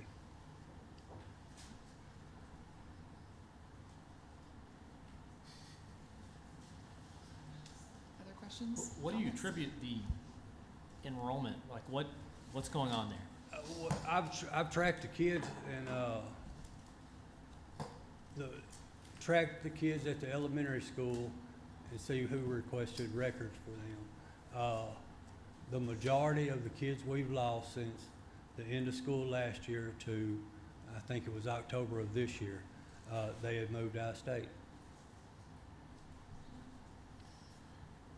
And you went from, in 2022, and this may be a question for Mr. Brown, I know, 91% graduation rate, 91% 2023, and then 78 in 20. What happened in between those 2 years?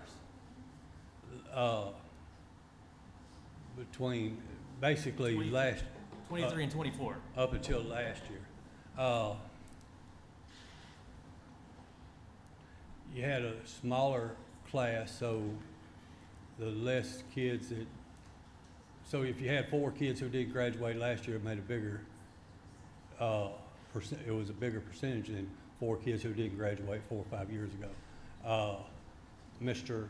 Sellers could speak on where those kids were, about the 4 or 5 kids that yes, please, did not graduate.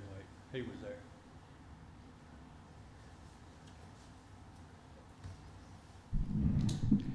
I believe there's about 8 students involved in a small school district, small numbers. Just one student could be 5%. But there was 8 students. 1 went to Job Corps, which you don't get any points for that. 2 received the GED. We didn't get any points for that. There was a shooting in the town, and 2 students ended up in the jail. They couldn't make bail, so they weren't receiving any services. So those students, if they would have went to a juvenile facility, they could have kept getting educational services. So those students did not count for us. They counted against us.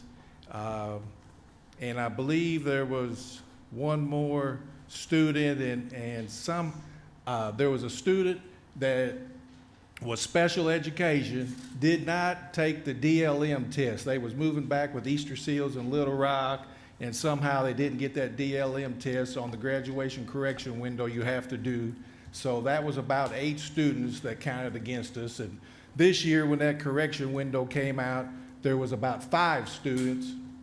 2, we had proof that moved out of state. We sent that in. So I anticipate that graduation rate to go up next year as well. Thank you. No doubt about that. I will say, if I could, there's no doubt our high school this past year, we had several grades and subject areas that was percentage-wise was the lowest in the state. And our school climate was not good. We had 2 principals, a principal and assistant principal the year before. And then the last year at the high school, we eliminated the assistant principal position. The school climate really did get out of control. Mr. Estes brought back a half-time assistant principal this year. Climate and culture, I would say 75% better this year. Elementary climate and culture was good. The test scores went down. Our K2 came out. Kindergarten, we was only about 2% off literacy of the state average. I think it was 44 and 46%. First grade literacy, our students had a higher scale score average than the state. So we had some great results there. Our literacy coach that we had provided by DESE, she retired November 14th. So we're looking to get another literacy coach back from DESE to help us this year. I've participated with her in those learning walks. It's been great. I will say, whenever we say a long time of dysfunction, just to say, not this school year, but the year before report card, our elementary was about 9 points from a D. Now we're probably about 40 points. So we did decline, but the year before it was better. And the high school, we had a C just 2 years ago. In 2024, we were recognized by the University of Arkansas as having the 2nd highest ELA growth in the Southwest region for our high school. That's from Mena all the way down to El Dorado. We got an award for that. We had high growth. We had 2.5 FTE high school teachers for Ella that did that, they're all gone. They weren't there last year. They left in the middle of the year. We had to hire 2 non-traditional teachers during that time. That was some of the reasons why we really took a nosedive on some of the test scores.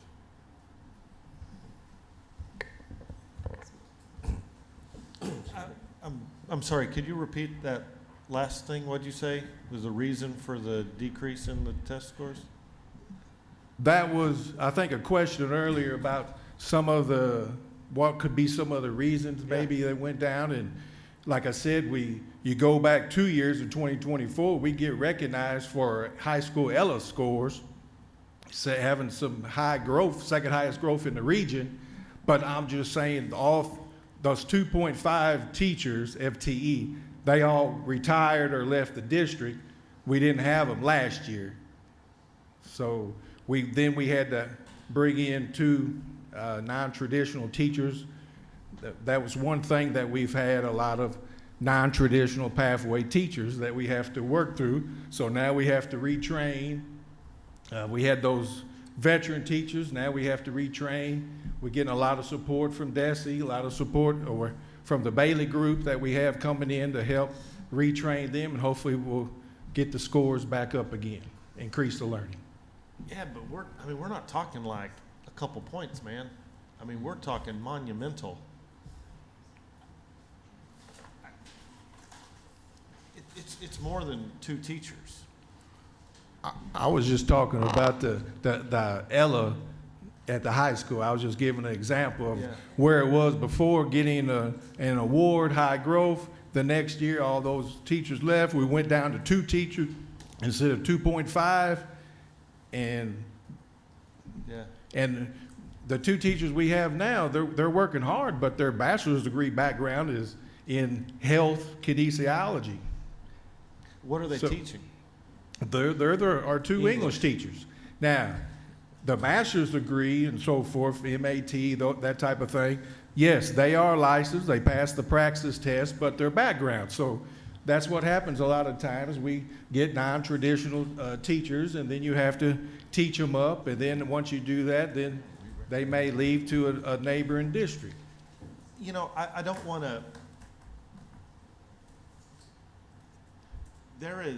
There are school districts performing significantly better than Lafayette County nearby in the same kind of region. I don't want to over-group people together, but when you look at DeQueen and when you look at Hope, when you look at Cossatot River and Umpire alone, less than 100 kids in that school, K-12, and it's an A school.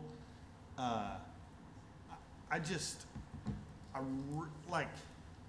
have a really, really hard time reading what I read on this paper here and believing that there is any kind of excuse. There's no excuse.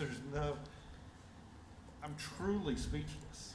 And I hate to say, it takes a lot to make me speechless about this. Madam Chair, does the cooperative have any insight we should hear? Can I make a couple of comments before we? My observation is we don't have a student problem. We got an adult problem. You don't have 35 fights a week that are spontaneous. They build up, and this clearly, from my perspective, and I've never been to the school, but teachers are not intervening in situations. They're setting back, wait, and things continue. And I think that accounts for why the test scores. You don't drop from 2 to 40 because students suddenly forget everything. You drop from 2 to 40 because they stop being involved, and it's like just checking blocks or whatever. So it's an adult situation that's got to be that's the problem. It's not the student population that's the problem. And somebody suggested we go visit. I think you said earlier, Mr. Estes, that you're doing your next round of testing in January. I would like to come visit as soon as the test results come out, because I think that you're going to do a lot of good things if you're holding your staff accountable and reinstituting the discipline that you need in the school system. Then those scores are going to come back quickly, and I'd like to come down and see if that's actually the case. So I don't suggest that we come down in 2026. I suggest we come down in January as soon as the test results are down, are released, so that we can see firsthand for ourselves what's going on. The other thing, Mr. Brown, I'm sure you're a fine gentleman. I have a lot of respect for you for having served for 3 decades on the school board. But the school board's not helping Mr. Estes and the school district. And they either need to change their ways or they need to get out of the way. And I hate to be that blunt about it, but time moves on. And then, Mr. Estes and those students deserve the support from a vibrant, engaged school board that is looking to the future for their students. And if the school board can't do that, please don't ask the state to come and fix your problem. It's not that we're engaged, we're trying. But what you're doing, sir, is not working. Yeah. Right? And if it's not working, we need to do something different. Right? And I say that with all the respect for all the work that you did, that you poured into the school district for 30 years. All right? Thank you. Could we possibly hear from the other school board member that's here? We can, and I just want to say, we are firing teachers for not doing their job in the district. And if you as a elected school board are taking funds from the district, you're not doing your job. Yes, we would love to hear from the other one.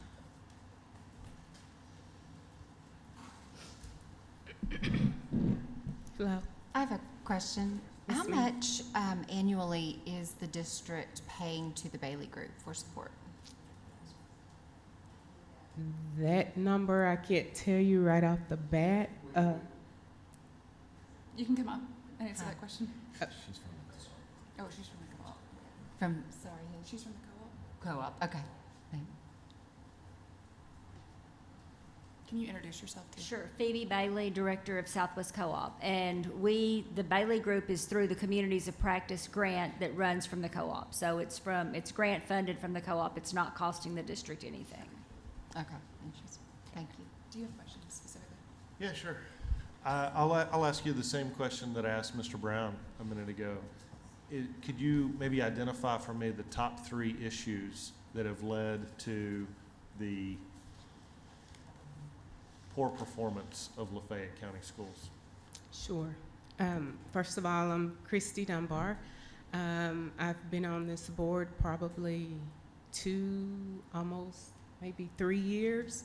So, and if I may, what really prompted me to step up and run was because I was not satisfied with what was going on in the district, with the schools, with the students, the performance, everything. So, you know, you can sit on the sideline and complain, or you can try to get in the game and make a difference. So that is why I ran.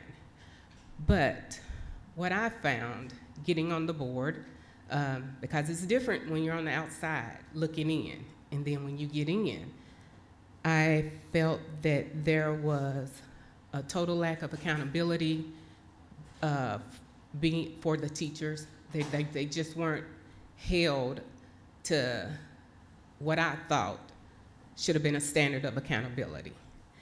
I felt that there definitely was a lack of discipline going on in the schools due to, in part, what some of you all said was just not getting involved, standing by, because I'm not understanding how I can see these fights being broadcast on social media, and all I'm seeing are students. Where are the teachers? Where's staff? And I'm not trying to bash, I'm not, but this is just from my heart and what I feel. And then it's, sometimes I felt, and granted, I came on the board when we had already gotten in this problem. So I don't really know, but I think a lot of decisions were made, in my opinion, and take it for what it's worth, that shouldn't have been made. Hard decisions that should have been made weren't made for whatever reasons. I don't know. Like what? Let's let's just. you're an elected official, right? Are you elected? Yes. Okay, Yes. and you go to public meetings? Yes. And y'all discuss public things about the spending of public dollars? What do you disagree with? Well, one thing, you know, I felt like maybe when I say the hard decisions, let's just go to staff. We were keeping people on, I think, just for the sake of keeping them there. They weren't doing, as we can see, so I'm not seeing anything that can't be seen in the numbers, in the paperwork. But there was nothing that was, I didn't really see the improvement that I thought we ought to be seeing. We're contracting these groups to come in and help. But at the same time, it's like we're still getting the same result. So what are we gonna do different? One thing y'all decided to do different was have less school. Like, let's just be honest, that was a Well, decision okay. that was made. To say, Well, Decision made. last year. We did make that decision. So that's when the it decision. When it came time to vote on the calendar, and the PPC came back, and in their group discussed The PPC, what's that? the Could you please say what it is? Everybody answered. the Personnel Policy Committee. Yes. I'm sorry. You know, The teachers. the teachers staff. Came yes. back and they said what? You know, when they were voting on the calendar, and one of the suggestions was alternate calendar, either the 4-day or the year-round calendar, 12-month. I'm sorry, 12-month. And so initially, we did not want to do an alternate calendar, but then when we had the amount of absenteeism from the teachers, from the students, and then we were paying way more to have subs. And I'm like, we have teachers. Why are we paying this much for subs? And so also too, we thought that it would be a better morale booster for them to want to teach those children.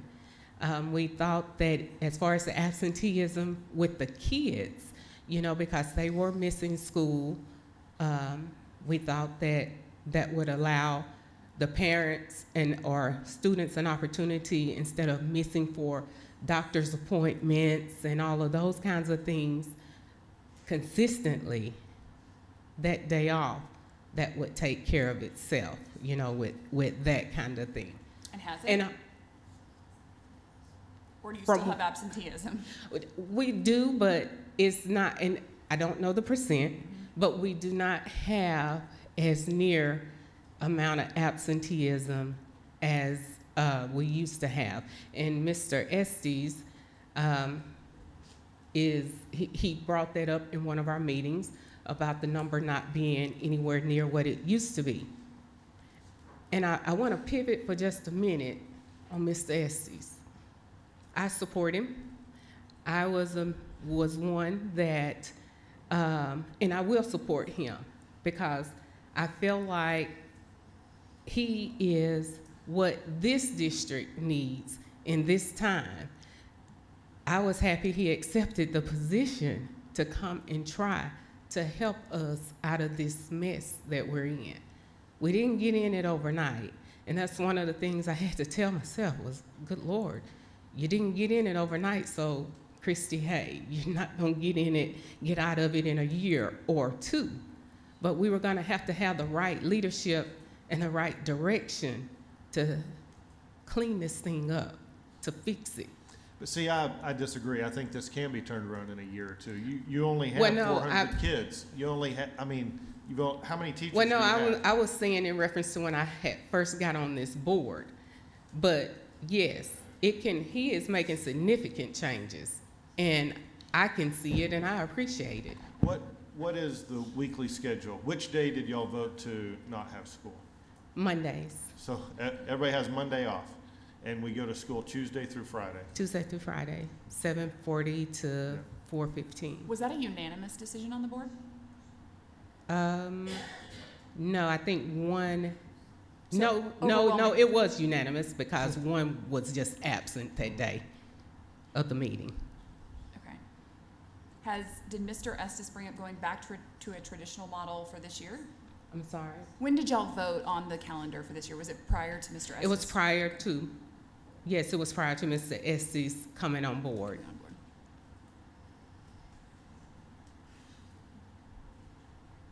And then also too, looking at his resume and everything, he came from a district similar to ours, if not exactly the same. He guided a school through a 4-day school week, but we also understood too that this wasn't something that would be ongoing. So if there were problems, issues, persistent, if nothing changed per se, we had no problem going back to a traditional calendar. So I want to hear from the co-op here in just a second, but I want to give you a piece of advice. I understand being new on a board, you clearly saw an issue and you stepped up to run and you got elected. And I know it can be hard to be the new person and be that voice of change because you don't want to be looked at as the person who's constantly being negative, but that's how That's what change it happens. was. Yes. And so if you're the only person in that room screaming at the top of the lungs that the building's on fire, keep throwing water. So can we talk to you for just a second? What supports are you currently providing and when did that start? We've always been supportive, but currently our math specialist is there. She has such a routine that if she has to change a day or time of the week, Mr. Estes is like, "Where's Yamika? She's usually here. I see her in the halls on Thursday, and today it's Wednesday. You know, is she coming?" So, but our math specialist is there in both elementary and high school. Science specialist is there. Our dyslexia person's there. Our CTE person just, was it last week?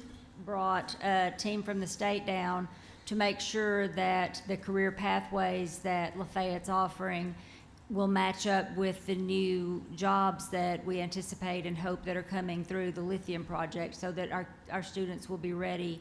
Technology, back the end of last year, their technology coordinator quit, so ours was down there helping, got a new technology person. We have special ed testing for them.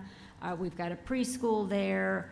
I'm down there, my assistant director's down there. So I just told Harvey a while ago, I said, I guess, you know, maybe instead of me driving back and forth every day, you're just gonna give me an office sometime. So, but we are, and one thing we do seriously is we meet with our staff because Lafayette, though they're only F district, we have other districts that are in need. So we sit with our staff and say, look, these are our district grades, these are our building grades, because as Secretary Oliva has pointed out, at times you've got districts or districts that have those buildings maybe that are hiding an F, and it's really easy to kind of overlook them because, oh, look, their overall grade is a C or a B. So we meet with our specialist, our team, and say, we need to prioritize our time. We've got great districts that are performing, and we're not saying we're not helping them, but similar to you've got a house on fire, you've got to save the kids, save the building first. So we make sure that it's not just the squeaky wheel, because sometimes your A districts, your B districts are the ones wanting to improve and calling, and we make sure that we have our time prioritized so that we are actually in our districts. But when did you get involved with this district? Was it just this year? No, ma'am. I actually taught there back in the Okay. day. So as long as I can remember, I've been, but I mean, it goes back. They used to be two separate districts, and when they combined, that's part of the financial issue is both of them have their own cafeteria staff. I mean, we've got other small districts that they're all under one building, and so they can share those services. But in Lafayette, you've got the cafeteria staff in Louisville and another one in Stamps, and you know, you're either having to figure out how to get that food from one place to another. So no, we have been involved, probably not as heavily as we are right now. I don't know that I've ever had as many staff down there committing 2 to 3 days a week, every day, every week, but we've always had a presence in Lafayette County. Any questions? I have a couple more questions I want to ask. One of the board and then one of Mr. Estes. Oh. Any more from me? I'll start with the board. Either one of you, I guess, you come on up. Was the support, was the vote for Mr. Estes unanimous when he came before the board? Yes. Okay. I think that'll be all for you. Mr. Estes, you have, both board members today have said that you have their support. Do you feel, not just the board members present today, and this may be kind of an unfair position to put you in right now, but I want to know, do you feel like you have the support of your full board? I do. Okay. Tag on, does your community, are they satisfied with the school board at this time? Is there public concern about it? I would just respectfully intercept that question. Okay. That's fine. Ask you to think about the position you're putting a superintendent in to comment Well, it kind on of tests politicians who are kind of elected tests the in their support community. theory. It kind of So tests the just- support theory, but Hey, I got it. as a courtesy, I will retrieve my question. I'm gonna answer anyway. We have five And this is board. why I thought he's you going to might. change I it. thought you might. And I can do this, and we have 5 board spots up for reelection. 2 of those are contested. Okay, that's 3 factual. of them are not. Factual. You talk about other schools. If I've said it once, I've said it 100 times.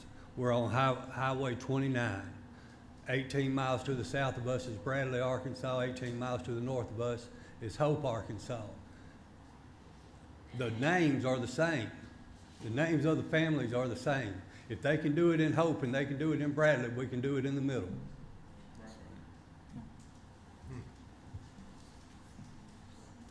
Motion? I move that we accept the Accept assurance. the statement of assurance. Okay. I have a motion by Dr. Abbott to accept the statement. Do I have a second? I said. Seconded by Mr. Bragg. All in favor say aye. We may have to do a roll call that one. Okay. We'll start with Mr. Peacock. I'll say yay for Mr. Estes. Mr. Yes. Dr. Abbott? Dr. Arnold? Present. I think you can abstain. Yes. No. Out of concern with the board leadership, not the superintendent leadership. Correct. I have 3-2, so motion passes.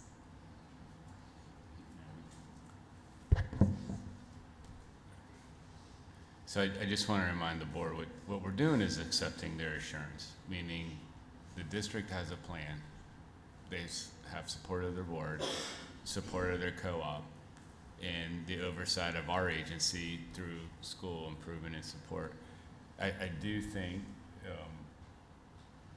if the board wants to follow up, and I'm not saying it needs to be condition of this motion, but to act with urgency, if we want to go ahead and say we're going to make a commitment and work on scheduling a calendar day in either January or February for an on-site, we would, I think as an agency, welcome that, and we can start maybe after holidays working with Mr. Estes to find out, like with Hope's team, when we'll get that data and do a deep dive and invite the community to come hear from us and hold a community forum like we've done in other communities in the past. So I feel like I know where I feel in my confidence with this board.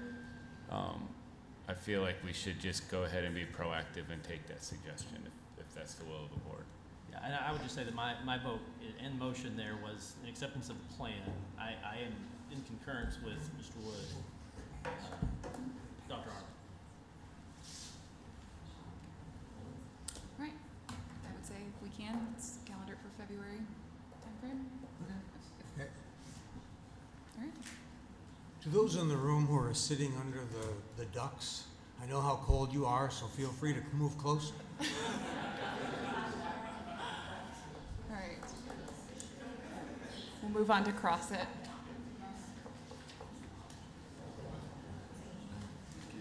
Keep going. That's not funny. If you need to go to the bathroom, keep going. Have not.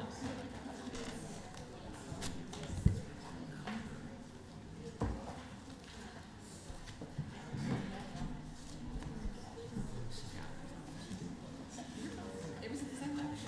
Say you said professionally. Teacher.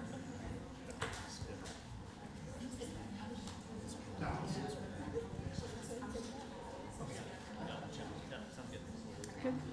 Good. Let's go. All right. Next, yeah, we went from hot to cold, didn't we? Okay, next district is Crossett School District. Crossett is 7 points from a D. Crossett is in the Southeast Cooperative. Their enrollment is around 1,500 students. They have 3 schools, and this is a little bit different. You've only seen one other school like this today, so I do want to lift this up to you. They have 3 schools, an elementary, a middle, and a high. And in their letter grades for 2025, we had their elementary and their middle were held harmless, okay, because we had legislation. Their letter grade actually under the new accountability was actually an F. But they got to remain hold harmless because we had legislation and we had data points that because we were placing a new accountability system, we went back and looked. Did their achievement, did their growth, did they have factors to say that they were moving in the right direction and went under our old accountability system would have remained at that letter grade? And in our determination, it was yes. Okay, so you actually had Crossett Elementary and Crossett Middle who were held harmless and remained a D because they did have achievement growth. They did not have, they had their achievement scores went up. They did not, though, have individual student growth that was above what they had the previous year, okay? But they did get held harmless for that. But it was definitely one of those moments in terms of needing to pay attention to what's going on with individual student growth and all students moving. So I did want to bring that to your attention, though, about the hold harmless on those 2 schools. In all of their buildings this last year, their growth went down. So that's just something to be able to ask about. So their superintendent is Anthony Boykin. This is his 3rd year as superintendent in the district.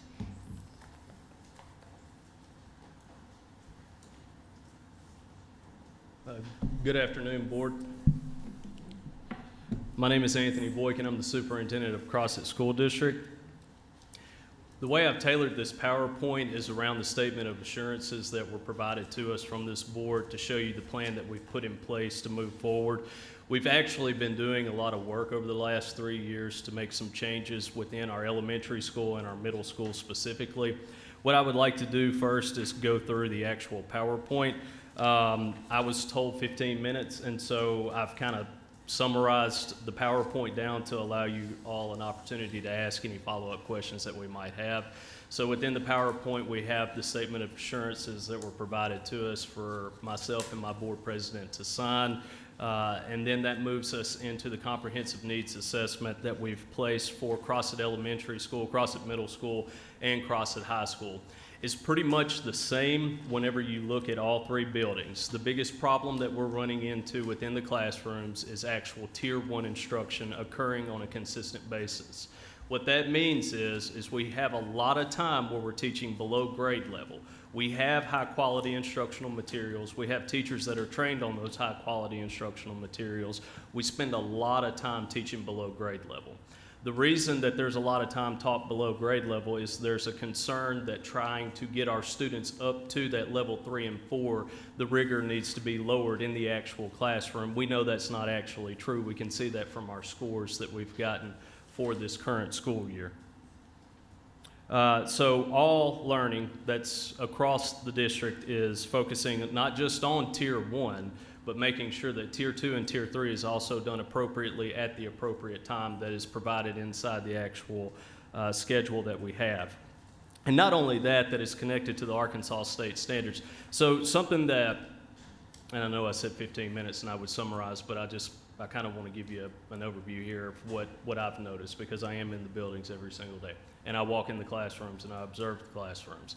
And so we have, for English language arts, we have Wit and Wisdom through Great Minds. It's a very heavy curriculum. It's a very good curriculum. It's a really good curriculum. I think it's good to move our students forward. What you have whenever you're actually walking inside of those classrooms is they'll follow the curriculum, the way the curriculum is actually prescribed.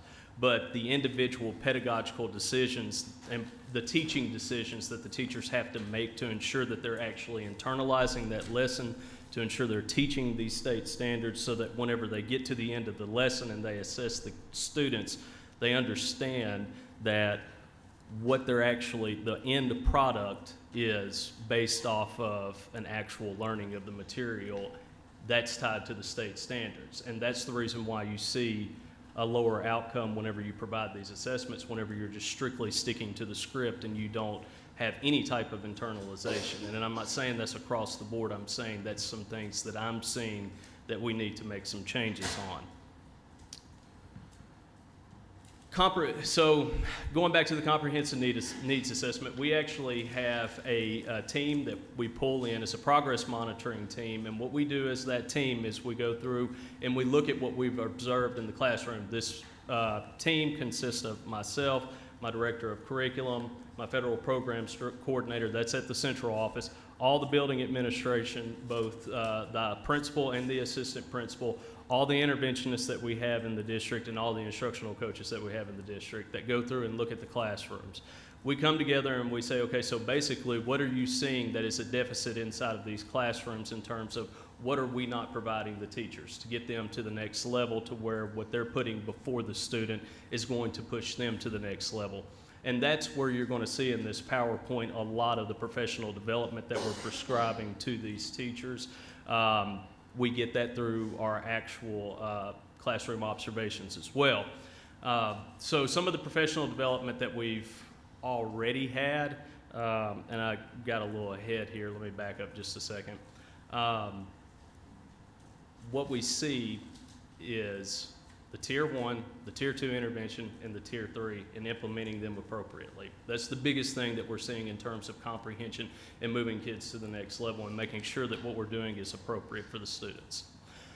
Moving into the implementation of the core instruction district-wide, again, we've had help from the Southeast Arkansas Co-op where they've come in and they've provided coaching. We've had teachers go to the Southeast Arkansas Co-op to receive professional development.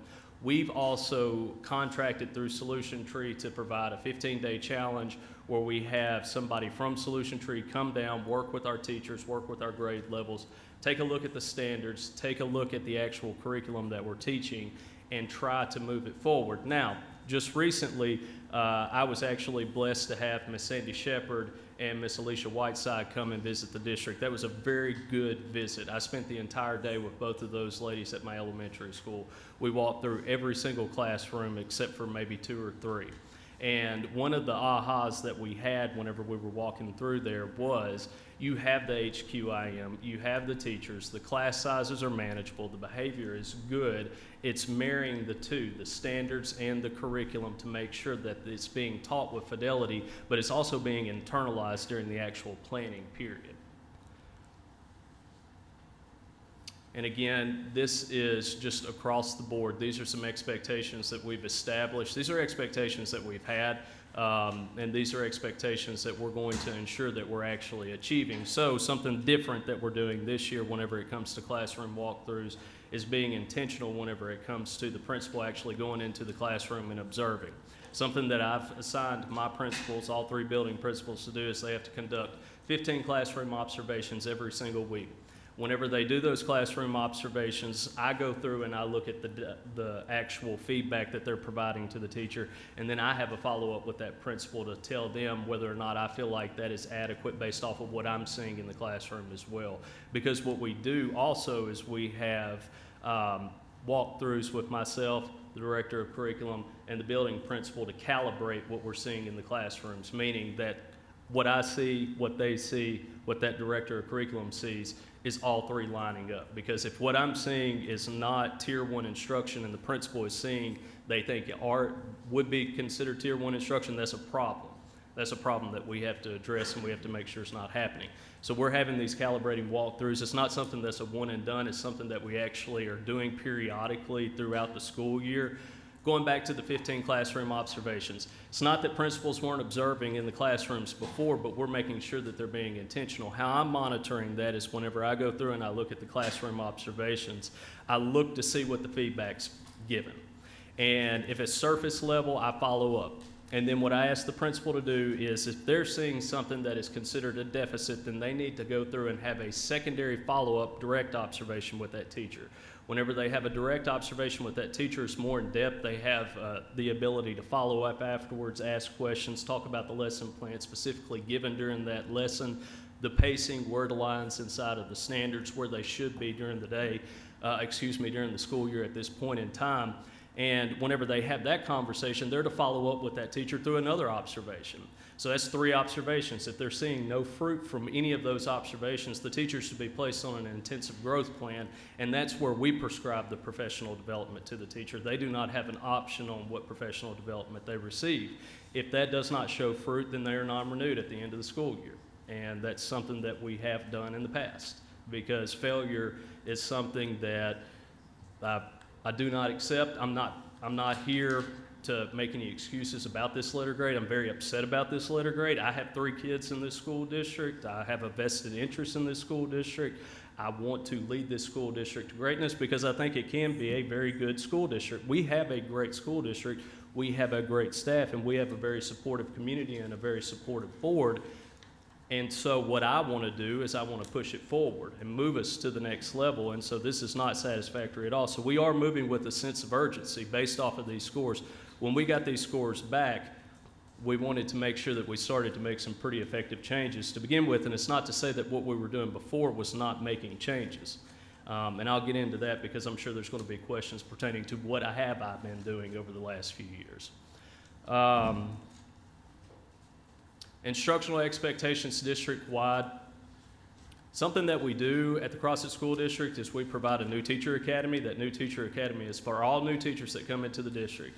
It's not as in you're a first-year teacher. You could be a 20-year veteran teacher. If you come into the Crossett School District, you go through the new teacher academy. That's where we provide you with professional development on our high-quality instructional material, our pacing, our process, and what we expect that to actually look like as we go throughout the school year.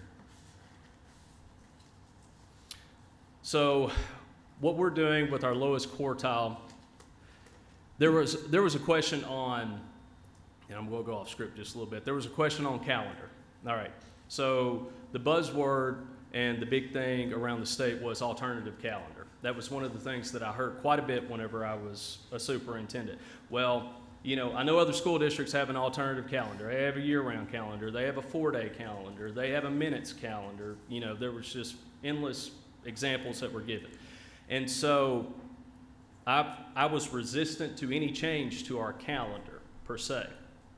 However, last year there was the thought, again, with teacher absenteeism, student absenteeism, maybe we'll try an alternative calendar and see if that shows any fruit. And we did go 5 days a week, and we did have our minutes that we were required to do, but it was the minimal requirement. And that was something that, as you can see with our score, I attribute a lot of where we're at right now with that alternative calendar. So whenever it comes to the 25-26 calendar, whenever the Personnel Policy Committee came to me and said, Mr. Boykin, we'd like to propose an alternative calendar again for the upcoming year, I said no.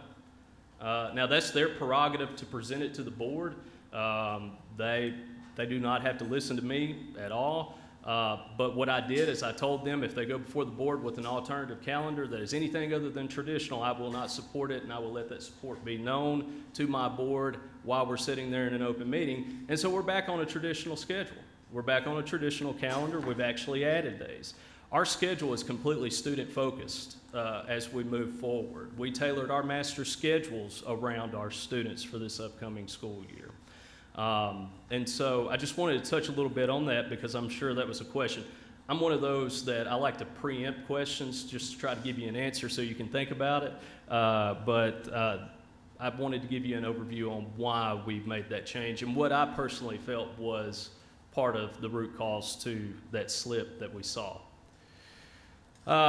We do screen our students. We screen our students for dyslexia, and we actually have with them, I'd like to kind of go through some data that I jotted down before we actually got here to talk specifically about what we're doing. So kindergarten tier 3, we have 24 students in our build program with reading intervention. First grade tier 3, we have 4 in the building program with reading intervention. First grade tier 3, 35 with classroom teachers, fun and focus from Wilson's Reading. Second grade tier 3, we have 6 in Wilson's Reading System and reading intervention, 16 in Take Flight with dyslexia therapist or reading intervention, 6 in Barton. For second grade tier 2, we have 9 with classroom teachers, fun and focus from Wilson's. Third grade tier 3, 15 in Take Flight with dyslexia therapist or reading intervention, is 6 in the Sunday system with trained classroom teacher. Fourth grade tier 3, we have 6 in Take Flight with dyslexia therapist, 2 in Barton with support staff one-on-one setting. Fifth grade tier 3, we have 4 in Take Flight with dyslexia therapist. Sixth grade tier 3, we have 3 in Wilson. Seventh, 1 in Wilson's. Eighth, currently reviewing data with the teacher. And ninth grade, we have 4 enrolled in the strategic reading. And so those are some of the things that we're using to address based off the screeners that we deploy at the beginning of the school year to see where we're at with the students.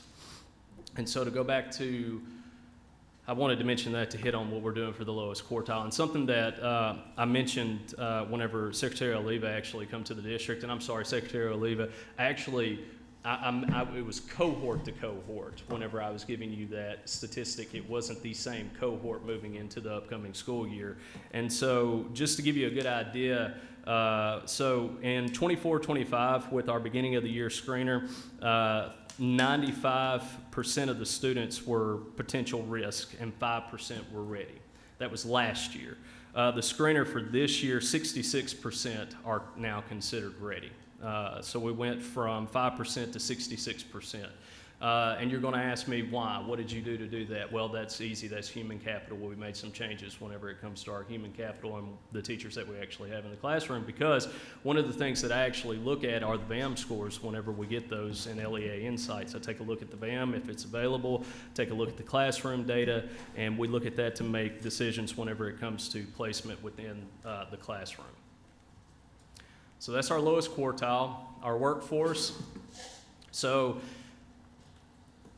I mentioned that with the 15 classrooms, but you know, mentoring, this was a question that I heard you ask. So my high school principal is in his first year, or he's had a year. He's a year and a half in. My middle school principal is 3.5 years in. My elementary principal, she's our longest. She's got 15 years in. One of the things that we have asked them to do is to actually go through Kids First, and that was something that was provided to us by our co-op. What that does is it's somebody that works with our principals to mentor them on what they need to be looking for and what they need to do to move the ball forward. We also have a coach from Solution Tree. Dr. Verga specifically focuses on ensuring that not only is the Tier 1 instruction occurring, but that the Tier 2 and Tier 3 instruction that the teachers are providing is appropriate and that your master schedule aligns with that. And so that's some of the support. I've also required them to sign up for the ADE Virtual Leadership Development Series. That was something that I mandated to them. And as I review their performance for the upcoming year and whether they continue in the role that they're in, these are some of the things that we're going to look at and have conversations about as we move forward. we've got a lot of support. We really do. I can't thank Secretary Oliva and his team enough. Ms. Stacy Smith, Dr. Tiffany Pride, Ms. Sheila Whitlow. Very sorry that you're retiring, by the way. She's been wonderful to talk to. She answers my questions as I call and text quite often. So the support we're receiving has been great. And like I told Secretary Oliva, I'm not one of those superintendents that shies away from any type of support. Anybody that wants to come to the district, if they see something different that I'm not seeing, then I welcome it because we will change it. I'm not one that's going to say we're not going to change it because, like I said, I have 3 kids in the district. I have a sense of urgency. My babies go to this district. My babies are in these classrooms. I want my babies to have great educations. And just like I want everybody in our community's babies to have great educations, we hold their most valuable resource in our community. And so I want to ensure that we're giving them the best product, and we haven't. And so that's something that we're going to improve as we move forward. Additional support is comprehension strategies, meaningful learning activities, appropriate scaffolding, Tier 2 small group centers, questioning, and purposeful learning. Here's what I mean by each one of those. Comprehension strategies are what we teach the kids something that we know they are actually comprehending, and how do we know that? Are they just sitting there? You can teach all day long, but how do you know that they're actually comprehending what they're teaching? So we're actually creating a data protocol where each team has to go through and dig through that data, and it's going to be aligned K-12. It's not something that's negotiable at this point. This letter grade, as horrible as it is, allows me to say to anybody that pushes back, none of these things are negotiable. We have no room for negotiating. We have to move our kids, period, end of story. That's just where we're at. I don't mean to interrupt you. You're at 20 minutes, so you can. That's what I was afraid of. All right. So let me end with this because I've hit a lot of the things within the slides, so I apologize. I'm a history teacher by nature. I don't know if you've been around a lot of secondary history teachers. We tend to talk quite a bit. So let me back up here.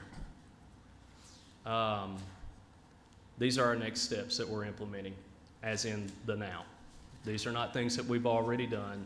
These are things that we're implementing in the now for each one of our campuses. Specifically, whenever it comes to, I cannot emphasize enough, the small group structure, which is Tier 2, and making sure that it's appropriate. The elementary level, the centers specifically, are the centers that's going on in the classroom appropriate to the actual learning that should be expected?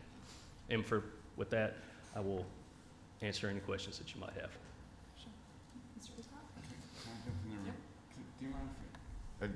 I just want to say too, for the board, we visit a lot of districts, and we've been on the road a lot, and the challenge that Dr. Boykins mentioned around how do you improve Tier 1 instruction, that's not just a CrossFit issue, right? Like, that's the conversation we have across the state.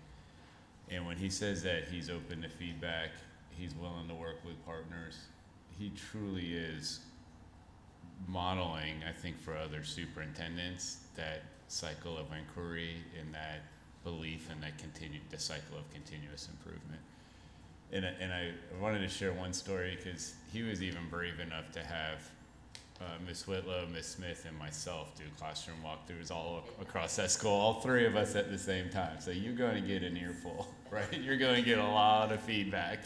And he manned up and he took it all day, and we would walk through classrooms to talk about what we were seeing. I remember we walked out of one classroom, we were all talking about, the quality of teaching, what was the lesson, what was the standard, what were students working on.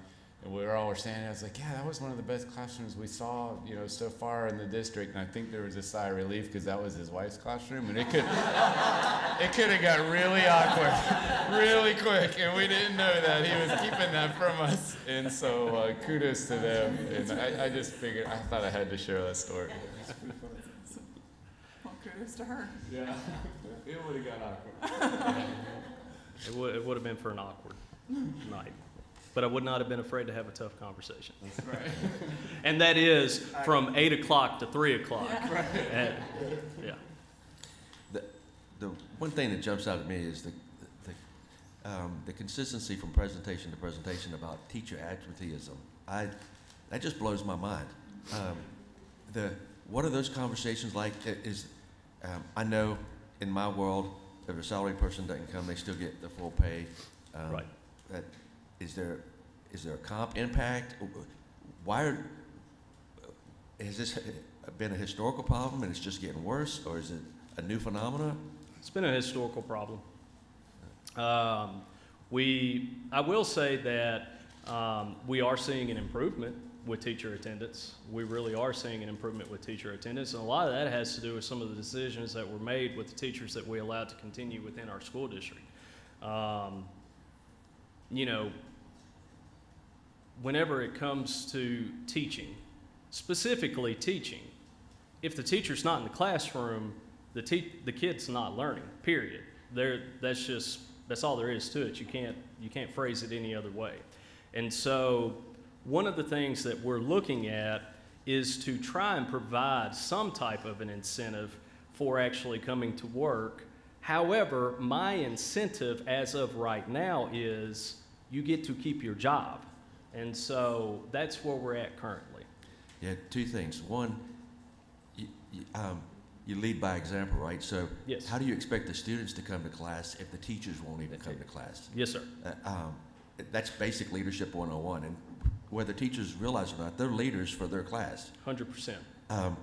The second one is compensating people for coming and doing their job. You're going to be spending a lot of money on it. My experience is that doesn't change behavior. That you'll be paying more money out to the teachers who are going to come to work anyway. Yes, sir. And you're not going to be paying the ones who don't come to work that you're trying to incentivize aren't going to be motivated by a small change in compensation. So I would suggest that's not a viable path forward. The other thing is,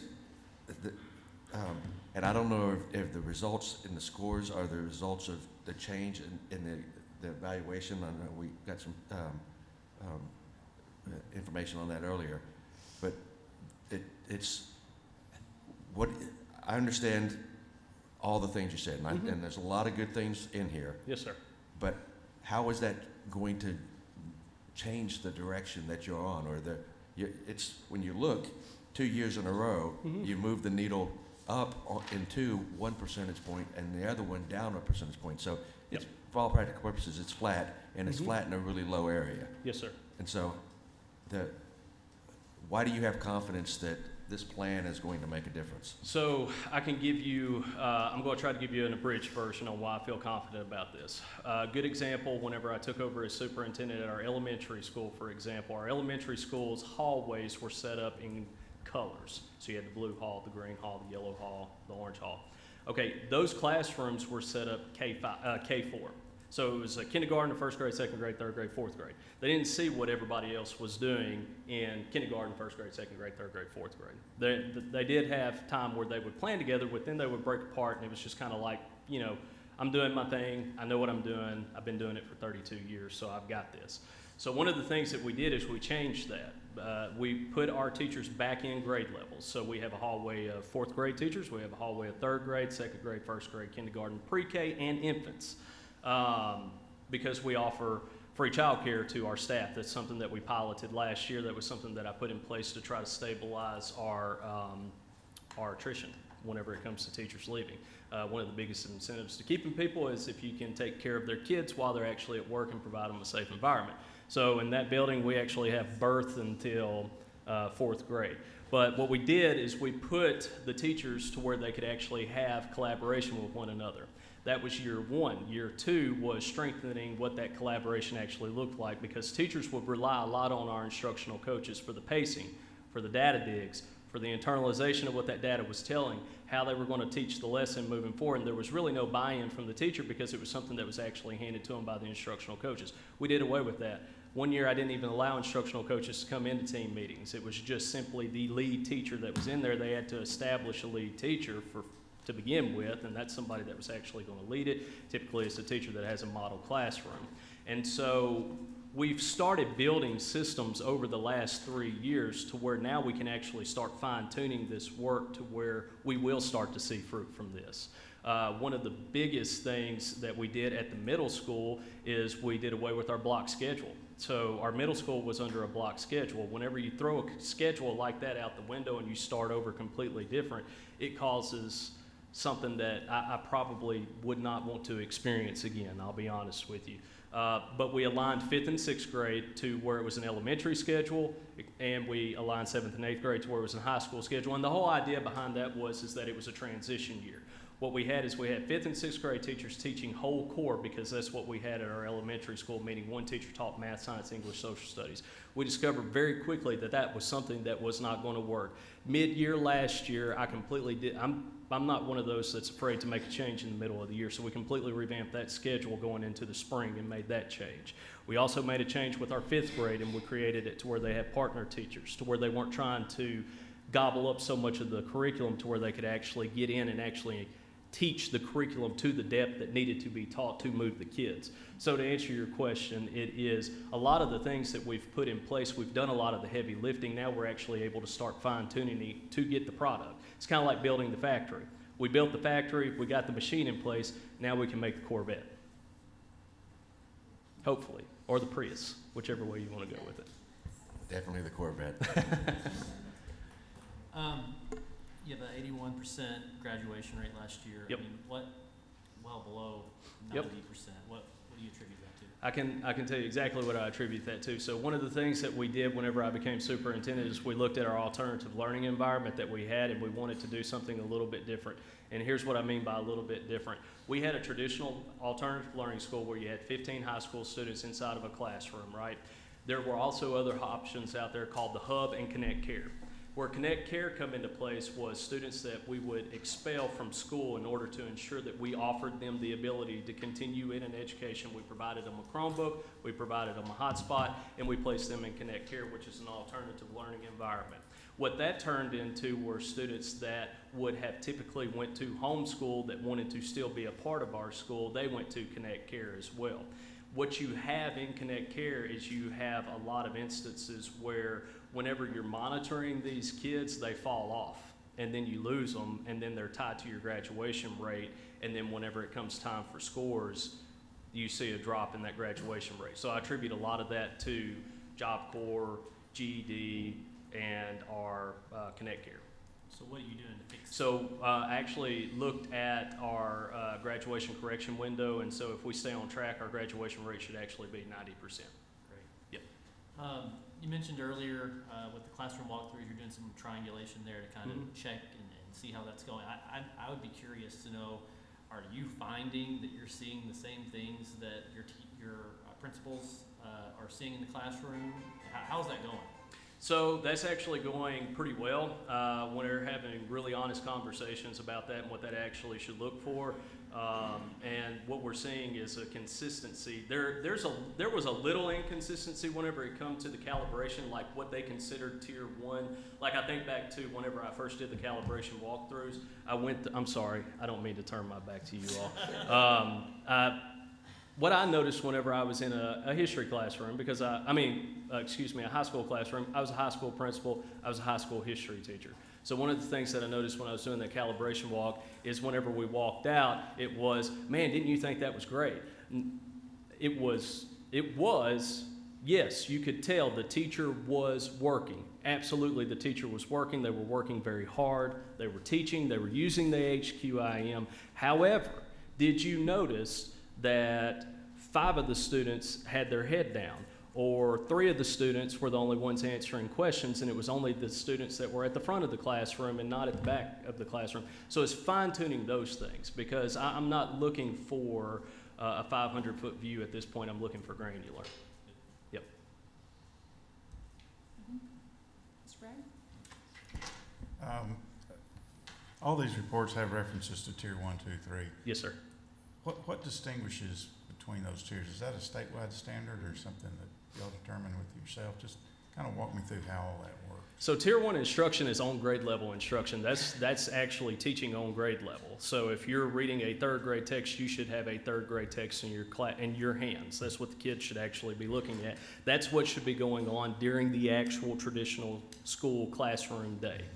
Tier 2 is an intervention that's put in place for those students that we're seeing are struggling to get on grade level with that actual grade level. Tier 3 is something where you have a student that is multiple years behind in a grade level, and so they need very intensive intervention that is one-on-one to help move the needle very quickly with those students. So they're pulled out of the classroom for this intervention? No, sir. So actually what we did is we tried to, again, student-driven whenever it comes to lessons and the schedule. We tailored our schedule around the kids' needs. And so if we have a student that needs Tier 3 intervention, whenever it's a Tier 2 time inside of the actual school day, what that usually looks like is the teachers sitting behind their kidney table, and then you have centers that are around the classroom. The kids are rotating around those centers. The teacher has a group of students back there working on the actual lesson where they're struggling, and interventionists will come in and pull that student for a quick 15-minute Tier 3 kind of like injection, so to speak. How do you anticipate looking at this third grade reading level and being able to make those standards as far as intervention? And Yes, sir. So something that I asked the board to approve, and again, I've got a very supportive board. If I ask for it and it's legal and it's something that we can do, they usually approve. they approve it. And so to answer your question, I asked the board to go through and allow us to take the teachers that we consider to be high performing in the third grade and allow them to work after school and to get their hourly rate of pay and to pull in those third grade students that are in need of support and work with them after school. Something Secretary Oliva pointed out, and I'm a money guy and I did not even realize this, is we actually have availability to the $1,500 to become a vendor for the tutoring. And I did not realize that the school district actually had access to that. I thought that was something that was going to be more tailored toward an individual vendor. And so what we're going to do is we've got the round 1 and the round 2 letters, and we've got, we're going to go through that process. Ms. Smith, I'll be calling you quite a bit to ask you that. And we're going to apply to be a vendor to where we can open that up. What we're going to do at that point is we're going to have a family night. We're going to bring in the parents, and we're going to show them the process for how you get registered for it. And we're going to bring in more teachers and more kids, and we're probably going to extend it down as far as we can go. okay, thank you. Yes, sir. All right, I'm gonna ask you the same questions. Do you agree that lack of growth is almost always an adult issue and not a student issue? Yes, sir. And do you agree that lack of achievement is almost always an adult issue and Yes, not a sir. student issue? Do you agree that poor students can learn if adults do their job correctly? 100%. Ask these questions, helps eliminate excuses. Absolutely. Okay? We don't blame kids. No, sir. You've been the superintendent how long? 3 years. I'm 3.5 in now. Yeah. And what did you do before you were the superintendent? I was the high school principal Where? at Crossett. Okay. All right. Crossett High School has an F grade now. Yes. What did it have when you were the principal? We had a C, and then we went into COVID, and we dropped down to a D. Then I went into the superintendency, and the principal that took over, actually, if you look at the simulated grade, we were less than a point away from a C, and then we have a new principal this year, and we went down to an F. Okay. All right. You referenced Crossett Elementary, I believe. The principal's been there 15 plus years? Yes. Okay, what gives you confidence that that individual can bring that elementary school out of its D status? So whenever you go back, because I have been in the district, so historically Crossett Elementary School was a C under the accountability system, and they were high performing under her leadership.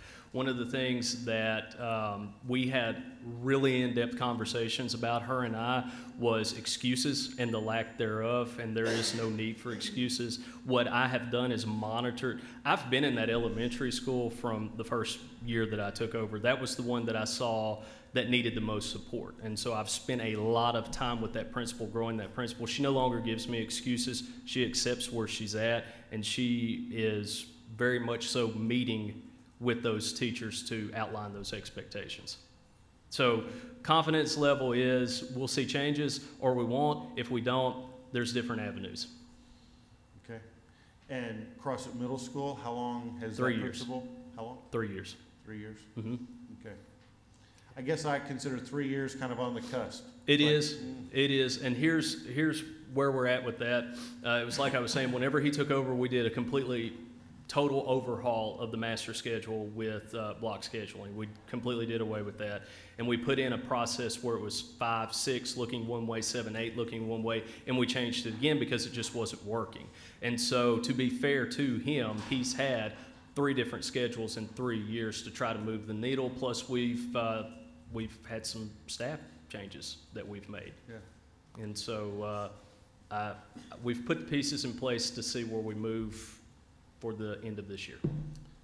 Looking your general region of the state, there are some other school districts that need some help. There are some others that are doing a decent job. I mean, El Dorado's not far from you. You've got Northlet Smackover, seems to be doing okay. Harmony Grove, Washita County. Bearden, slightly less.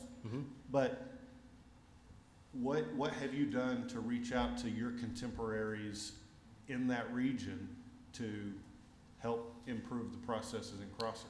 So one of the superintendents that I've reached out to quite a bit has high-performing schools in our co-op region, and what I've asked him to do is share his master schedules with me, his teacher hub. So this is something that we stole from them.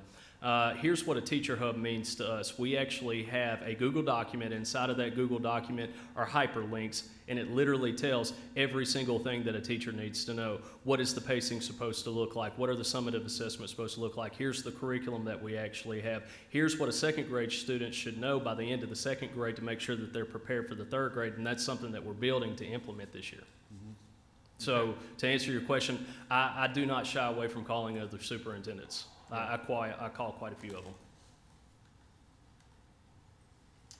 them. Your dyslexia testing, you're compliant with your requirements? Yes. In that? Yes, and sir. I believe you mentioned it maybe at the beginning of your presentation, but what were you identifying with dyslexia in kindergarten, first grade, second grade? I was going through and I was talking through, based off the screener, specifically how many students that we had inside of those interventions. And so we have 24 kindergartners. What percentage, do you know?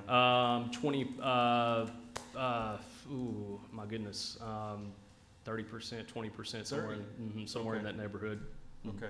Because we have 118 kindergartners. Okay. Yeah. Well, that's in line. That's 1/5-ish. Yes, sir. Kindergarten. Okay. And what specific strategies are you implementing in your K1, 2, 3 to have higher performance on third grade assessments? So making sure that the students are actually receiving grade appropriate reading material, for one, making sure that the books that they have in their hand while they're reading is on grade level, making sure that they're actually doing the reading. For example, in fourth grade, the teacher doesn't have to read the entire paragraph to you. You should be able to read the paragraph. In what grade? Fourth grade. Okay, sure. Yeah, third grade even. Yeah, third grade. I have a third grader, so yes, absolutely. Third grade should be able to. One of the things that we notice, I can speak to this as a parent of a third grader, my son can read to me all day long, and he reads very well. What he cannot do is he cannot formulate exactly what all he read into a cohesive, comprehensive summary. Yeah. So we can read a book all day long, but then whenever I say, okay, Asher, tell me exactly what you read, he'll give me surface level information. So that's something that I've noticed as a parent that I've relayed to the principal, to relay to the teachers, to also that I've relayed to the English coach, excuse me. You know, one of the things that I know to our director of curriculum, my kid can read, great, but I want to make sure my kid can read and comprehend what he's reading and then tell me what he read. And so to answer your question, because I wasn't trying to walk around it, here's what we actually put in place. Making sure, number one, that we're teaching Tier 1 in the classroom. That's something that we're really focusing on, that we don't spend a lot of time scaffolding. Here's what I mean by that we actually put the book in the kid's hand and not stand there and read the book to the kid. Whenever it comes to actually the phonemic awareness in the bottom of the rope and the top of the rope, making sure that we're following our systems with precision and that we're actually aligning those, internalizing those, and implementing those to our students. Our centers are so important. What I discovered is we have a haphazard approach to centers whenever I walk through a classroom. It's not that the teachers are not working. I can tell you my teachers are working. They are working very hard. But the way I describe it is, it's kind of like swimming upstream with logs coming at you, and then there's a bridge. So I can jump in the water and swim upstream with all those logs, or I can walk along the bridge. Whenever I get to the bridge and the person's finished swimming upstream, and then the person swimming upstream's mad because they're wet and I'm not, you can't really be frustrated at that. And so what I've tried to teach to them is quit swimming upstream, walk across the bridge. It's right there. And so that's what we're working on, because they really are. I don't want to take anything away from my teachers, because they are working very, very hard. We've made some human capital adjustments that were needed, to be completely honest with you. And I think what we have is great. And those that are struggling, whenever they get in on an intensive growth plan, it's not to get you out the door, it's to actually help you. We want to keep you. Southeast Arkansas is a place that does not have a high number of teacher applicants. And so what I do is I look to grow my own teachers. For example, I was the high school principal. I have quite a few teachers that now work in the district where I was their high school principal. I know I don't look old enough. That's where people are supposed to laugh, but I'm getting that to where that don't laugh very much anymore. You actually don't look that old. Well, there you go. You talked about like 30 years ago. I was like, you were 12? Yeah, I know. Good genes. But anyway, that's what we're doing to address that K-3. And again, offering that after-school reading for 3, especially for those that are struggling, that we've identified as struggling, take advantage of what we have out there with additional monies to where we can hire additional people. I would encourage you to think about expanding that into 2nd grade and 1st grade, not just 3rd grade. 3rd grade is where we identify it first, but if you can prevent it from getting there, you're ahead of the game. 100%. Listen, I feel like you're honest enough with yourself that you know that it's about more than just trying. It's about achieving. Right. It's about accomplishing, moving the needle. Yes. I can tell that you really want to move the needle. I love it that you're from Crossett. Been there. Well, I don't know if you're from. I'm not from Crossett. But you've been there a while. But here's what I say. I can't say that very much anymore because I've been there so long. All 3 of my kids don't know anything but Crossett. So the community's been wonderful, wonderful, wonderful, wonderful to me. We've got a fantastic community. If you ever get a chance to visit, I'd encourage you to. You inspire confidence in what you're doing. Yes. You got to get this up. 100%. But I believe that you believe that you're on a path to do it, and one way or the other. So, well, good luck. And I'm sorry. That's all I can say. No, I'm saying I'm sorry because I know I'm being watched. It's live stream. But you know, I want anybody that's listening to know that I do have a sense of urgency. My principals have an instilled sense of urgency. My teachers do. They're not happy with this. I'm not happy with this. Nobody in my district is happy with this. And so for that, I do appreciate. Actually, I looked at this as not something to shy away from because there's a lot of things that typically float around, and whenever you don't know what's actually going on, you make up what's going on in your mind, and it's a lot worse than what's actually going on. So I welcome this opportunity to present what we're actually doing to show that we are trying to move the needle. That's why it's a conundrum, this one is, because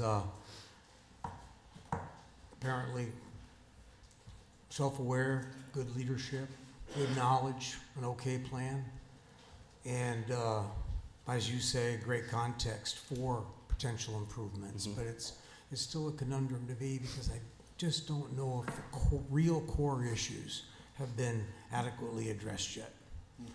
So that's where we'll have to see how this plays out. But does that kind of clear what I'm trying to say, Jeff? I mean, I think so. Yeah, it's maybe the board might want to address it, but there's been a lot of specificity, but I'm still not sure if we know exactly what has to change to get out of the F category. Do you know? What are the top 3 things that have to change? Tier 1 instruction. We have to teach on grade level every single day, all day. We have to be consistent with it. We have to plan and internalize that planning. Planning just to plan for plan's sake is not planning. That's just going through the motions and going through a checklist. So internalizing that planning. And again, to answer your question, I do understand what you're saying by that, but I want you to know that we are self-aware of the deficits, and we are putting things in place to address those. Yeah. So Tier 1 instruction, whenever it comes to every day, every child, all the time in that class period, planning appropriately, making sure we internalize that lesson plan, and then whenever we get the end product, what are we actually doing with that end product? And how is that going to reshape our pacing moving forward? So I hope that gives you a little bit more confidence that I do know where we're at and what we need to do to move it forward. Yes, I know the knowledge is there. I just feel like it's a good package, but something's missing, and we haven't been able to put our hands on it yet. I think I honestly do feel like I've got a good hold on it. Okay. I really do. Okay. I don't know if I was attributing it to you. No, I'm saying, I scratched my head and asked the same question, and here's how I know that, is because I actually called Ms. Smith whenever we got our test scores back, and I said, honest to goodness, I'm ready to beat my head against a wall. I do not understand where the disconnect is, and we actually had a follow-up conversation, and so I know where the disconnect is. Okay. Yep. I think several of us are saying the same thing. That makes sense from your presentation that you've got an F school district. Yes, sir. It just it just doesn't make sense. This is one of the more one of the better presentations we've had all day long. And if you told me to pick one of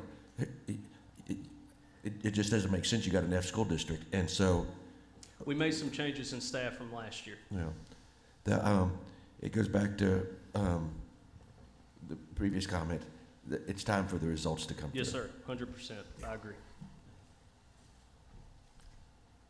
Based on that, motion? I'll make a motion to accept. Okay. Second. Motion from Mr. Peacock, Dr. Abbott, or Dr. Arnold, that was you? Yes. Second by Dr. Arnold. All in favor say aye. Aye. Any opposed? Hearing none, motion passes. Thank you. Thank you all for your time. Thank you. And my apologies to Fordyce, I do have to step Yes. out, but. No one else can leave or we lose a quorum. So let's hear Fordyce. No disrespect at all, I will be listening to what y'all have to say, I'm very interested in what you have to say. Do you want me to ask your questions? I was gonna I would say, love somebody for needs this. to ask your questions. Yeah, so. Say them again, just so I can write them down for Well, I'll everyone. give them to you. Give me the paper. Sure, Okay. yeah. Do you have 2 minutes? Yeah. 2 minutes? Yeah. Before you do your portion, Okay. we're gonna go out of order. Then you can have it on record. Then you can have it on record. Yes, Yeah. you want to introduce the superintendent real quick? And then we can go and do the overview of the district. This is Fordyce School District. They are very similar to the last district in terms of points away. They're 7 points from a deed. They have 635 students in their district. This is Rhonda Lawson. This is her 3rd year to be superintendent in the district. They also, their high school was on that hold harmless as well. They actually met their achievement and growth there, but Rhonda Lawson. Like you said, I'm Rhonda Lawson. This is the 2.5 year mark for me. Mr. Wood, do you have questions for me? Sure, yeah, I'm gonna ask you the same Okay. 3 questions. Okay.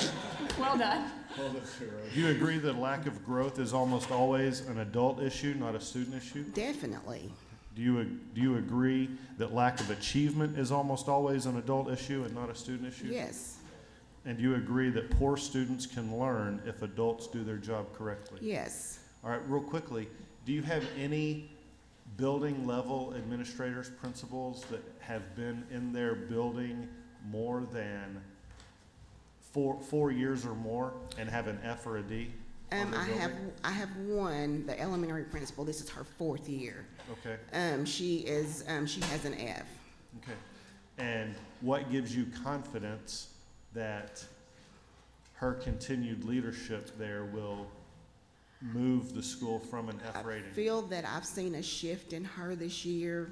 I feel that she has stepped up to the leadership role and she's taking the criticism. I know I shouldn't say it like that, but it is criticism. I think she's taken that and she's turning it around. Okay. And she's using that and she's asking the questions. She's asking those in-depth questions that she needs to ask. And she's getting into those classrooms. Yeah. What did you do before you were the superintendent at Fordyce? I was the principal at the elementary. Okay. What grade level did it have? What letter grade did it have when you were the principal? They were 2 points from a B. 2 points from a B, so they were a C. What year was that? Was that post-COVID? Right after COVID. Right after COVID, so look 22-ish Yes. area, Mhm. 23 maybe? Yes. Okay. All right. You have member of your board here? Yes, I have my board president, Nick Board- Cranford. Lee? Mr. Cranford, you know, I'll give you the same admonition kind of that I gave board members earlier. You must support your superintendent's decisions. You've hired a superintendent, you've entrusted them, you must be active in accountability. You are here today because things aren't going well at Fordyce Public Schools, too much failure. And the community must be involved in accountability.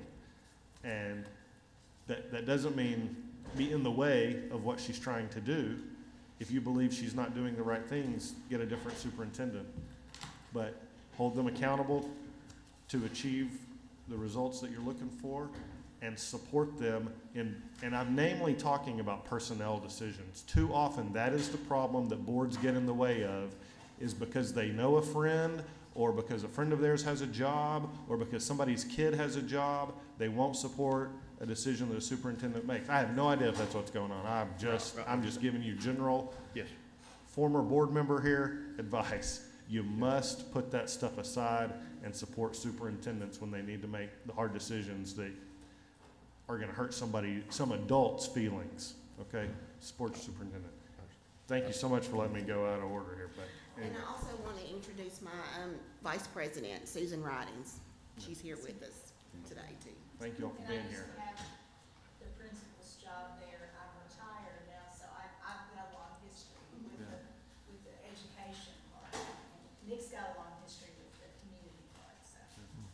Well, good luck to you. I look forward to listening to this and hearing what's going on. Okay, we're just going to reset now and allow Ms. Lawson to go through her presentation that she prepared for you.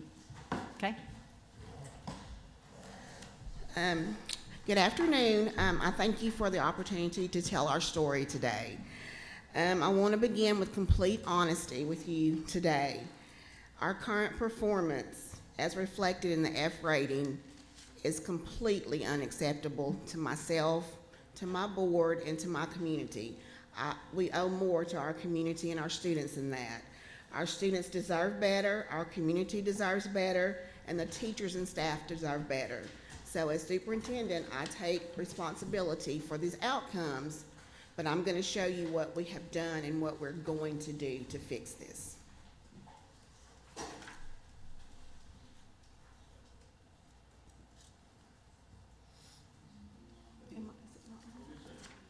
Oh, I turned it off.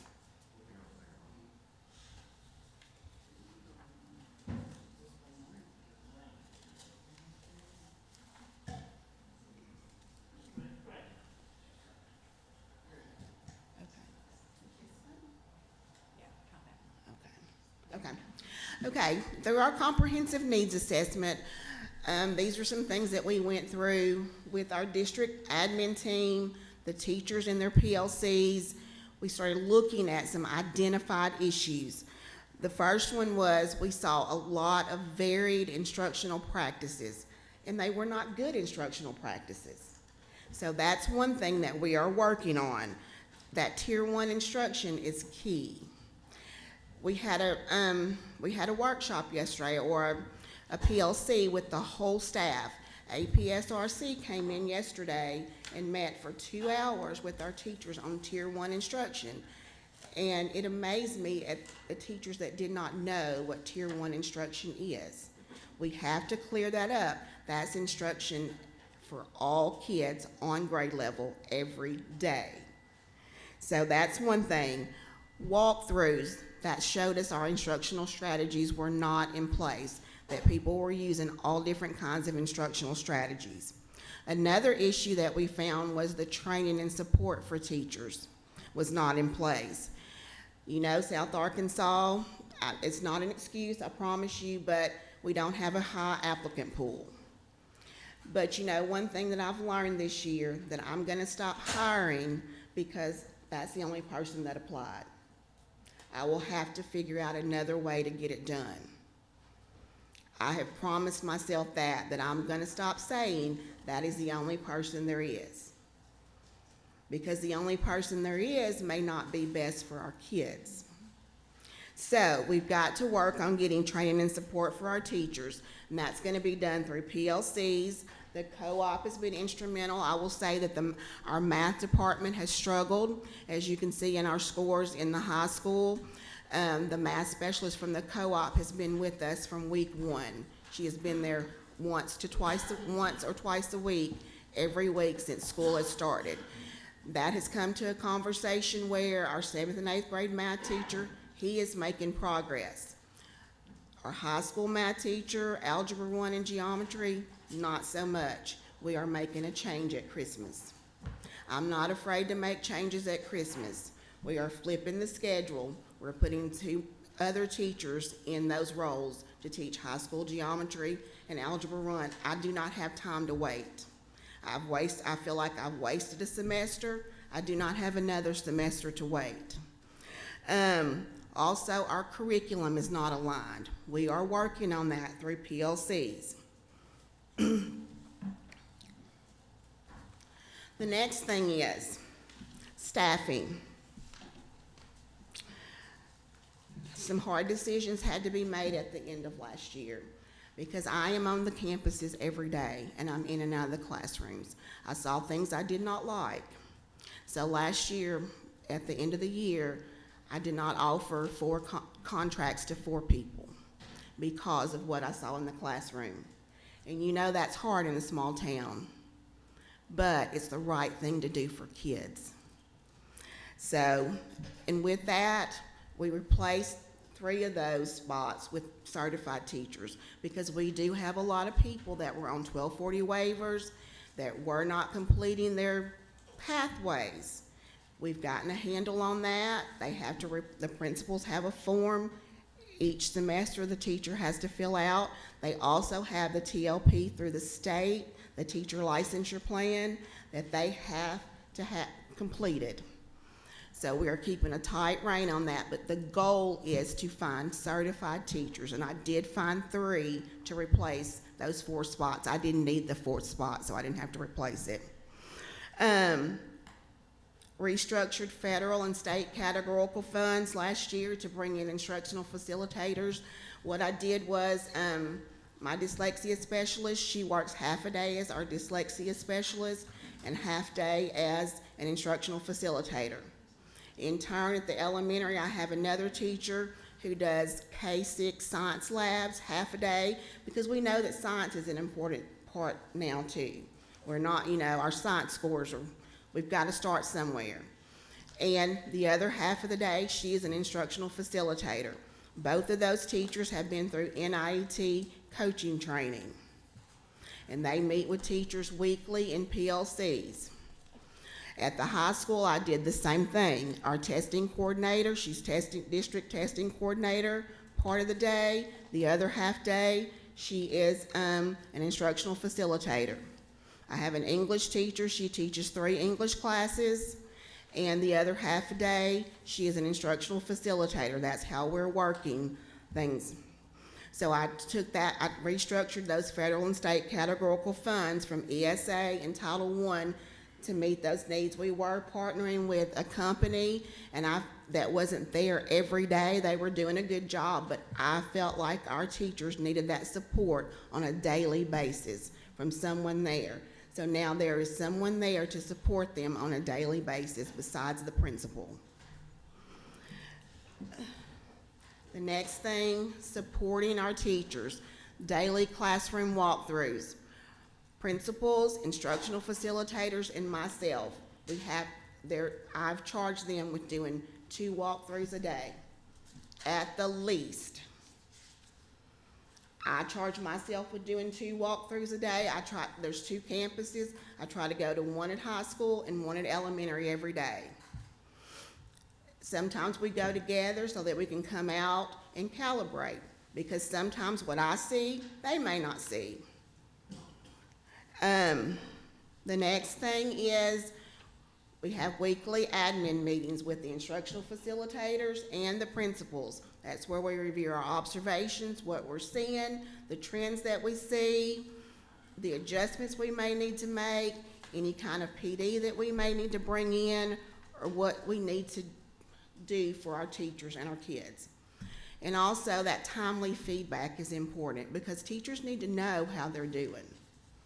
I don't need to wait till the end of the semester to say, oh, hey, this is what I saw in your classroom. They get that immediate and timely feedback. And when the principals give them feedback and instructional facilitators, it comes to me also because I want to see what they're telling them. Lesson plans are reviewed with feedback. Lesson plans are due every Monday morning by 8 a.m. Instructional facilitators go through those, spot check those, principals check them, and I go through and spot check them every once in a while. Our instructional practices that have changed. The instructional facilitators and co-op specialists, they're building teacher capacity in both content and instructional strategies through their helping them plan. Like I said, that math specialist has been on site from the co-op from week 1. I've watched her, I've gone in with her, she's sat with those math teachers, she's planned with them, she's taught them lesson internalization. So they've been there. Now we're bringing the science specialist on board. She came and gave me some bad news last week for elementary. I haven't told my board yet, but I know, I'm just gonna tell them in front of y'all. That our science that we're using is not HQIM, so I'm gonna have to purchase some new science, which I knew at the high school that we were, but I didn't know that elementary didn't have the green lights that I thought they did, so we're gonna have to review that HQIM science across the board. Our elementary interventionists are trained. We have a retired teacher who comes in and provides 3 days a week Barton reading interventions. We have another retired para that comes in that 3 days a week that provides Sunday system interventions. We also have paras that they're trained in Sunday system that provide interventions. We also are basing our PLCs around the Atlas blueprint and the content standards, and the high school is looking at those ALDs. We now have a state-appointed literacy coach for the elementary. She has come in. We've had her for about a month. She's doing a great job. She is providing feedback to teachers. She's going in and modeling lessons. She's keeping me in the loop on things. I've gone in with her a couple of times, and she's actually taught me some things that I didn't, some things I didn't know. And like I said, we are reviewing all of our HQIM, and we did find out that our science, we've got to work on our science. Our academic supports, we've got targeted math interventions. Math interventions are mandated in elementary now, and I'm proud to say that we have a teacher in elementary, a 3rd grade math teacher, that has a VAM score of 86. And she teaches, we've restructured our math in 3rd and 4th grade, they rotate in 3rd and 4th grade between 4 teachers. There's a 3rd, 4th grade literacy teacher, a 3rd and 4th grade science teacher, a 3rd, 4th grade social studies, and then a 3rd, 4th grade math. So she is teaching all 3rd and 4th grade math. So I'm anxious to see what her scores are gonna look like. And also, they have a 30-minute math intervention time. She is seeing the bottom 25% for 30 minutes a day in 5th and 6th grade. So I'm anxious to see, and she's had those kids before, and when she saw their scores, she said, they can do better than this. When I had them, they did better than this, and they did. Our high school science labs is a big thing this year. Our K2 have never really gone to the science lab. We have a room that's a science lab now. And that instructional facilitator brings in once a week, the K2 kids get to go by classroom for a science lab. And she does the same thing for 3-6 for science labs. Our high school dyslexia, we were kind of lagging in that, but now the co-op specialist has come in, and she's gotten my high school people where they need to be with the screeners and all that kind of stuff. And like I said, I knew I needed HQIM science for high school, but now I need it for elementary. So I know that, and we are working on it. Okay, we were not giving interim tests at both campuses. We are giving the interims at both campuses. Lowest 25% have been identified at both campuses, and we are looking at curriculum gaps. And that's an ongoing process. I do want to let you know you're at 15 minutes, so if you want to Okay. bring your point. Okay, these are our future plans. We've got to continue to strengthen professional development. For leadership, that's the first thing. I've got my high school principal's in her second year. My elementary principal's in her fourth. I've got to strengthen that leadership and strengthen the leadership for the teachers. And I've also need to create incentives and supports that reduce teacher turnover and elevate instruction, because we do have a high teacher turnover. And then I want to form some partnerships with teacher prep programs to strengthen our recruitment through them, to get teachers straight out of who have gone the traditional route. And then we would need to integrate ongoing professional development that's aligned to our student outcomes. And that's it. I know that was quick, but questions? Can I talk just a little bit on your identification? So do you use screeners in K2?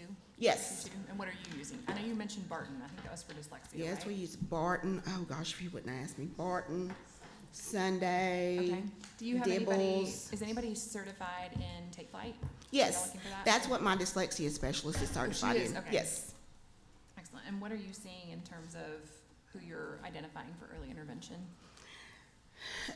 It kind of varies from year to year. To me, this year it's a lower number than I thought. Like, I think she told me maybe in kindergarten, maybe 6 or 7 kids. We've got like 50 kids in kindergarten. And what's your typical trajectory through, if you have identified in kindergarten, do they start receiving intervention then? Yes, we do an early intervention then. Okay. Mhm. And then are you seeing it, are you tracking those students to see how their progress is Yes, increased over the year? yes. Okay. Mhm. Dr. Arnold, you have anything? No? You said you're doing interim tests at both campuses now. Yes. Have you already given those this year? We have one in January. You have one. Mhm.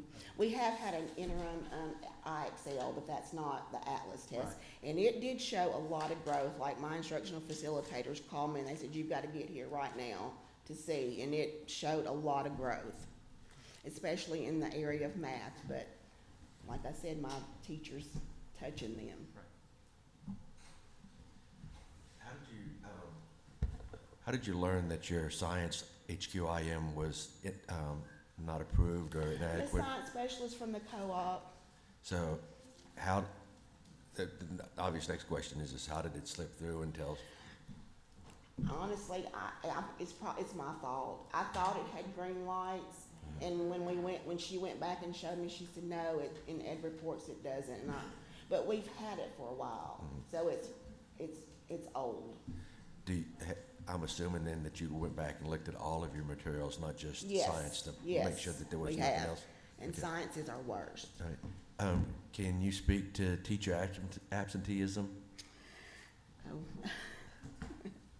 We have a problem with teacher absenteeism, and I do agree with you. We've tried the money thing, giving them incentives. That doesn't help. I hate to say this, but it has to be in your heart. Teaching is a passion and a heart thing that you got to want to be there every single day. And that's what we've got to try to build in these teachers. Because it kills me to miss a day. I hate to miss days. Because when a teacher's not there, kids get nothing. So I haven't found anything that works, but we do have an absenteeism problem. Thank you. I enjoyed your presentation.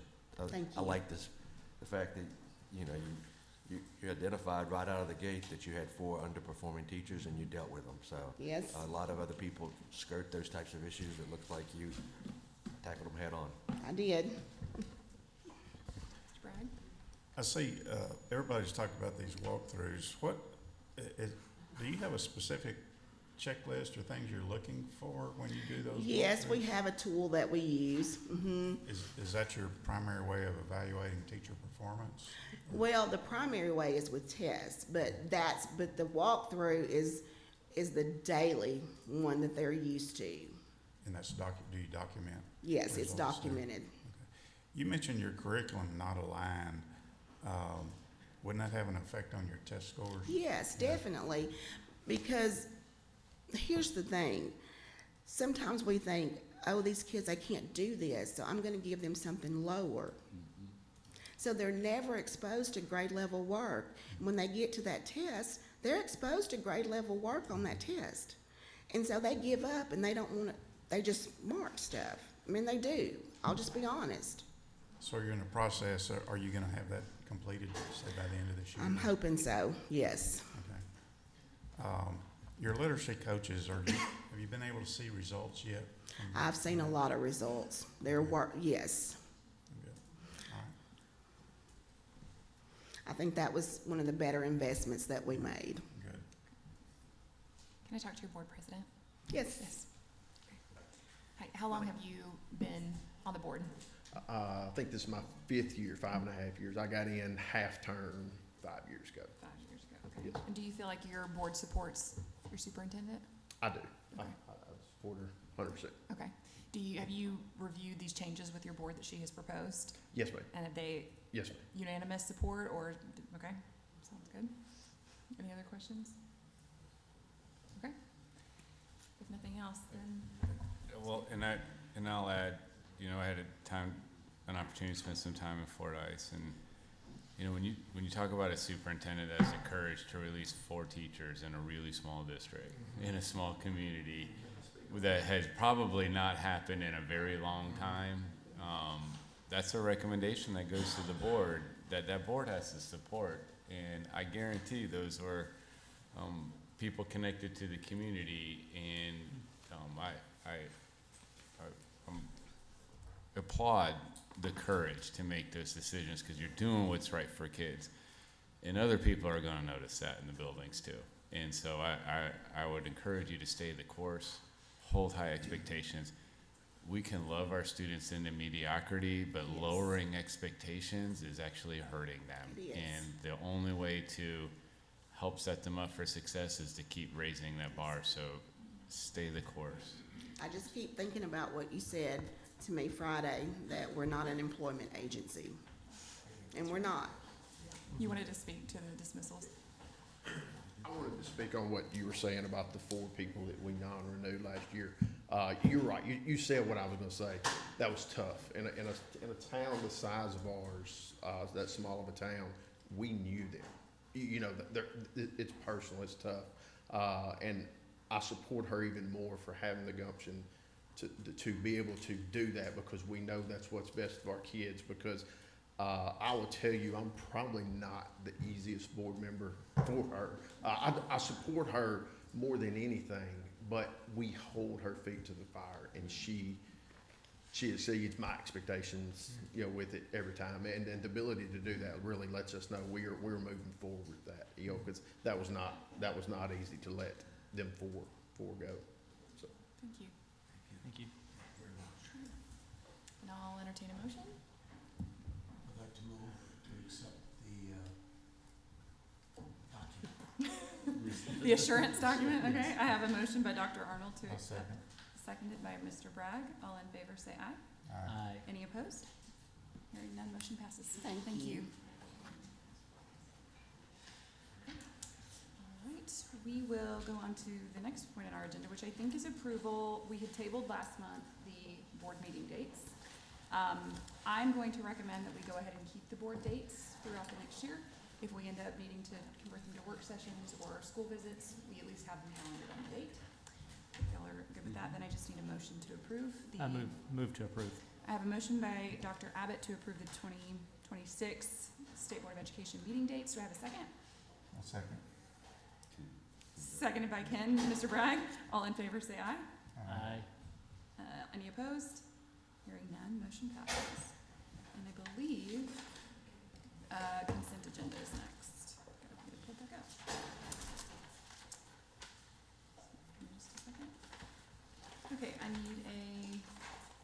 Is there any new business? I'm sorry. None? Okay. You're like, no, keep moving.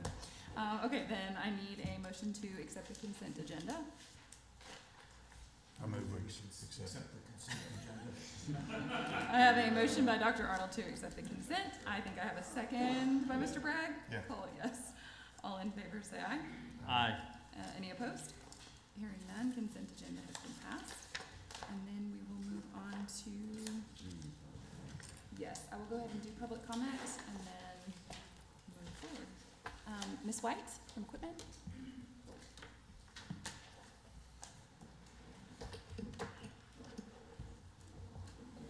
Yeah, I'll do time. Hi, everybody. I want to thank you for giving me the opportunity to speak again. I want to start by saying that what I have to say is very important, and it'll take me longer than 3 minutes, so I've asked somebody to tag in so I don't disrespect you in any way. It sickens me that I must continue to stand here to defend the honor and safety of my family, to defend my son from individuals who failed to protect him at Quitman Public School. I also want to say, clear something up, that my husband, it's been put in the paper that he recanted his story the same night. His story never changed, my story never changed, and my son's story never changed. At the state board hearing regarding the Quitman coach, false testimony was presented by the coach. Unfortunately, we were not allowed the opportunity to correct the record. The evidence was in the file, yet we were denied the chance to point to the board the evidence or refute inaccurate statements. The record clearly shows that administrators were aware of locker room abuse long before we disclosed the abuse on May 10th of '24, yet the coach said they had no knowledge. The fights shown in the videos provided in your packet did not happen years ago, as the coach claimed. They occurred when my son was in the 7th grade. We provided those videos. This confirms that the fighting in the locker room has been going for years. There was also evidence of teabagging in 2022. Despite there being 4 victims, the school filed only 1 report with DHS on 1 victim and 1 perpetrator. They occurred when my son was, Even that DHS report contained inaccurate birthdays, inaccurate narrative. Again, there were 4 victims, 6 perpetrators, yet they only filed 1 report, 1 victim and 1 perpetrator. It is true that the DHS made an unsubstantiated finding in these sexual assaults. The reason DHS declared the sexual assaults as unsubstantiated is because, quote, there was no evidence to support sexual gratification, end quote. The coach told his board that he believed there were automatic gel blasters, but claimed there was no evidence they were used. However, the Runyon report documents multiple students reporting gel blasters, repeated wars, and 1 student being shot in the face and or nose. Imagine if he'd been shot in the eye. Why would a school district allow students to bring any type of gun, BB guns, airsoft guns, gel blasters, anything like that without consequences? 4 victims came forward, yet only 2 had their day in court due to mismanagement and, I believe, incompetence or worse. There was a courthouse confession stating they had held a boy down and teabagged him. Despite this, only half the perpetrators were disciplined by the school, all while the parents were assured that the school had punished to the strictest way provided by the handbook. Charges for 6 of the perpetrators range from harassment, assault, and battery. Of the 6 perpetrators, the court sentenced 5 to 6 months probation, fines, fees, community service, mental health counseling, letters of apology, online bullying class, and a no contact order issued on July 11th of '24. That's very important. You're at 3 minutes. Did I'm you at wanna 3 tap out? minutes. Okay.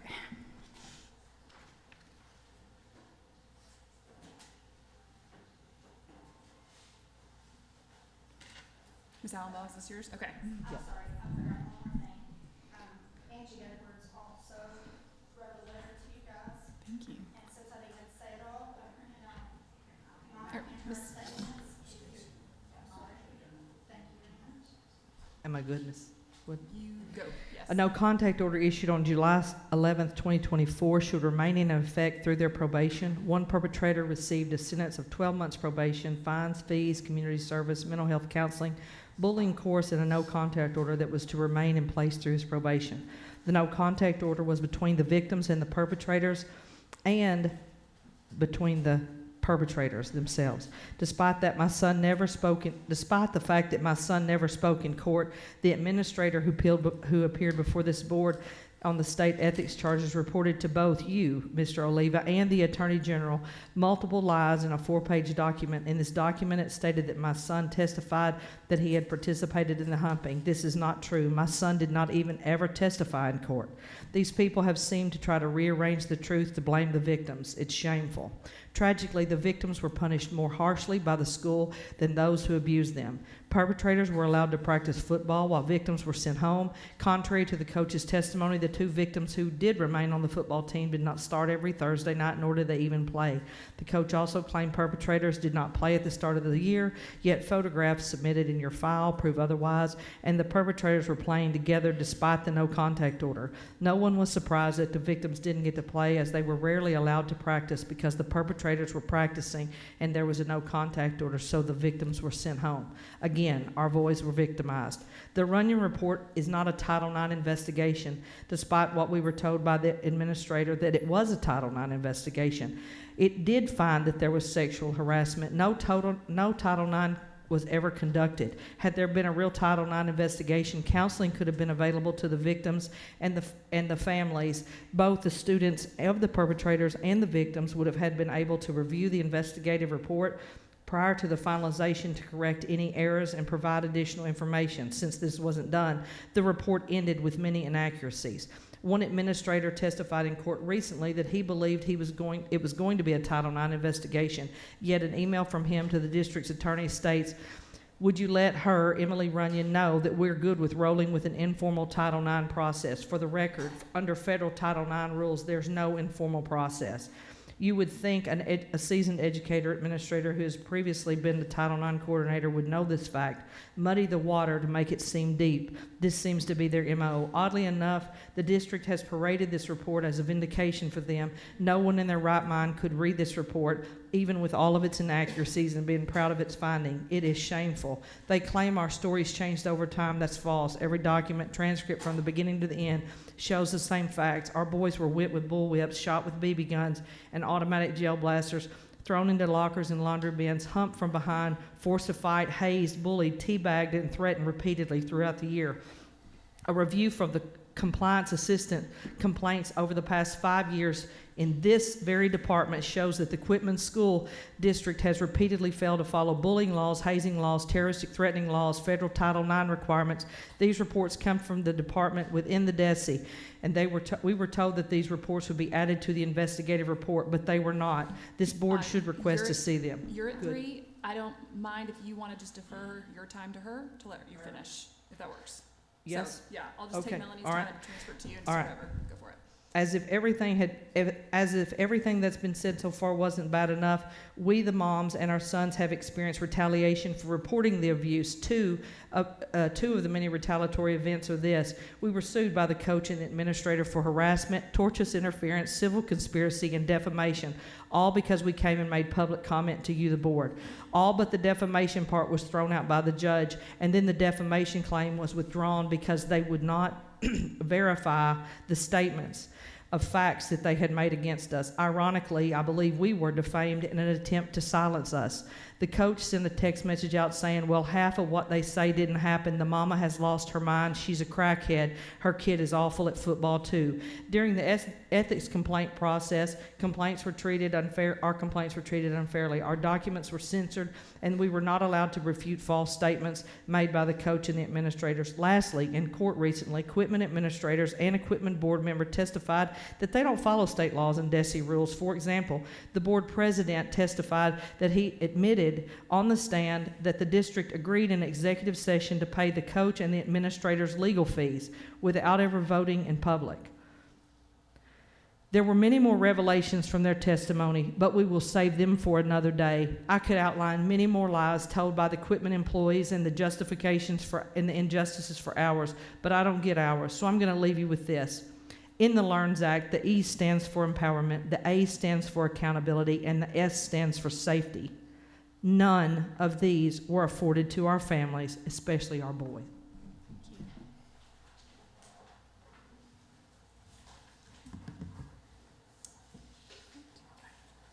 And with that, we will move into reports. I think Jeannie had to leave. Yeah, I think Stacy's going to say a few.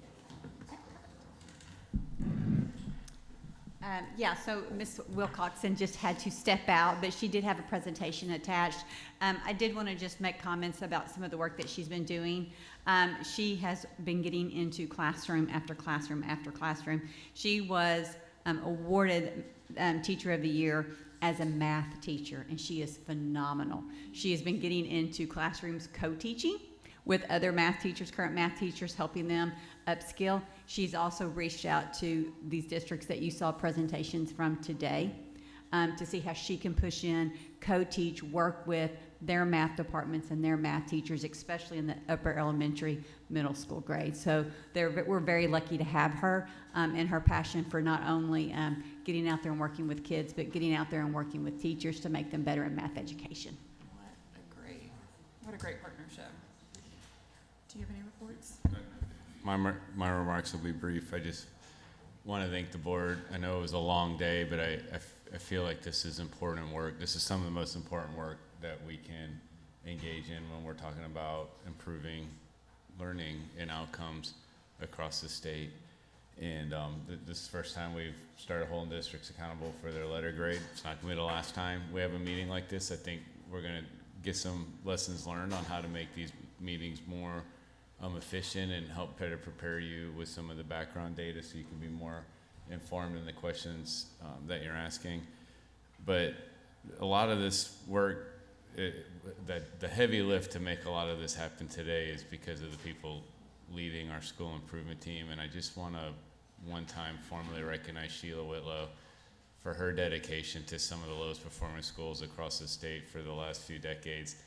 And unfortunately, this is her last meeting with us because she's retiring, and we're so gonna miss her. And I know she's still gonna watch every board meeting because that's the kind of person she is, and she's gonna give us feedback on how we can get better. And she's still from afar gonna help improve the state. But Sheila, we appreciate, and the students in this state benefit from your passion and dedication, so thank you for your years of service across the great state of Arkansas.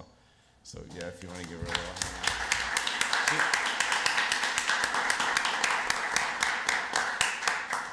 She does not like the spotlight, for those that know her. And then, you know, it's that time of year, it's just kind of natural we get people retiring all through the agency as they're going into their next chapter of life. But another person that supports this board's work who's retiring at the end of the month is Mary.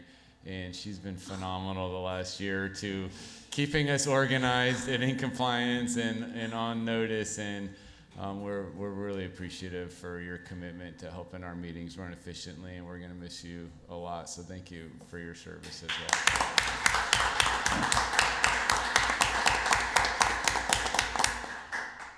What a bummer. Like, what a way to end this. Have some better Merry reports. Christmas. Yeah, Merry Christmas. Is that better? I know we had talked about having a work session. I think We can still have EFA discussions. We can table that for a Zoom meeting. We can set another meeting for January. What's the pleasure? I think we need complete attendance for it Yes. to be effective. I think that would be a great idea. So with that, motion to adjourn? So moved. All right. Thank you.